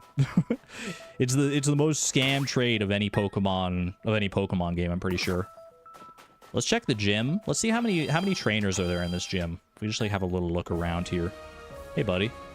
Look at all those snowballs. I see 1 trainer. I see 2 trainers. I think I saw like 3 trainers because I saw the reflection of another one. How's it going, Champ-to-be? Do you see the big snowballs placed here and there? You need to slide into the ice with enough momentum to crush them. The gym leader is a user of ice-type Pokemon. Melt her defenses with scorching hot fire moves. It's all about focus in this gym. Bear down and focus. But how? How do I focus? I don't know how you focus. You just focus. War flashbacks. It's midnight, your brain is gone. Have a good one there, Mrudala. Dragonic Moon, are you also heading out? I understand. It's been a long stream, longer than I anticipated, but we're here. We're in the Ice-type gym. I just have to get through it, get through the puzzles, beat the trainers, and then prep for Candice. Let's do this. Who do I want on my team? Who's going to be good against ice types in here? You know what? I should check, like, what actual Pokemon they're using in this gym. We shouldn't mess around too much with the gyms here. Let's see. So let me go look up Snowpoint City. Snowpoint Gym. Sneasel and Tentacruel. Snover, Floatzel, Sneasel, Pelipper, Golduck, Steelix, Quagsire, Snover, and then Gym Leader Candice. So a decent amount of ice types, but honestly a lot of water types. And a Steelix, for some reason. Ace Trainer Savannah with her Steelix. Okay, in that case, we should be prepared with some grass and electric type coverage as well. So Fairy Rose, you can stick around. Marlin, you can stick around. Potato, you're not going to be good here, but I will bring Firewalker, not Dougie. Dougie, I don't know what your hidden power type is, so you stay back here. Honestly, I mean, Ice Pip would be good, but Ice Pip's already level 42.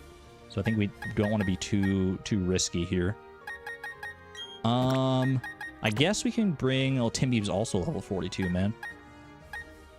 I can bring Pie. Pie's also level 42. But you know what, Pie? I'm going to bring Pie anyway, because Pie is probably not going to be useful against Candice herself. Candice doesn't have any water types, but her trainers do. So Pie could be useful in this regard. Firewalker, Marlin, Fairy Rose. I'm going to bring Salmonberry as well. Specifically for the one Steelix. And Harvey, do you want to just sit in the back and soak up experience? Or do I still need to give anyone extra levels here because I might be planning to use them against Candice? Honestly, I think we're okay. I think this is fine. Does everyone have like a decent item here? Salmonberry, you can go ahead and take a... I guess I can give you the soft sand in case you want to use more earth powers and stuff. Or do I use mystic water? No, soft sand is more likely to get used here, I think. Earth power is more likely to get used. Or actually, you know what? Quick Claw. I'll give you a Quick Claw. Could be fun. What does the first trainer here use? At least the first trainer that we may encounter. Ace Trainer Alicia. She uses a Sneasel and a Tentacruel. I'm gonna lead Marlin here. No one has died yet. Exclamation point deaths for the list of Pokemon that have died. Alright. Get slammed.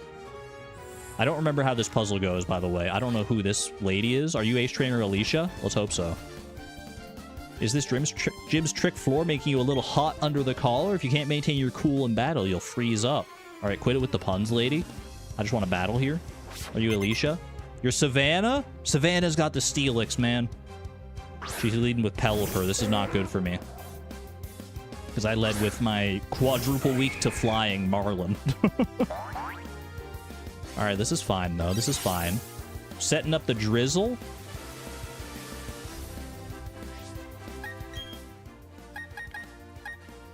More like setting up the Rizzle. I don't know. There's a joke there somewhere.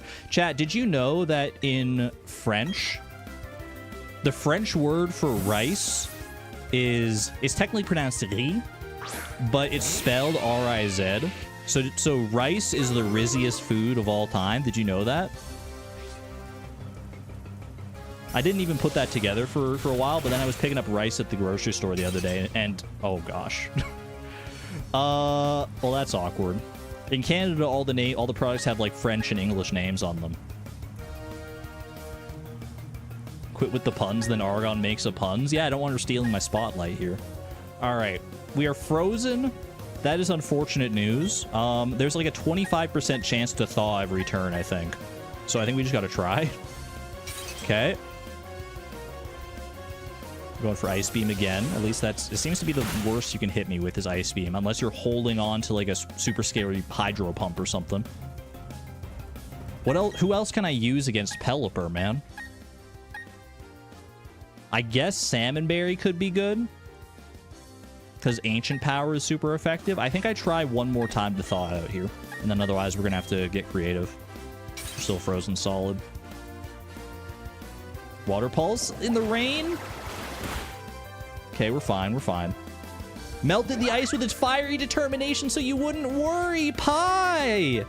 You absolute legend. Okay, well, I don't want you staying in longer than you have to, but I think Spark will definitely one-shot you. Give Pie some pets, please. Everyone in chat, give Pie some pets.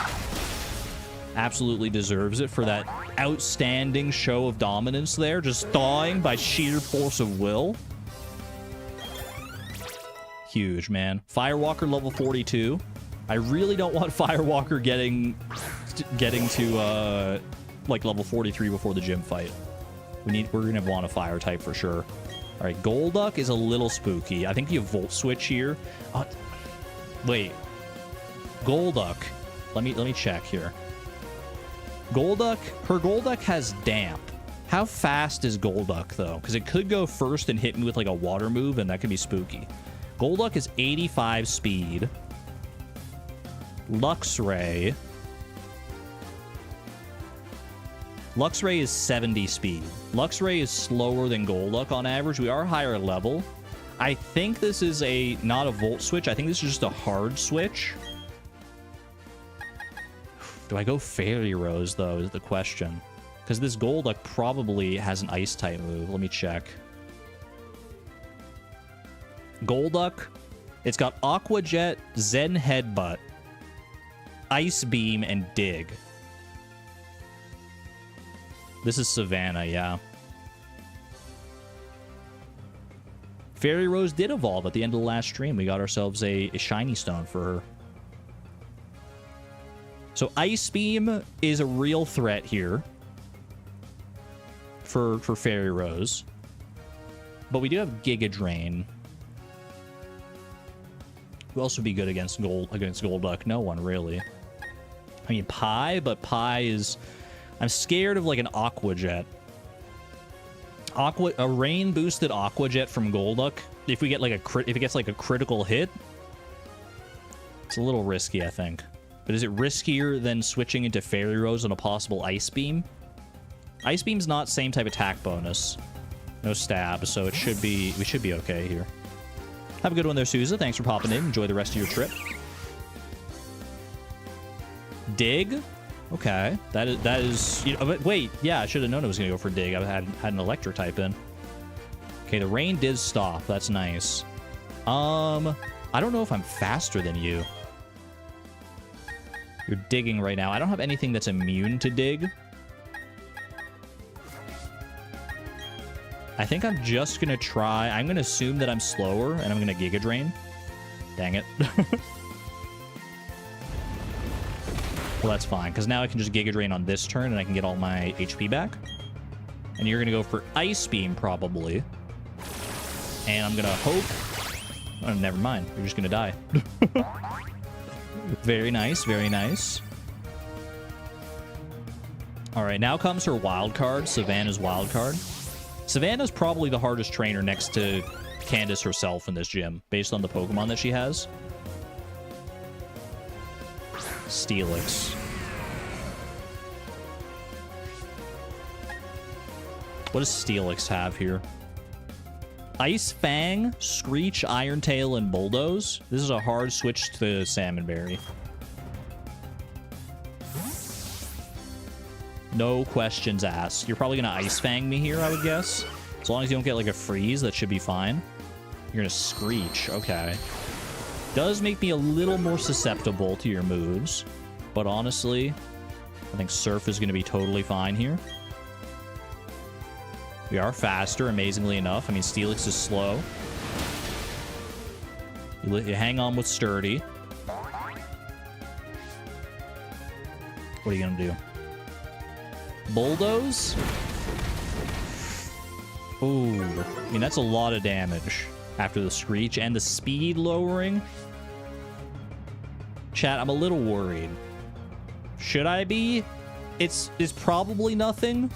But what if now that the speed has been lowered, what if I'm slower than Steelix, and then it goes for Bulldoze again and gets a critical hit?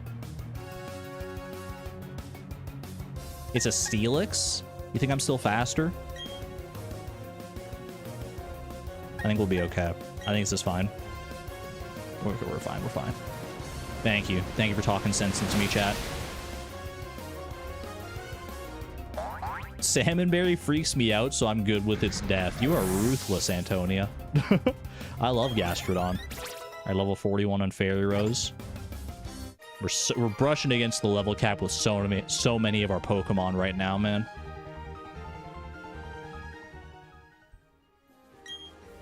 Your Pokemon get so caught up in the heat of battle. They burn so hot, they're so cool. Ha! Alright, who's that guy up in the top left there? He's going to be either Ace Trainer Isaiah, Ace Trainer Brenna, Ace Trainer Sergio, or Ace Trainer Anton. I'm going to say I bet he's Ace Trainer Isaiah, man. I bet that guy's got his freaking Quagsire. Because he's right next, in the list, he's right next to Ace Trainer Savannah.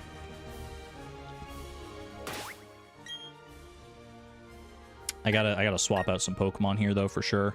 When does the level cap increase? After we beat, actually, as soon as we start the fight against Candice, that's when the level cap increases. That way we can still level up in the fight, but we can't level up higher than that before the fight. Okay, we need to swap out some Pokemon here for sure. You think it's Sergio? Sergio would have Floatzel Sneasel. Fairy Rose. Fairy Rose can stick around. I mean, either way, if it's Sergio or the other one, Isaiah, Fairy Rose can lead because it's got a Floatzel. I think that's fine. Who else do I want to bring in here? I gotta bring in things that... Pokemon that can do good work, but aren't, like, so close to the level cap. Robin can do good work here. For sure. Got ice types like Snovers and freaking Tentacruel. Firewalker, I gotta put you away, Firewalker. Let's bring out Skuntank. Trash Bear, our honorary fire type.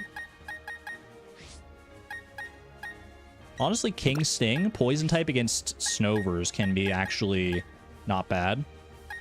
So I'm gonna bring you in instead of Marlin here. Then we're gonna go ahead and put Fairy Rose up front. Trash Bear, we don't have anything to boost your fire type prowess, unfortunately. So you're getting a Citrus Berry. Actually, maybe you're getting a freaking... Should we get an Aspear Berry to heal from freezes?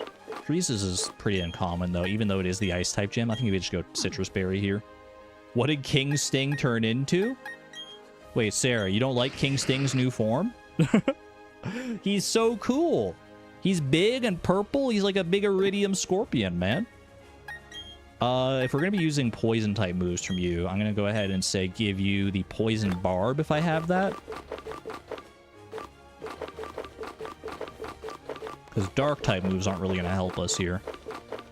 I don't... Oh, I do have the Poison Barb. There it is. Thought I did. Its arms come out of its head. You say that like it's the strangest thing you've ever seen in your life. It looks so stupid. Why is everyone dissing my boy Drapion, man? Drapion is at least in like the top like 100 coolest Pokemon designs. Why are you being so mean? All right, Robin, I'm going to give you... I think you're honestly fine without like a fist plate or anything. You're pretty strong already. Give you a Citrus Berry. And a Salmon Berry, we heal you up.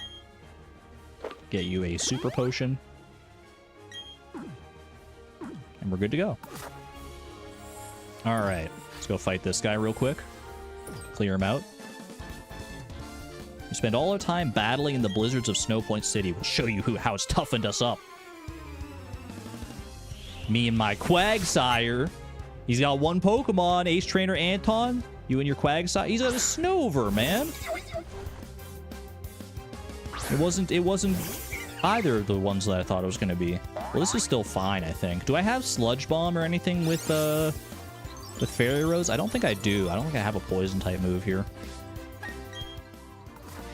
No, we don't. Okay. Well, let's go King Sting on this. Because everyone's being so mean to him, so we have to show that he's worth his salt here. You've got an uphill battle here, King Sting. Everyone in chat hates you, except for me. I know you've got it in you to earn your stripes on this team. Beauty and the Beast. Are you calling Snover the Beauty? Snover? He's got a worse haircut than I did when I was in middle school, man. He's like the bowl cut to the max. What are you talking about, Beauty and the... Like, get out of here. Rebloak, you love King Sting. Thank you. The previous one? Oh, you're talking about Fairy Rose. Okay, you know what? That's valid. You battle all over, you say. That makes you tough, perhaps. Some may say. You haven't seen me in middle school? Trust me, you don't need to. You don't want to. I definitely... I don't remember how it looked. I don't even know if I have any pictures from that time, but I definitely had the bowl cut. Alright. We're looking for other trainers here. I just want to access all the trainers first. We can solve the puzzle after we've conquered the trainers. Who is this? We've already dealt with Savannah. This could be Alicia or Brenna. I think it's not going to be Isaiah, I don't think. Or Sergio. Just based on the name. I'm going to say Alicia or Brenna. They both lead with ice types. Sneasel or Snover. So either way, we should be fine to lead with... You know what? Let's lead with Robin. Robin hasn't had some time to shine in a while. You're feeling the chill of fatigue? A good trainer goes for the win no matter what their condition is. No matter what? Oh, so you're saying that if I was, like, sick with a deathly illness, I should still come here and go for the win and do my job and risk spreading that disease? You're setting a dangerous precedent, Alicia. You should really think about your words more before you, like, say things like that. Anyway, take this revenge. Metal Claw, you fool. You absolute fool. A critical hit? You're gonna regret that one. Holy. So Sneasel, I think your other Pokemon is like Tentacruel or something here. Bowl Cut Armagon? Don't say these things. Miss L, why would you say these things? I don't think Tentacruel's got much for Salmonberry here, to be honest with you. Sludge Bomb? We resist that anyway, but Salmonberry doesn't care, man. Salmonberry is the ultimate dodger. Earth Power is probably not going to one-shot this thing. Acid Armor is not a big deal because it boosts physical defense, not special defense. But Tentacruel's special defense is already pretty high, so Earth Power might not do it. Not quite, yeah. It's probably a range to kill, but... Man, I might as well Surf here. This thing can't have, like, Water Absorb or anything like that, so we're chill. We're so chill. And not just because it's the ice type gym. How did I have a bowl cut with curly hair? Where's the lore that I have curly hair? Did I ever say that? If I did, then I led you astray.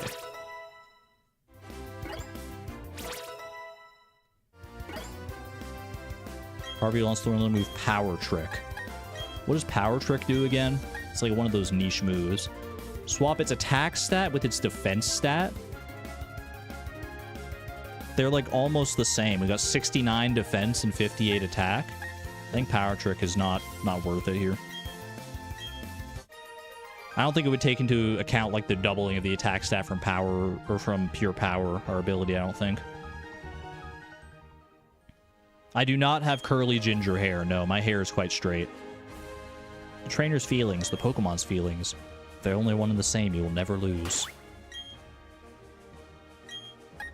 I don't know about all that. I just click the moves that are most super effective most of the time, to be honest with you. potion up. It does take into account his nature. Really? That's interesting. Do I need Salmonberry around for anything else, really? It was good for Tentacruel and Steelix. It's not really going to be useful for anything else here, so I think we go ahead and we can swap Salmonberry out here. And swap Salmonberry for... I don't know, honestly. I'm gonna say... Who are we on the second page here? We got Marlin there, but you're already like level 42, probably.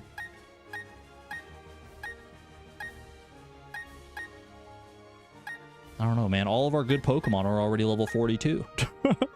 You know what? Gengar, get in here. Why not? I'm probably not going to use you, but we'll have you around just in case. And you're frail as all heck. I could give you the spooky plate. You know, I'm going to give you the spooky plate. I was going to maybe give you, like, the focus band to give you a chance to live, but... Alright. What are the other trainers we could run up against here? We already done Anton, Alicia. We have not fought Sergio yet. And we have not fought Isaiah yet. And we haven't fought Brenna yet. So we're the possible leads would be Floatzel, Quagsire, or Snover. Depending on who we run up against. So 2 out of those 3 are weak to Fairy Rose. So we'll go with that. You're probably Brenna, this girl next to me. Who's the one that has a Snover, actually. So you know what? Trash Bear, get in here. Excuse me? I want to fight you? Fight me? Dude, these snowballs are gonna... I forgot how annoying these snowballs were gonna be. Oh, brother. Have I fought that guy yet? Okay, wait. This guy is gonna have, like, a grass type. Pretty sure. Go diagonally? Wait, you can go diagonally in this one. It's too cold. I can't feel my tongue. That's really cold, man. If you can't feel your tongue, I think you should go see a doctor, Sergio. Can you go diagonally in... I mean, you couldn't in the original games because you were moving around with the D-pad, but I got the power of an analog stick now.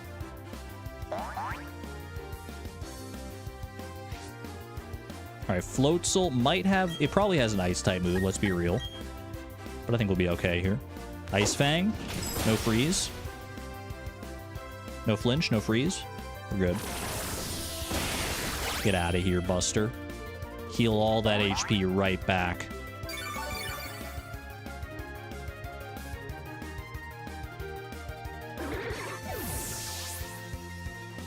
You learned that it's easy to spread misinformation and have it stick in chat.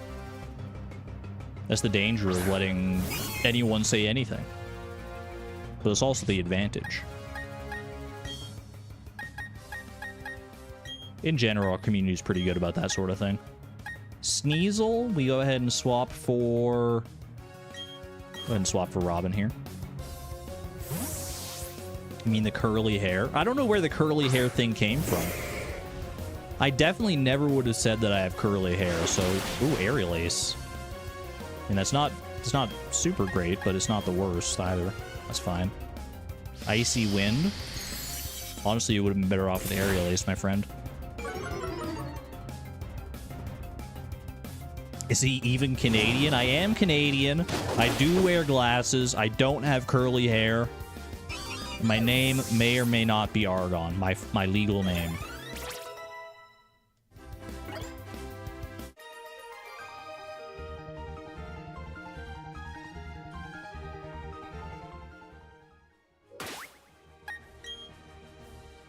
Believe I'm Canadian based on the moose sightings?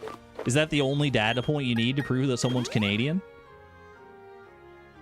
Alright. Can I go diagonal? Well, I'm trying. I'm trying to press diagonal, but it's not always... Oh, you can totally go diagonal. Do you see that? Well, you kind of. If there's something like that's blocking you right there, then you can't, I guess, but... Say a boot, please. Hey, what's all that about, eh? All right, I have not fought her yet. She's going to be Brenna probably, so Trash Bear goes in front.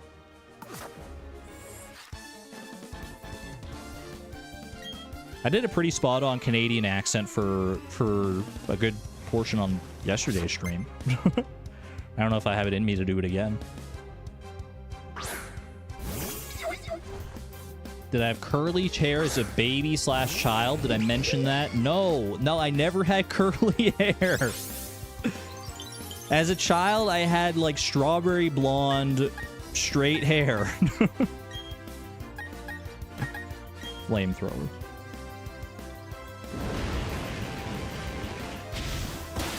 You think chat made it up, to be honest with you? I mean, I guess if you don't have a face cam, people just have to make up their own lore. I'm sure most people have like some idea of what I look like based on just like their own personal imaginations going to work.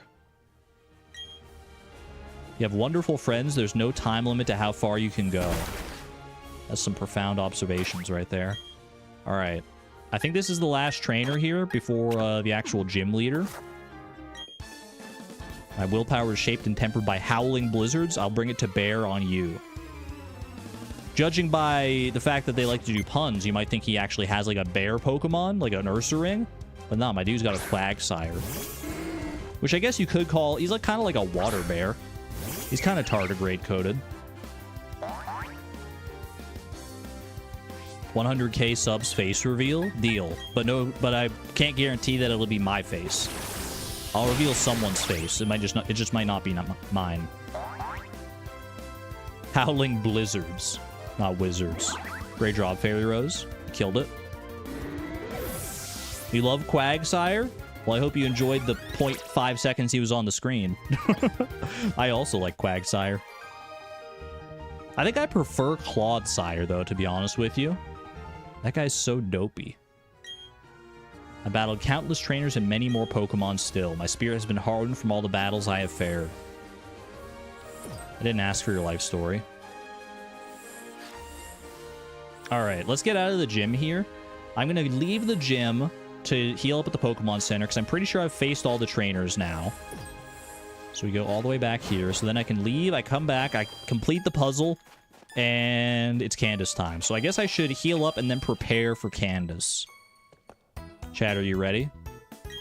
4.5 hours to get here, but it's time. Candice is probably maybe the hardest fight we've had so far. Not all gym leaders are created equal. I would say Byron, our last gym fight, was not that tough. He was a bit of a pushover. Candice is probably the hardest one so far. Would be, and that's not me trying to sandbag or put on airs or anything. I legitimately think she's got a spooky team. And I'll show you what I mean here.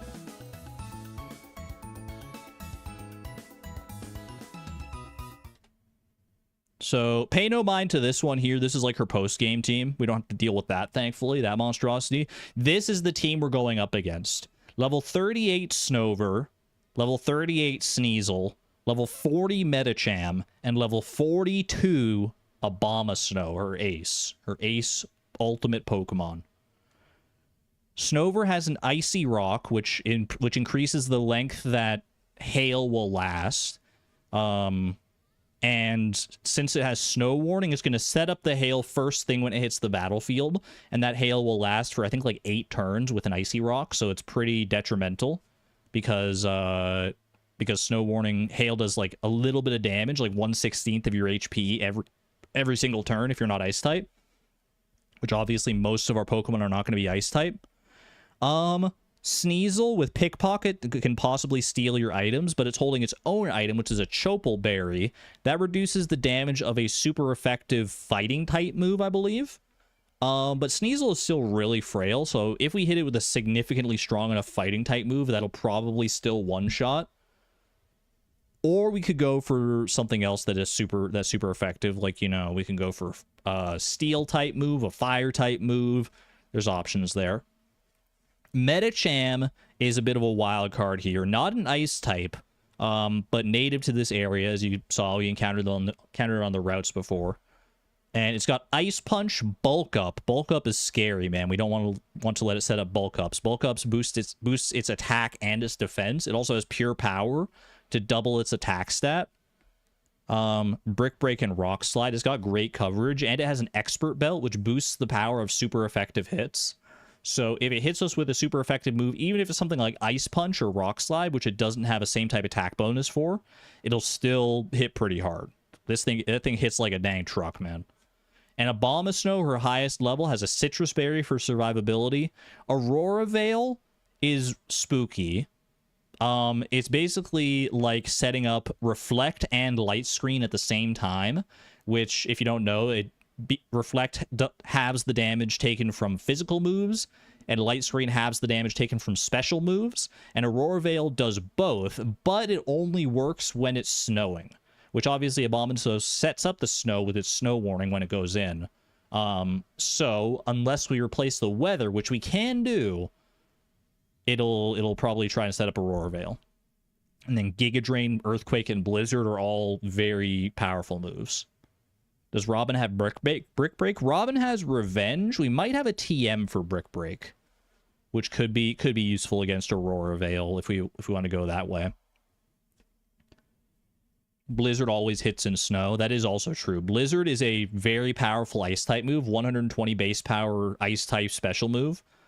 And normally it's tempered by the fact that it has 70% accuracy, but during the hail, or it's 110 base power, my apologies, still very strong. And with Abomasnow's same type attack bonus, boosting that by like 1.5, that's you can do the math. That would be 165 base power damage, and it hits 100% of the time in snow, so that's not great. So what do we want to do here? Snover lead.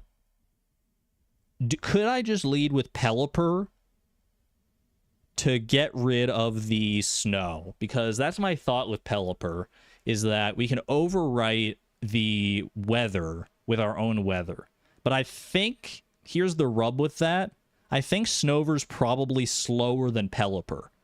And the order of abilities is determined by how fast each Pokemon is. So if Pelipper is fast, have a good one there, Antonia. Take care. Thanks for being here. Sorry to keep you up this late. If Pelipper is faster than Snover, then it's going to come in, it'll set up the rain, and then Snover is going to set up the hail in return. So, how fast is Snover going to be?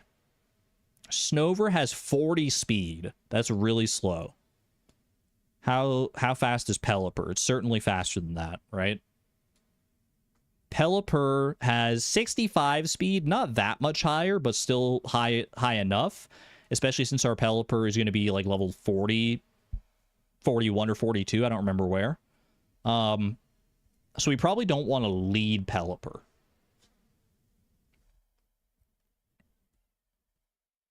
You can give Pelipper the Iron Ball. I could give Pelipper the Iron Ball. That would work, wouldn't it? It halves its speed, so we'd be slower than Snover. That could be interesting.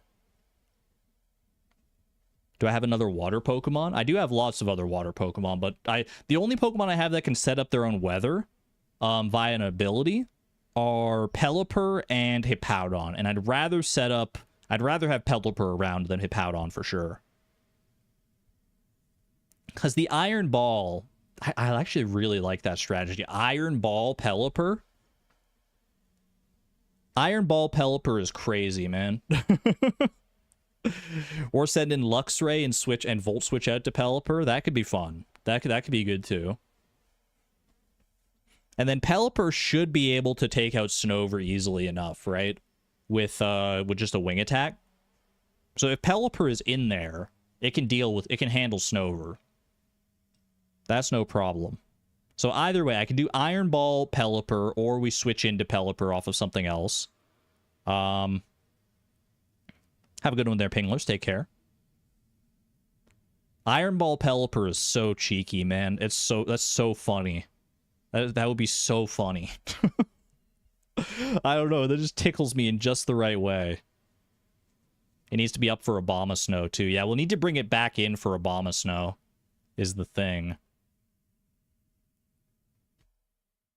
either way, no matter how we do it, Pelipper is going to take a hit from Snover. Because either it's going to be slower than Snover with the Iron Ball, so it'll take something from it, or we're going to have to like switch out and bring Pelipper in, and then Snover gets a free hit then as well.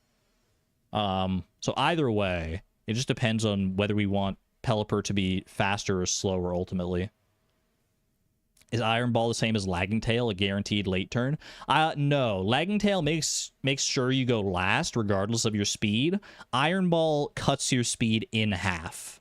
It takes your speed stat and just halves it, I'm pretty sure. So it makes you like a lot slower.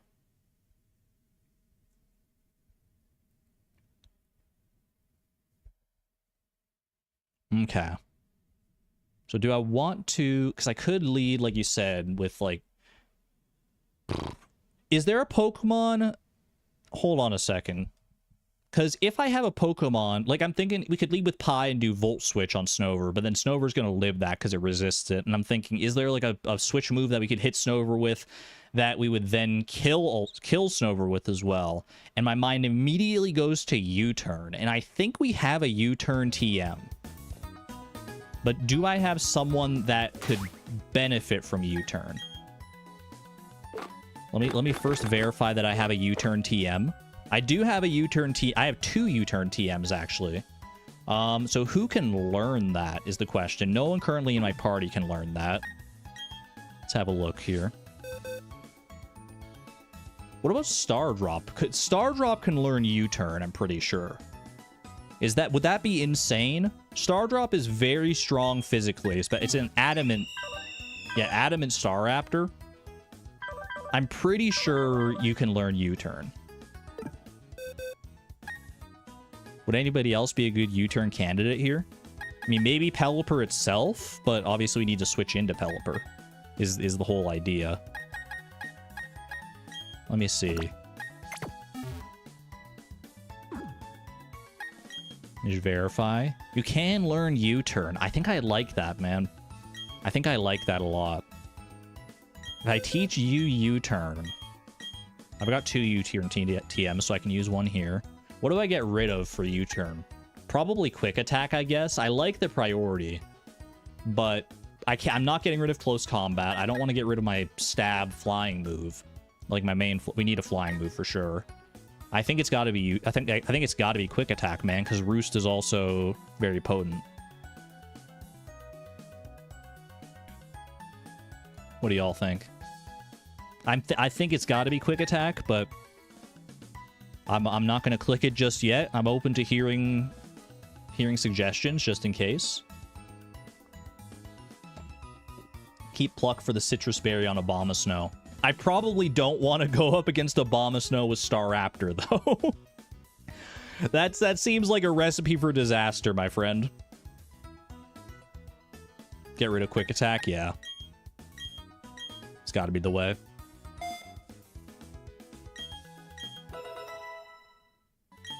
All right.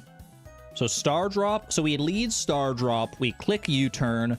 We probably kill Snover. We maybe give like Stardrop like an Insect Plate or something to make sure we have a high damage bug move. Can always relearn it. That is true. Okay. So we do that. And then we bring in Pelipper. I don't want to save just yet. I just want to get these guys on my team. We'll figure out items and stuff once we have all of our teammates decided. So Stardrop and Pelipper, the Birdie Bros. Stardrop and Willy. Okay, so that simultaneously handles Snover. And then we switch in Pelipper. And Pelipper can... and Pelipper overwrites the Hail from Snow Warning. So that's really good. Then Sneasel probably comes in, because I imagine both Medicham, they usually like to save their ace for last anyway, but Pelipper is already super effective against Abomasnow, and it's super effective against Medicham, so I'm guessing Sneasel probably comes in against Pelipper.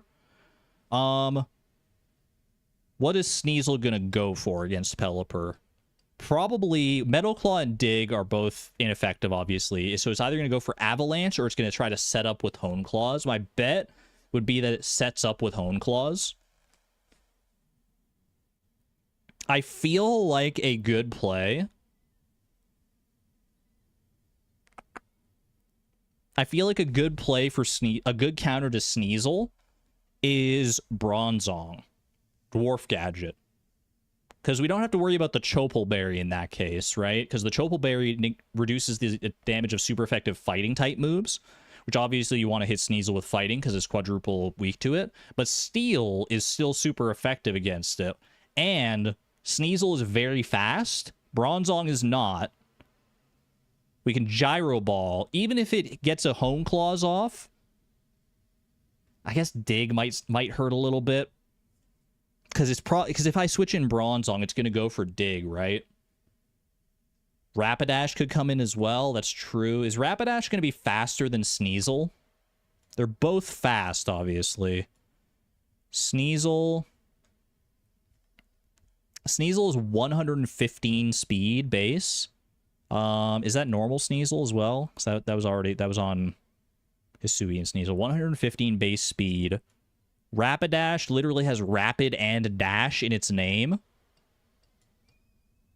It's 105 speed. We're slower. I mean, it's slower on a base speed level, but that doesn't necessarily mean we're slower than this specific Sneasel. This Sneasel it's a Jolly Sneasel, which means it's fast. That raises its speed and lowers its special attack, I'm pretty sure. That's a fast Sneasel, man. I think Bronzong is the right play here. I think Bronzong is a solid pick. Because here's how I envision it playing out. We're in with Pelipper, Sneasel comes in. We switch to Bronzong. It goes for Hone Claws. It's +1 attack, +1 accuracy. It goes for Dig. Bronzong does whatever. Maybe we can have like a setup move on it or something. Maybe we can teach like Reflect or Light Screen or something like that. That could be interesting. Then it hits me with Dig. Even if it gets like a critical hit, I'm pretty sure Bronzong takes it because it's not same type attack bonus. It's +1 attack, sure, but it's probably still fine. And then Bronzong kills with Gyro Ball. I don't think this thing's living a Gyro Ball. So let's see. Bronzong. Dwarf Gadget, my beloved. You've been putting in great work so far already today. I need you to do a little more here. What are your moves right now? We've got Gyro Ball, Hypnosis, Extrasensory, and Safeguard.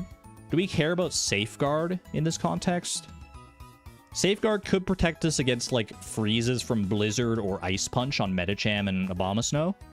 But I feel like something like Reflect or something like that might be better. Although, Medicham does have Brick Break.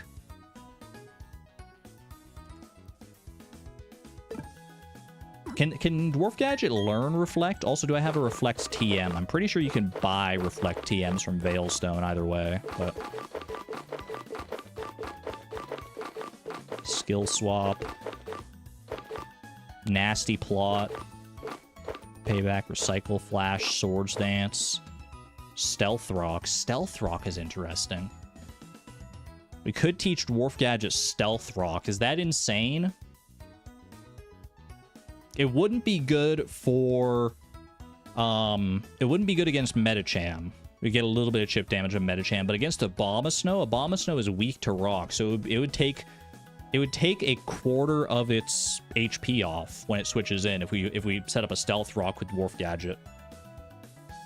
Brick Break doesn't care about Safeguard. No, it doesn't care about Safeguard, you're right, but I'm thinking if we were to swap out Safeguard for Reflect in order to boost our defense, then Brick Break would matter. Stealth Rock is an interesting play, I think. Flash Cannon. Oh, we can teach Flash Cannon as well, but now, I mean, we obviously want Gyro Ball in this context. Yeah, we're preparing for a gym fight right now. It's a little spooky. Like I said, it's probably the hardest gym fight we've encountered so far as well. I think Stealth Rock could be the play, man. Soften up that Abomasnow just a little bit. Although, it depends on what I want to do against the Abomasnow, now that I think about it. Well, hold on. Do I want to set up light screen, or do I want to set up reflect? Either way, the Medichamp's going to break it with Brick Break, man. I think Stealth Rock is the play. I think I'm going to do it. I think I'm going to lock in on Stealth Rock. Stealth Rock over Safeguard here.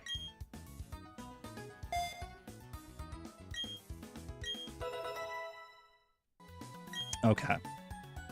So what's our line so far?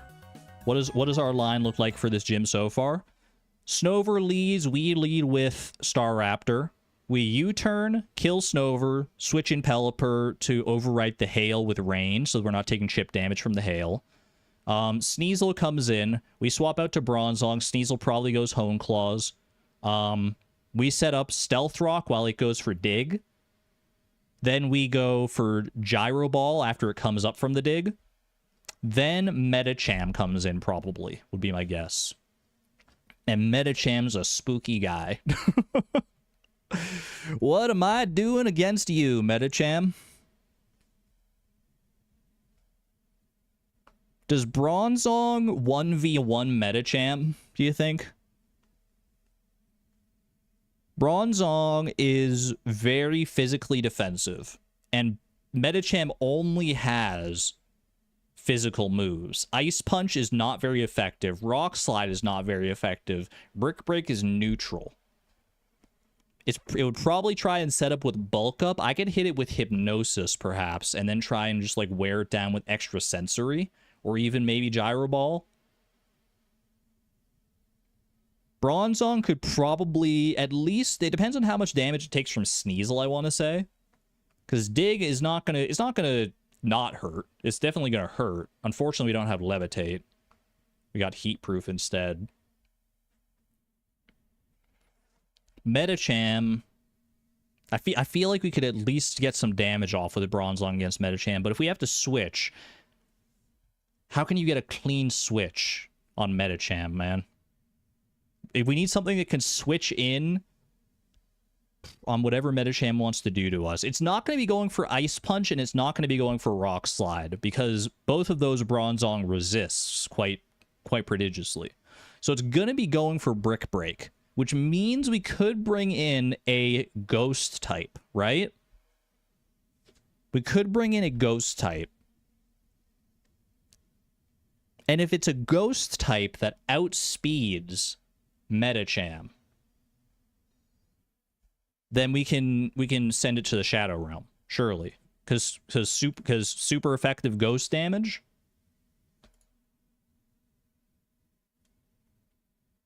Medicham is 80 speed. This could be a Gengar play. This might be a Void play from Gengar, because our other Ghost types are not going to outspeed Medicham. And if it happens to get off like a Bulk Up against Bronzong, and it's like I don't want to risk it, man. Rock Slides and Ice Punches are ripe for freezes and flinches. What ghosts do we have? I mean, we can double check our ghosts here. I'm pretty sure we only have 3 ghosts. We got Gengar in our party right now. We've got Rare Disc, the Spiritomb, who doesn't take super effective damage from anything Medicham does, but it's also not very tanky, and it's going to be slower than Medicham. I can pretty much guarantee, despite the speed boosting nature. I agree. I should try to put it to sleep at least once. Yeah. And then we have Marcello as our other ghost type. But Marcello is Ghost Flying, which automatically writes it off, I'm pretty sure, because Flying is weak to Ice. So Ice Punch is lights out for Marcello. Definitely don't want to risk that. So I think Gengar is the play. I do. So I'm going to lock in Gengar as our 4th teammate here. And between Bronzong and Gengar, I do think Medicham can go down. And then Abomasnow comes in. And then Abomasnow comes in. At that point, Willy wouldn't have taken any damage by that point, because we switch him in against, after Snover has died, just to reset the weather. So we can switch directly into Willy with Abomasnow. And Abomasnow's probably... Abomasnow's going to come in, is going to set up the hail again with Snow Warning. And it's probably going to try Aurora Veil, right? Because it wants to set up that Reflect Light Screen dual combo in order to lower the damage. So it's probably gonna try that. And if we switch to Pelipper, then Aurora Veil's just gonna fail because it won't work during the hail. Or it won't work during the rain, excuse me. And then Pelipper, does Pelipper 1v1 Abomasnow? We've got Wing Attack, I think, is our best move against Abomasnow. It's not gonna go for Earthquake, it's probably gonna go for Blizzard, if I had to guess. Do I have any better flying type moves? Boosted Water Pulse. Water Pulse wouldn't be the play for us, even though it is boosted by rain. It's boosted by rain, but Abomasnow's a grass type, so it resists. Do I have any better flying moves that I could teach to Pelipper here? Like, I have literally Fly, I think. Which is a 2-turn move with 95 accuracy. Are we feeling lucky? I don't have Hurricane, no, unfortunately not. Defog doesn't do damage. Aerial Ace is the same power as Wing Attack anyway, it just doesn't miss. Roost. Roost doesn't really... I guess Roost would be better than Stockpile now that I think about it. I think I'm gonna... That's not really solving our problem right now. But I do think Roost over Stockpile is probably a good idea. Or Roost over Quick Attack, but no, Quick Attack could be... Yeah, I'm going to get Roost over Stockpile here. I think Healing trumps defensive setup.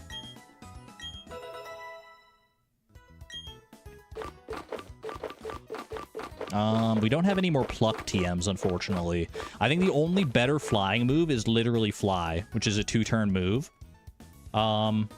Which I guess technically means that Wing Attack, like using Wing Attack twice would be better, but my concern is that Abomasnow is going to live the first Wing Attack and then eat its Citrus Berry, which is not ideal. So I maybe Fly to go for like the big power hit on the second turn of its move. Could one-shot Abomasnow, especially after Stealth Rock damage lowers it to 75%. I think Fly might be the right play here, man. Let me see. Because Wing Attack is 60 power versus Fly's 90 power. Like I said, it's a 2-turn move, so it's technically, like, overall... Like, if you use Wing Attack twice, it would be better, but we want to take it down in one hit, ideally. In which case, Fly would be the better play. Fly over Quick Attack, you think? That way we have the option. That might be a good call, actually. That way, our only flying move, we're not just restricted to Fly for our only flying move. We have the option to do a 1-turn hit with Wing Attack. And Quick Attack's not really doing us too many favors. Priority can be really good, obviously, but in this case, it's not even like a same type attack bonus situation. I'm gonna do it. I think we get rid of Quick Attack for Fly. I think that's smart, Green Knight. Okay. So that's our line. Stardrop, Willy, Dwarf Gadget, and Void. And that means we have 2 slots in the back. Are we not even bringing our fire type? No, we gotta bring Firewalker. Having a fire type in the ice gym, I think, just makes sense. Even if just in reserve, in case things go south, is obviously smart. And who would be our 6th team member? Another one that's good. Honestly, Ice Pip. Ice Pip has Flash Cannon and really resists ice type moves. I feel like Empoleon kind of goes crazy here. We could also bring a fighting type Pokemon, because fighting type is good against ice type. So we could look at Robin. We could look at Marlin. We could even look at... Honestly, we could look at Timbeeb. Timbeeb might be the best of both worlds in that case, actually. It's got the resistance. It's not quite as resistant to ice as Ice Pip is. but it does resist. Abomasnow does have Earthquake, which is spooky if we did bring one of these guys. Like, we wouldn't want to risk that, ideally.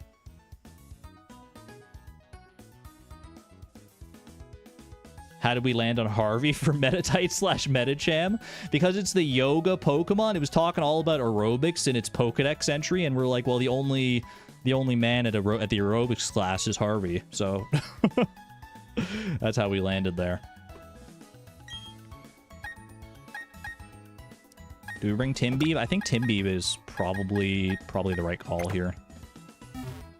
Okay. I think this is a solid team. I think this is a respectable team.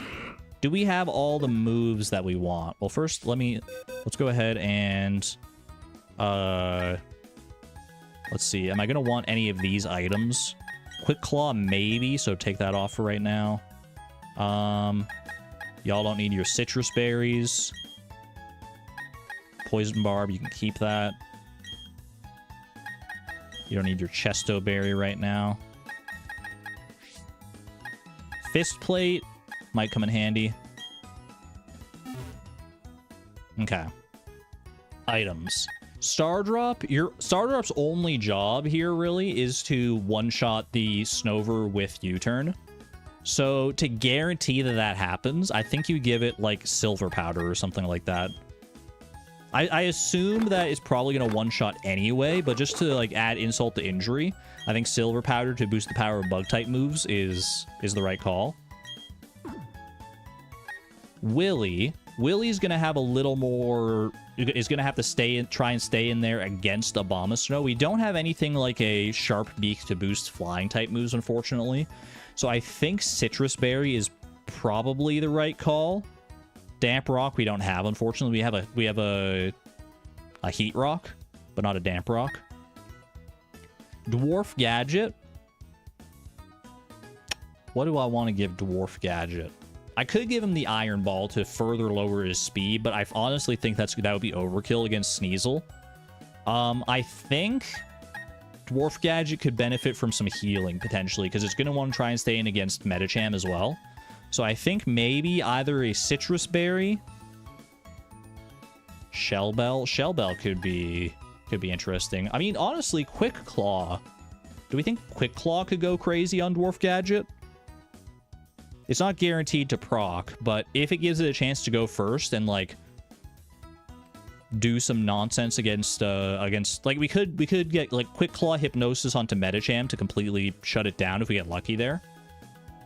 It's like a 10% chance, yeah. But if we hit that 10%, we're pogging. We're pogging so hard.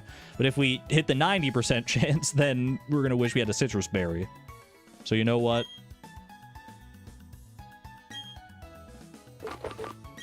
We take those. Never tell him the odds. Give him the Quick Claw. Give him the Quick Claw. We're doing it, man. We're doing it. I don't care who says anything. All right. Void. Void does not have Shadow Ball, unfortunately. You got Hex, Hypnosis, Curse, and Nightshade. Your goal is to come in against Metacham and clean up after Bronzong does some damage to it. I honestly think, I mean, you're not going to survive a hit from Metacham if it gets one off. If it's, like, boosted... I mean, you might survive a hit because it's not, like, super effective, I guess. 10% chance is also a rock slide miss, and that happens all the time. Hypnosis Hex is crazy. You know what? That's true. If Dwarf Gadget can get off the Hypnosis... Because Hex, I always associate Hex with Burn, but it actually affects any status condition, right? This relentless attack does massive damage to a target affected by status conditions. Yeah, okay, that's good. Assuming it's not asleep, though, I honestly think... Is the Spooky Plate or the Spell Tag? I think that's totally fine, just to boost the power of Hex, and... Because Metacham can be a little bulky. So I think this is fine. Firewalker. Firewalker, do you want that Citrus Berry? Or do you want anything better? We don't have anything that can boost fire-type damage, unfortunately. Citrus Berry is probably fine. Don't let anyone I like die. I'm gonna remove the part where you said I like Small Kidney Joe and just assume you said don't let anyone die. And I'll do that. You don't gotta worry about me. Won't even be needed. I think we're, yeah, we'll keep the citrus berry on you. And Timbeeb, iron plate is honestly probably also not necessary. We could do some, we could do some nasty setup with Timbeeb if we like replanned our entire thing with like calm minds and stuff, but I don't think we need to worry too much about that. Let's just go. I'm going to give Timbeeb a citrus berry as well. There's no item clause or anything. We don't have to worry about like doubling up on items in our Pokemon. So I think citrus berry just for survivability makes a lot of sense here. Especially because Timbeeb is already quite powerful being a Lucario. No death counter. All right. Here we go, chat. This is our final setup going into Candice. We got Star Drop with the Silver Powder. We got Pluck, U-Turn, Close Combat, Roost. Willy, Water Pulse, Wing Attack, Fly, and Roost with the Citrus Berry. Dwarf Gadget's got the Quick Claw for shenanigans. And Gyro Ball, Extra Sensory, Hypnosis, and Stealth Rock. Oh, Freeze Heal Berry actually could be interesting for Lucario. We wouldn't really need it for Rapidash because she can heal, or he can heal with fire moves, but that's an interesting thought. I'm just going to not get frozen. We'll be fine. Void the Gengar with Hex, Hypnosis, Curse, and Nightshade holding the Spooky Plate. It is an Adamant Gengar, unfortunately, lowering its special attack, but still kind of a monster. Firewalker, the Citrus Berry holding Rapidash, our only fire type with Flame Wheel, Stomp, Flamethrower, and Smart Strike. And last but not least, Timbeeb, one of our newest members. Aura Sphere, Flash Cannon, Power Up, Punch, Calm Mind, Lucario. Inner Focus with the Citrus Berry. I think we're ready to go, chat. Now I just have to go solve the ice puzzle. On a scale of 0 to 100, 0 being there's no way you're winning this fight, 100 being is basically already over. Like you've already won. How confident are you, chat? How confident are you in our team and our strats against Candice here? Like I said, it's probably... Can I do, like, diagonal shenanigans to get past her here? I can do that. I don't know how to solve this puzzle, for the record. Exclamation point optimism. That's what I'm talking about. Okay. Cool. You think we over-prepped? That's always a possibility. Maybe you can't go diagonal on this. It looks like I sometimes try to, but it just doesn't work. I think you just have to break all these balls in the middle here, right? So, like, I have to line myself up. I need to, like, go from a higher level here. If I go... Let's see. Go here. Go here. Does this hit that snowball? No, we're one away. So you go down here and you hit it that way instead. Okay. You understood nothing of the planning, but it sounded very legit so far, 100% for sure. I don't think we over-prepped, to be honest with you. I think we've prepped just the right amount. Okay. Already done that, obviously. I need to get to that one snow tile on, like, the top right section there, so I can hit those snowballs from across. If I go back over here... Boop, boop, boop. Go all the way up here. And then go here. And then go here. And then down here. Almost. You go here. And here. And here. Boom. That's the way. How do you get this one? It's easy. You just go here and you go here. Boom. How do you get that other snowball right there? You gotta go from the top rope on either the left side or the right side. Or I guess you don't have to be, it doesn't have to be top. Let's see, can I get lined up on the left? You can definitely get lined up on the left side there, I think. I don't think you can get it lined up on the right side here. I don't see it. Actually, I do see a way now that I think about it. Hold on a second. You go here, here, here, here, here, here, here. Then you go up. Nope. Shoot. Wait. I was trying to hit this. I'm trying to hit one of these. Hold on a second. Yeah, okay, it's up here. I miscalculated, but I've recalculated. Wait, that doesn't work, man, because the staircase is in the way. Oh, I'm a fool. All right, this is fine. So we got to go from the top on this side. So you go up here, you go over here, you go up here, and you go over here. That was way easier than I was making it out to be. We usually love staircases. That's what I'm saying. All right, I believe that is puzzle solved. No sweat. All the staircases straight up to Candice. Oh my gosh, she's so scary. I'm scared, chat. Am I leading with Star Raptor? I am leading with Stardrop, the Star Raptor.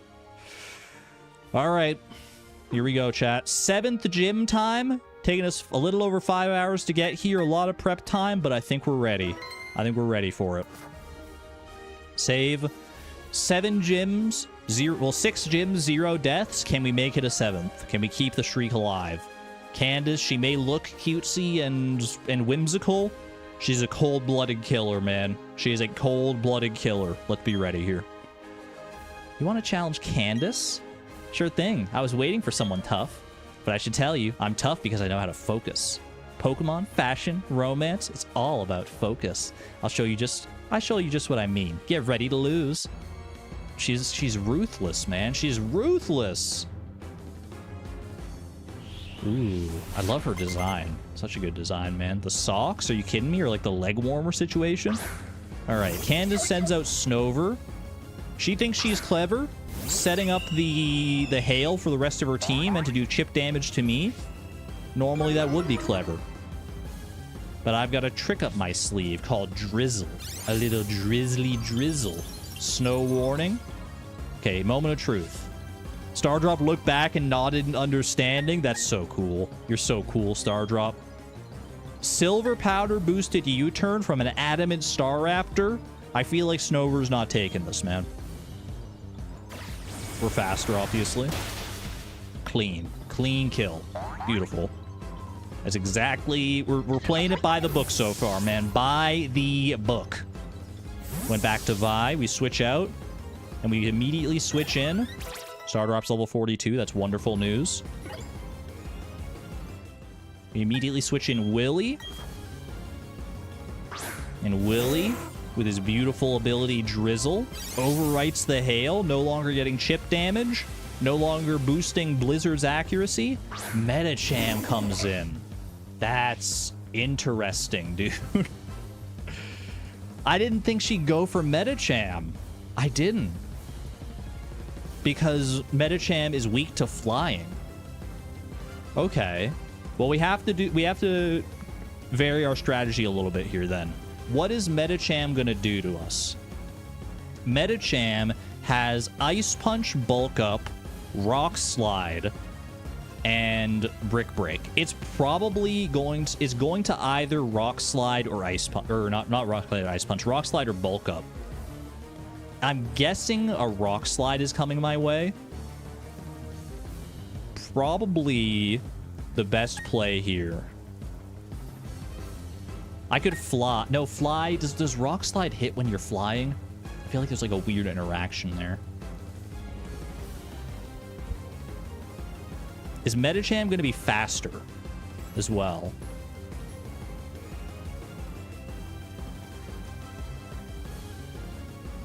I gotta look up stuff, man. Does Rock Slide?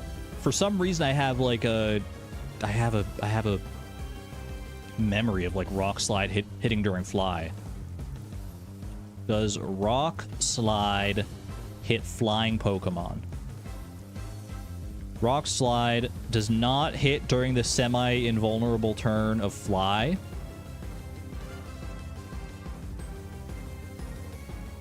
Can Rock Slide hit flying Pokemon? Rock Slide is not one of them. Okay, no. So Rock Slide, we would dodge if you were in the flying turn. Surely Willy could just eat the other Pokemon with his large beak. I like the way you think. Medicham, what is Medicham's speed? Metacham's base speed is 80, and this Metacham is jolly, so it's got a speed boosting nature. Versus Pelipper. Pelipper is not that fast, I'm pretty sure.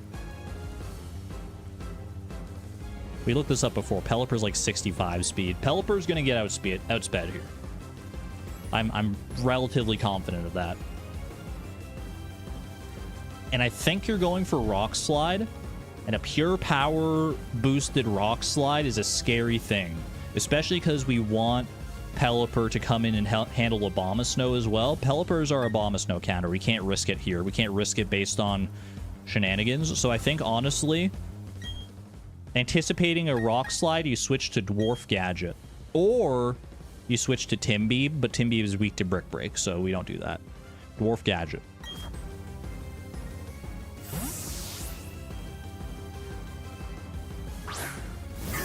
No bulk up, please. You hate to see it. That's all right. We can deal with that. We can handle it. Okay. We wanted to set up Stealth Rock at some point here, but I feel like we have to go for Hypnosis to try and shut down this Metacham before it gets too started here. Hypnosis. It's gonna probably go for Brick Break, I would guess, or another bulk up. The Quick Claw! The Quick Claw of Legends. Hypnosis, you avoided the attack. Ow. No, man. It could have been so beautiful. It could have been great. Gosh, dang, that hurts, though. That's a big hit, man. On a Bronzong? Are you kidding me? Okay. I mean, I technically could survive another one, depending on the damage rolls there. But we assume it goes for Brick Break again. And we go to Void. Void is immune to Brick Break. Right? Is that the play? I really wish we'd gotten that Hypnosis off. That would have been so good. It's got to be this, man. It's got to be this. Come on, Gengar. Come on, Gengar. Hit me with Brick Break. That's what we're talking about. Doesn't affect Void. Okay, what is Metacham going for now? Level 40 Void versus level 40 Metacham. I don't think Hex one-shots, man. I think we are faster, being a Gengar. But I don't think Hex one-shots without it being asleep. It's going to either go for Bulk Up, Ice Punch, or Rock Slide. I would guess probably Ice Punch. He's got +1 attack already. I don't think Void's taking a +1 Ice Punch, man. Not a pure power boosted Ice Punch from Metacham. I could try and put it to sleep, but Hypnosis is such bad accuracy. 60% accuracy. It's more likely to hit than not, but that's a risky play. That's risky business right there. I think I have to go Hex. Hope that it one-shots with the Spooky Plate. And if it doesn't, just hope that I can survive a hit. I think that's better, because if I go Hypnosis Miss, then it's going to hit me anyway, and then I'm in a much worse position than I am right now.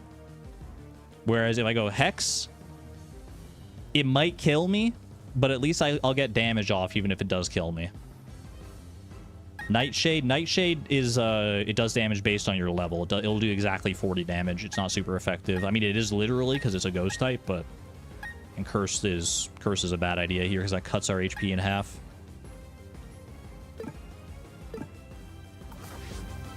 I think this is a Hex play. I think it has to be. We are faster. Critical hit. Crit not needed, maybe? Wait! The opposing... We didn't even need the crit, man! Gengar's just insane! Oh, Void, you beautiful girl, you. Oh, baby. No sleep or anything needed. Alright, Sneasel comes in. What does Sneasel have again? Our original plan against Sneasel was to switch to Bronzong. Is that still viable despite the fact that Bronzong's at like 50% health? Metal Claw, Hone Claws, Dig, and Avalanche. I mean, I can't really hit this Sneasel with Gengar. It can't hit me with a Dark-type move either. It doesn't have any Dark-type moves. Lucario. The best... I mean, it could go for Dig against Lucario. It's probably going to try to Hone Claws up here. I don't know, man. Do you think that it could take... Do you think that Dig would do that much to Bronzong? Bronzong's so low right now, I feel like I can't risk it. We have to switch here. There's no doubt about that in my mind. Firewalker or Timbeeb? Sneasel's going to be faster than both of them.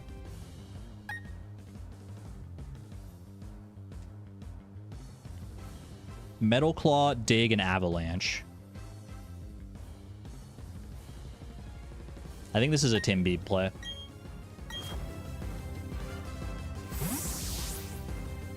I'll never forgive myself if the first Pokemon I let go down is Timbeeb. Dig, okay. Wait, we have a chance. We have a play here. We definitely have a play. Because now it's in Dig. Which will hit me for a lot, because I'm a Steel type.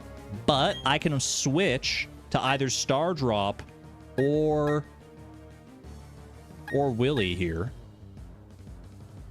I think I go Star Drop because Intimidate should still work even though it's underground, right?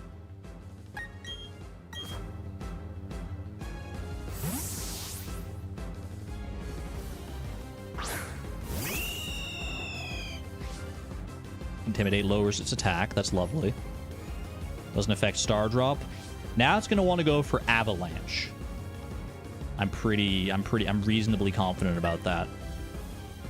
So we switch to, I mean, we could get stuck in a switching loop here, man, if we're not careful, because it's going to always be faster and it's always going to go for Dig. Oh, I guess we could do, yeah, like a slow U-turn situation here, but it's going to hit me with Avalanche, man. Do I think Star Drop can take an Avalanche from a -1 Sneasel?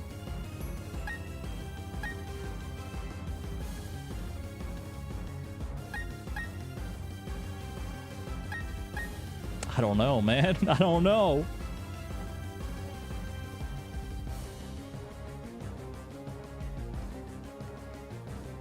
I think Avalanche is scary, dude. How much is Avalanche's base power here? Wait, isn't Avalanche negative priority? Hold on a second. The power of this move doubles if the target has been hurt. If the user has been hurt by the target in the same turn. It does have negative priority. Avalanche has -4 priority, so even if Sneasel's faster, it'll go second if it uses Avalanche. I could close combat. It's got a Chopal Berry, which means that it'll take less damage from fighting type moves.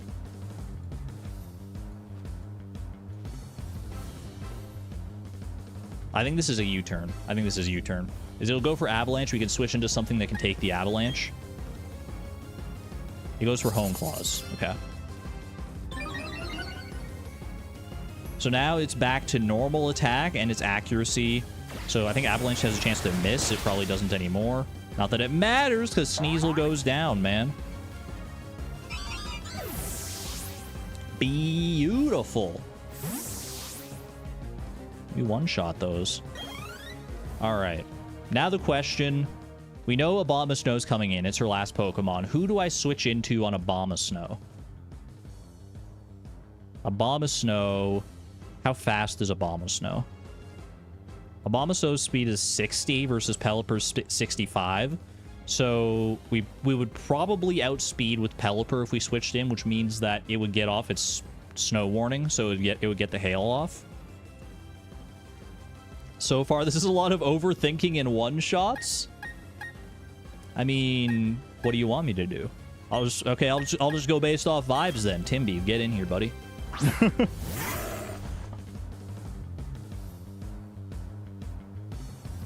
gonna break the ice and bring out my last resort Pokemon.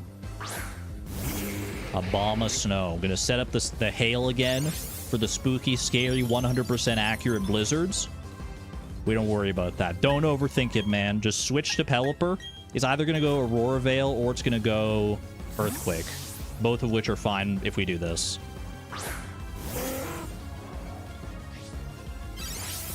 Aurora Veil would be wonderful because it'll just fail, but Earthquake would also just miss, so. Alright, fantastic.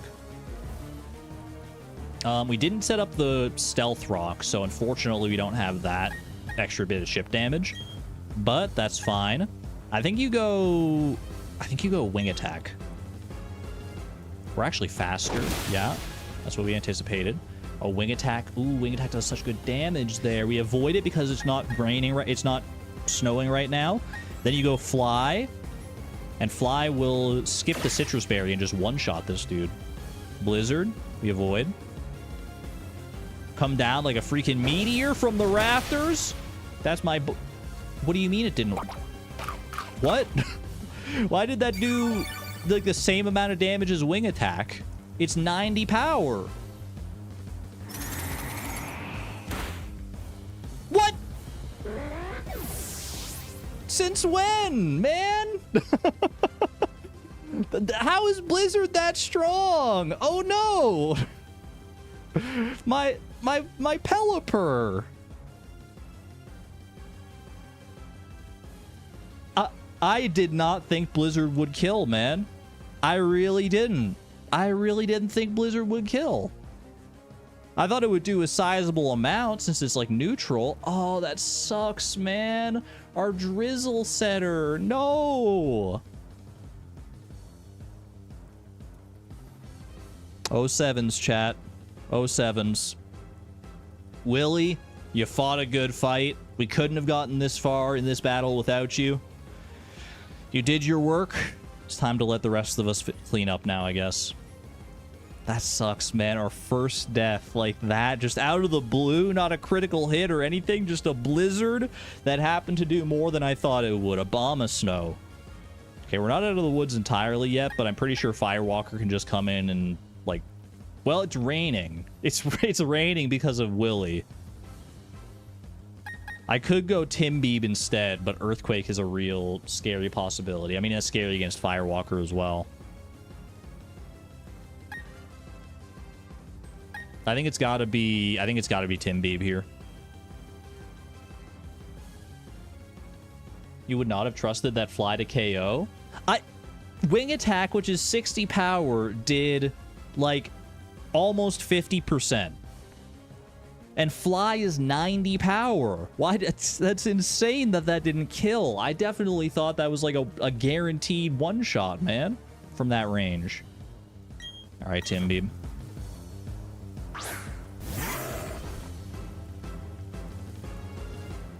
Do it for Willy. Do it for Willy.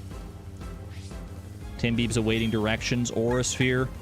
No questions asked. Or is it Aura Sphere or is it Flash Cannon? They're both the same. So Aura Sphere. By the power of friendship. He's gone. Oh, Willy has been avenged. I can't believe that, man. I have to actually like make it like a death list now, and it's just gonna be Willy on there. I told you Candice was the toughest battle so far. She claimed our first and thus far only victim of this entire Nuzlocke. I must say, I've warmed up to you. I might even admire you a little. My deathless run, man. Now I have to reveal my secret rule that it was supposed to be a deathless Nuzlocke the whole time, and now I have to restart the whole challenge. I'm just kidding. I'm not so proficient at Nuzlocks that I could realistically do like a deathless run, I don't think. Or at least not consistently. 7th badge, it feels hollow, man. It feels like a hollow victory. That icicle badge I just gave you, because you have it, you can use the hidden move Rock Climb from your Poketch. She gave me your stickers. I think she also gives me like the Avalanche TM or something like that. Deathless hard mode. It's been known to happen. I don't even want to talk to you, Candice. Do you think I should try to act more like an ice type gym leader? Like, do you think I should be more cool and distant? That sort of thing I have trouble with. Whatever. I don't care what you have to say. You killed Willy! I went the freaking... I'm so flustered, man. I'm so flustered. Willy! I can't go heal yet, because Willy's... He's fainted. I hate to see that. Oh my gosh, it hurts, dude. It hurts! Willy was such a strong, like... He was so good for that gym battle, too. He didn't deserve that, man. He didn't deserve to go out like that. Well, I will remove the berry from your cold, dead body. And I guess you're going into the box. Should I change the wallpaper on this box? We haven't had to do this until now. Change this box. This is the freaking... It's the graveyard.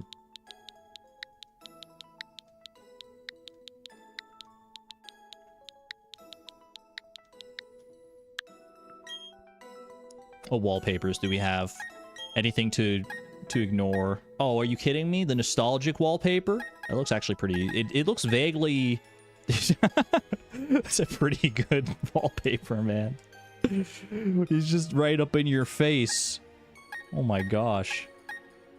Well, there's some great wallpapers here. Wow.